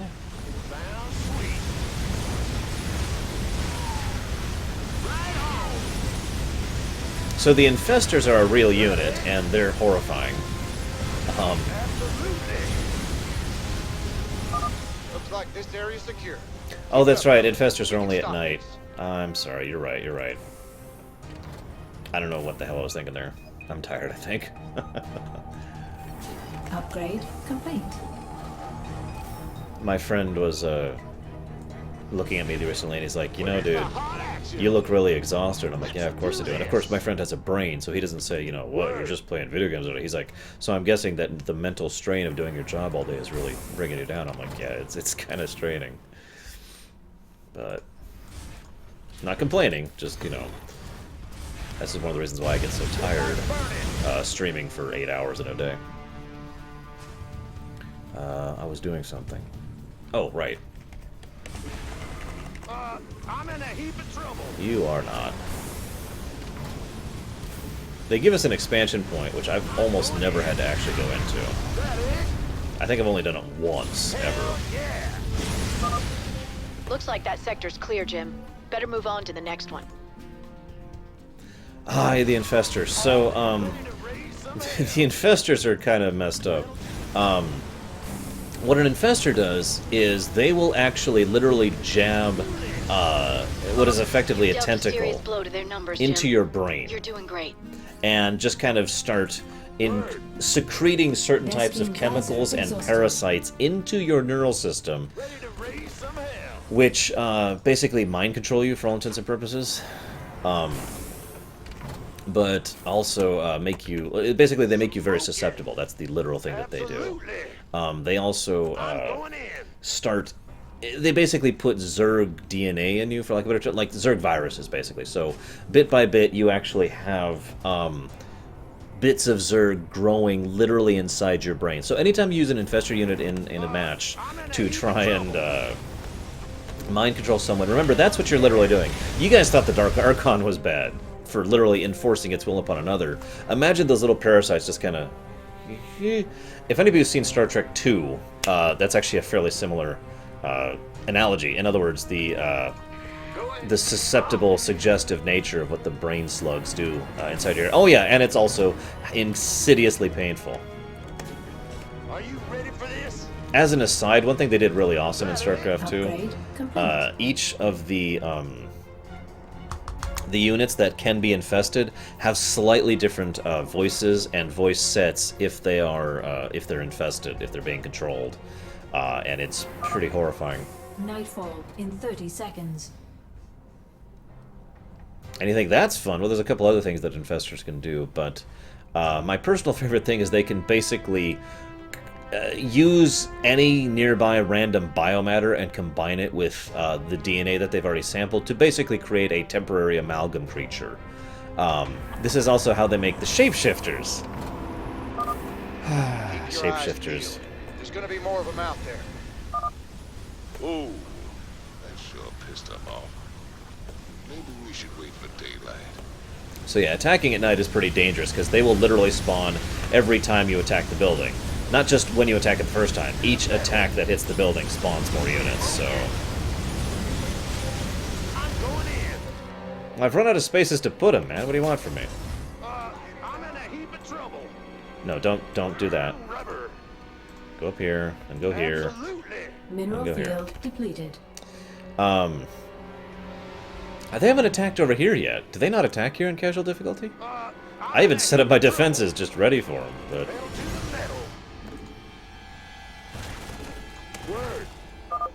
Seriously, you sure like stirring up the hornet's nest. What? All right, this sector is clear. See you around, Nice Shadow. work, boys. Now move on to the next area. Oh, that sounds cool, Joven. I like that idea.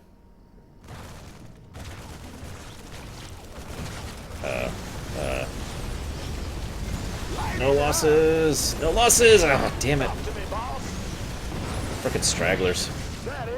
Avenge them, my children. I'm in a heap of trouble. Why are there stragglers? Hell yeah. Let's do this. By the way, I gotta be honest, am I the only person not actually that enthused about arena mode? I mean, it looks fun, but it's like, I was hoping for so much more. Did I already kill the infestor? I did, I got it. I'm in a heap of trouble. Let's do this. Hell yeah.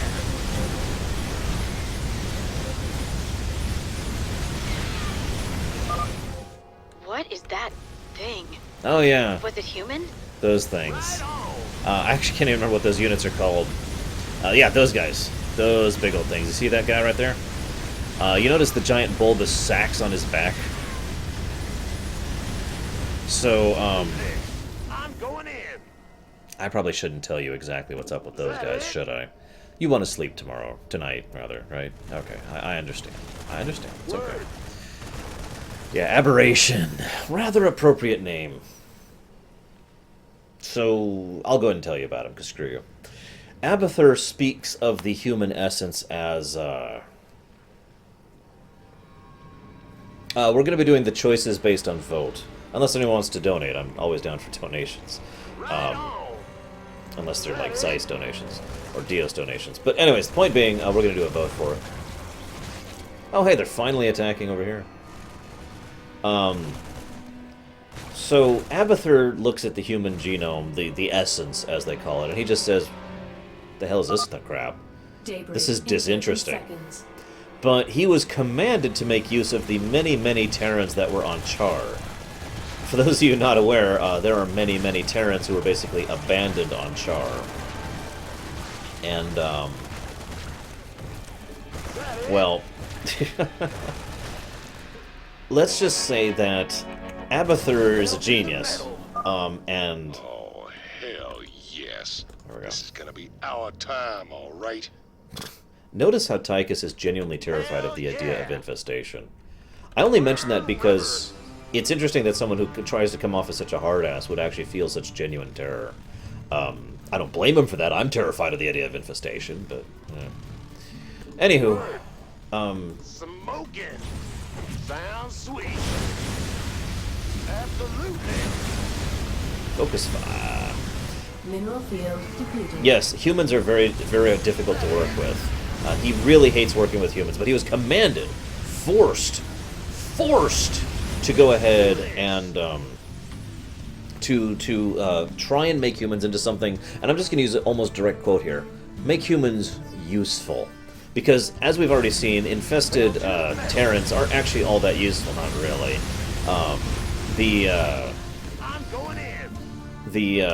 The infested Terrans themselves are basically just walking death bags, and or dying bags rather. And the infested Marines, well, they're basically just regular Marines with a little bit more endurance, so that's not useful. A Zergling is more useful than an infested Marine, so why don't we go ahead and come up with something more useful? So they basically took... Oh god, this is actually bothering me. They took the mind of a human and a piece of the body, kind of ripped out the rest of the body and grafted it onto certain muscular structures and mutated it horribly in a way that the human brain wasn't actually capable of processing properly. So an aberration is literally in constant, unending pain I'm not detecting any more infested structures every in second that of its sector, existence. And on top of that, you notice those big bulbous sores on its back? Those are because its own immune system is fighting its other immune system. So, imagine your body constantly trying to kill yourself, in addition to the pain you feel for the fact that the nerve signals being sent from limbs that are not your own, God, the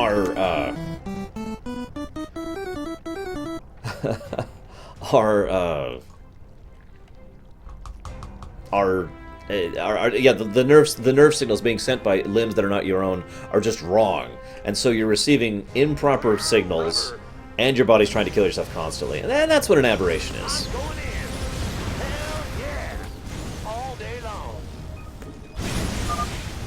You're almost done. There's just a handful of infested biosigns left. I'll highlight their locations on your map. So,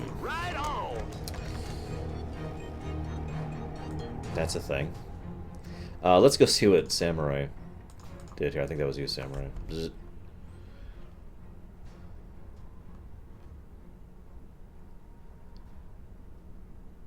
Oh, there you go. So we have $10 towards joining Henson, and $10 towards Tosh. I'm going to go ahead and make this proper here.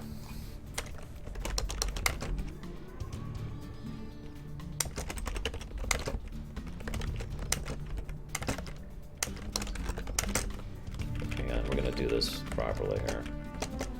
See how this looks. Make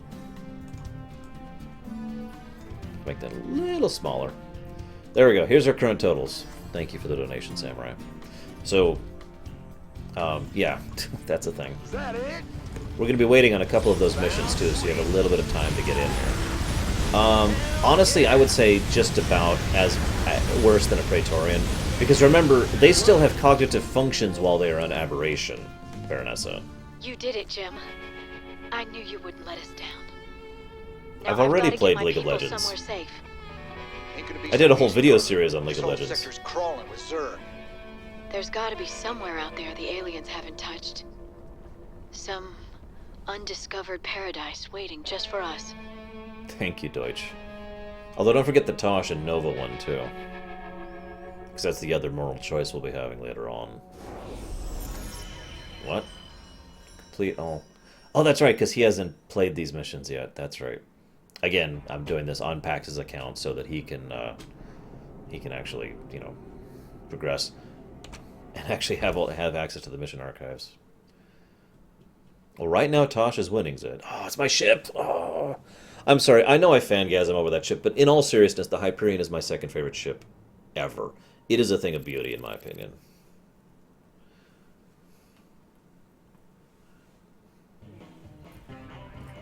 Thanks for joining us. Our own Kate Lockwell is reporting live from the refugee ship Skinnerd 2 in orbit around the planet Meinhof. Donnie, the death toll out here is soaring. Massive refugee fleets like this one are struggling to reach the safety of the core worlds. Many of them won't. They're short on food, water, and Kate will hope. discuss how the Dominion will rescue those worlds when we get there. There's a lot of talk about rescue among the refugees, but they're pinning their hopes on paramilitary and rebel groups such as Raynor's... Great report, Kate. Live from a refugee ship over Meinhof, where everyone eagerly awaits the Dominion's return. Up next, a Vermilion commentary.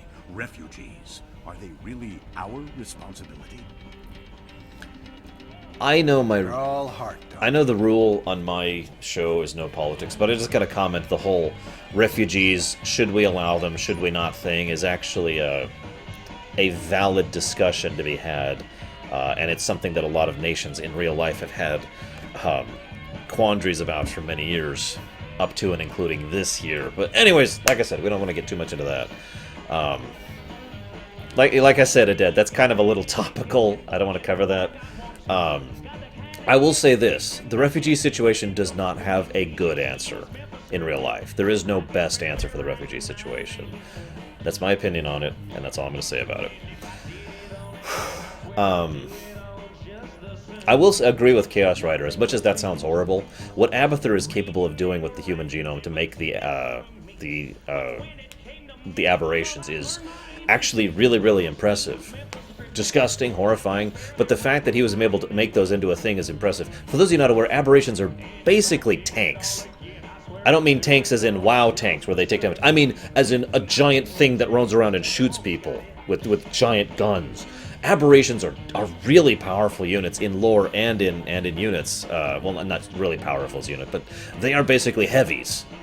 So they turn a human being into this massive death tank thing with tons of health and tons of damage and the automatic AoE thing and all that other fun stuff. That is actually impressive, Abathur. And if you'll excuse me, I now have to go throw up. Scone? When did I last eat scone? What do you think of Dr. Hansen? She's a lovely thing. Full of honey, that one. At least, that's what she wants you to think. You think she's hiding something? You ever wonder why the Zerg hit our world so fast? Something there they want. Something made of honey, maybe. Buzzing little bees. That's relevant, and we'll be talking about that in the future. Like I said, we're going to be cutting off at this mission because I kind of have to. I'm running out of time, and it's getting too late here. But first, we're going to do our throwing up is actually pretty efficient, biologically speaking, if you think about it. Never thought we'd be back on Meinhof again. Oh, we broke our backs trying to make a life on that rock. Kelmorians squeezing us dry. Day we rose up, We just couldn't take it anymore, you know? I feel you. Man's got a duty to stand up and be counted sometimes. Oh, hell, we were stupid. Having right on your side ain't no match for Goss guns and combat walkers. A lot of folks died for nothing. If you hadn't shown up when you did... Hey, your people bought their own freedom. Paid for it in blood. Me and Matt, we were just glad to help. So a little bit of backstory about Swan there. Really, I could elaborate on it, but he's basically giving you all the major points there. One of the things I like about that is the idealism versus cynicism argument, just in a nutshell there. On the one hand, we are the ones who actually bothered to get ourselves free because we're the ones who stood up and took arms for it. On the other hand, that would have meant nothing if the Hyperion didn't show up. They would have all just died, and that would have been the end of it. So, as usual, and this is something that's one of the major themes of Starcraft 2, both extremes don't work. You need a middle ground. Remember, I've been talking about this the whole time if you've been paying attention. I've been talking about it with regards to the Dominion's approach to things versus the Raiders' approach to things. I've been talking about it with regards to Tykus versus with regards to Horner. There will be other examples as we go through this, including the Protoss and Henson, which we'll be seeing relatively soon. No matter how you look at this game, it's all about the two different extremes and how they're both wrong. Both of them are wrong in their own different ways. Damn it, Sice. Uh-oh. Uh-oh.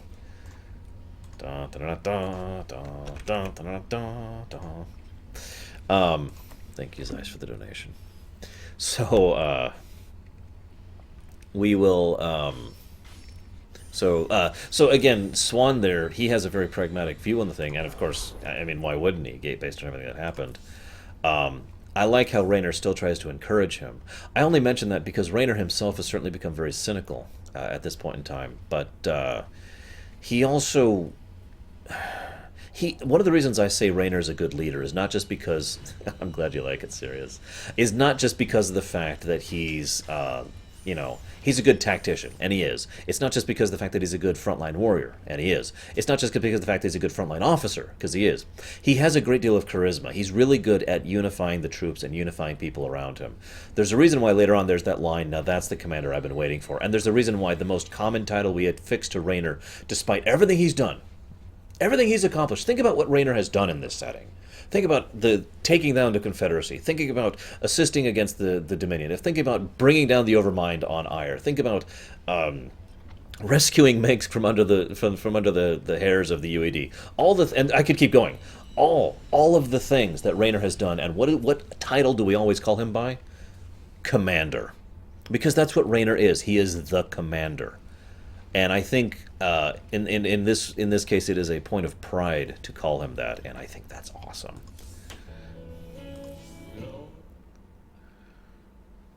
Well, Ariel, whoops. Found a world for your people yet? Yes, an unclaimed planet called Haven. Oh, It's how near the appropriate. edge of Protoss space, but it seems safe enough. It'll have to do. Your people need to lay low for a while. Aren't either of you worried the colonists might be infested? There's the realism. How could you even suggest that? They're perfectly healthy. I hope so, Ariel. The Protoss don't mess around when it comes to infestation. Just in case, maybe you should start looking into some kind of cure for the Zerg virus. Conventional wisdom says a cure is impossible. The virus mutates too fast. Oh, shush, last But time, I'll right? look into it. Just do what you can. That's all anyone's asking. Honestly, I think they're both fairly equal Titans. Both of them share many of the same traits. Frontline soldier, frontline officer, charismatic, generally decent person, etc., etc. Oh, I have dozens of theories, Sirius. I've actually shared several of them.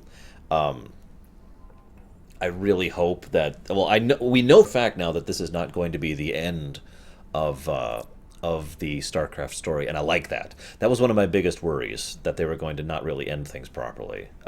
But I'm saying that wrong. Hang on, we need to go to the laboratory really quick.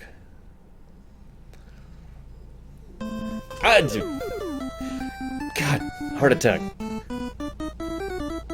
You remember when I was looking for a program to... I hope it is the end of the Amon storyline. In all seriousness, I do. You remember when I was looking for a program to notify me of when donation alerts came up? And I wanted something audio-wise because I kept missing donations before. Like, someone would have to tell me, hey, a donation came out. I'm like, oh, crap, I missed it. And I made it that very distinctive sound for Mega Man 3, and now every time it gives me a damn heart attack. Cisco when he had hair? Oh, Raynor. Raynor knocked Cisco out of the park when he had hair. To really, Bragwin? Okay, hang on. So that's...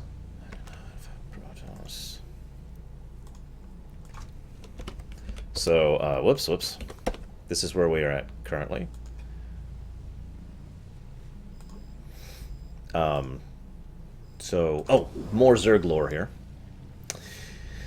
Recovered Zerg examples continue to evolve. Clearly has motor function despite the lack of anything like a neural cortex. It's giving off more heat than it could possibly be absorbing in that tank. I'm learning how some Zerg burrow so well. It's actually extremely sophisticated. They have billions of tiny muscles that vibrate at low frequency, effectively loosening soil, crumbling rock, and snapping vegetation. They can swim through the ground. Not quite as fast as running, but close. I can see a way to put this knowledge to good use. We learn a lot about the setting and the flavor of how Protoss and Zerg work in here, and it's one of the reasons I love reading those little things, and why I'm reading them all to you guys.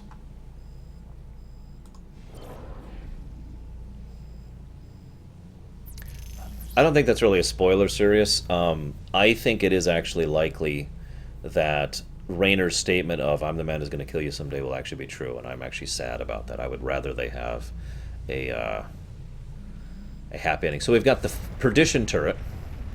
Believe it or not, I never really used the Perdition turret until I discovered how incredibly useful it is on some missions in hard and brutal difficulty. Siding with Henson is canon, and siding with Tosh is canon. And then, of course, this is the command center, which gives it the upgrade that's actually in multiplayer, the planetary fortress thing. We'll be taking the Perdition turrets.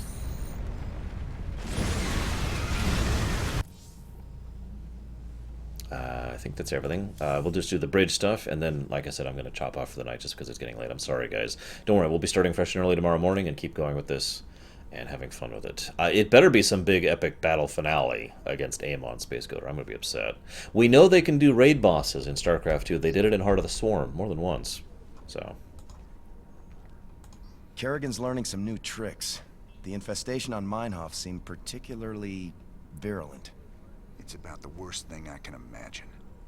Losing who you are like that, all the while being slowly twisted into a damn monster. If any of Dr. Hansen's people on Haven are infested. I know.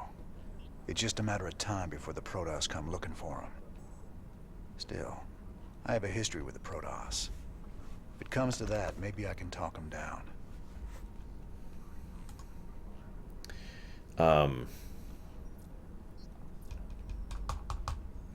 Yeah, no kidding, Titans.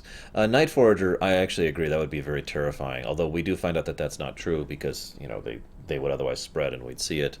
I find it more terrifying to think of all the refugee worlds which are getting swarmed as people. Here's a fun fact for you guys, though.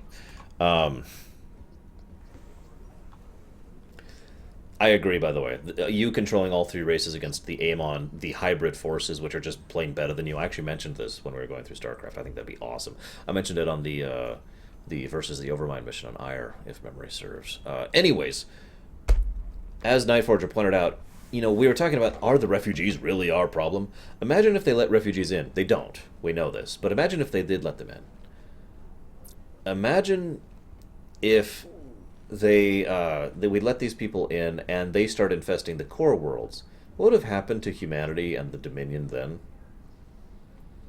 Just, you know, food for thought. I'm working on a cure for the Zerg virus. I just hope my people won't need it. Sure thing. You could totally cure. I'm reminded of that episode of Enterprise where they cure assimilation. You remember that? Remember that? Really? That's pretty much my reaction to her. Really? Anyways, like I said, I'm going to chop off here, guys, before we start the next one. Let me see what our options are really quick. It was awesome. Oh, excellent. New Folsom, which is the next one I want to do, I think. Or is it Tarsonis I want to do? Ah! Can't you forget?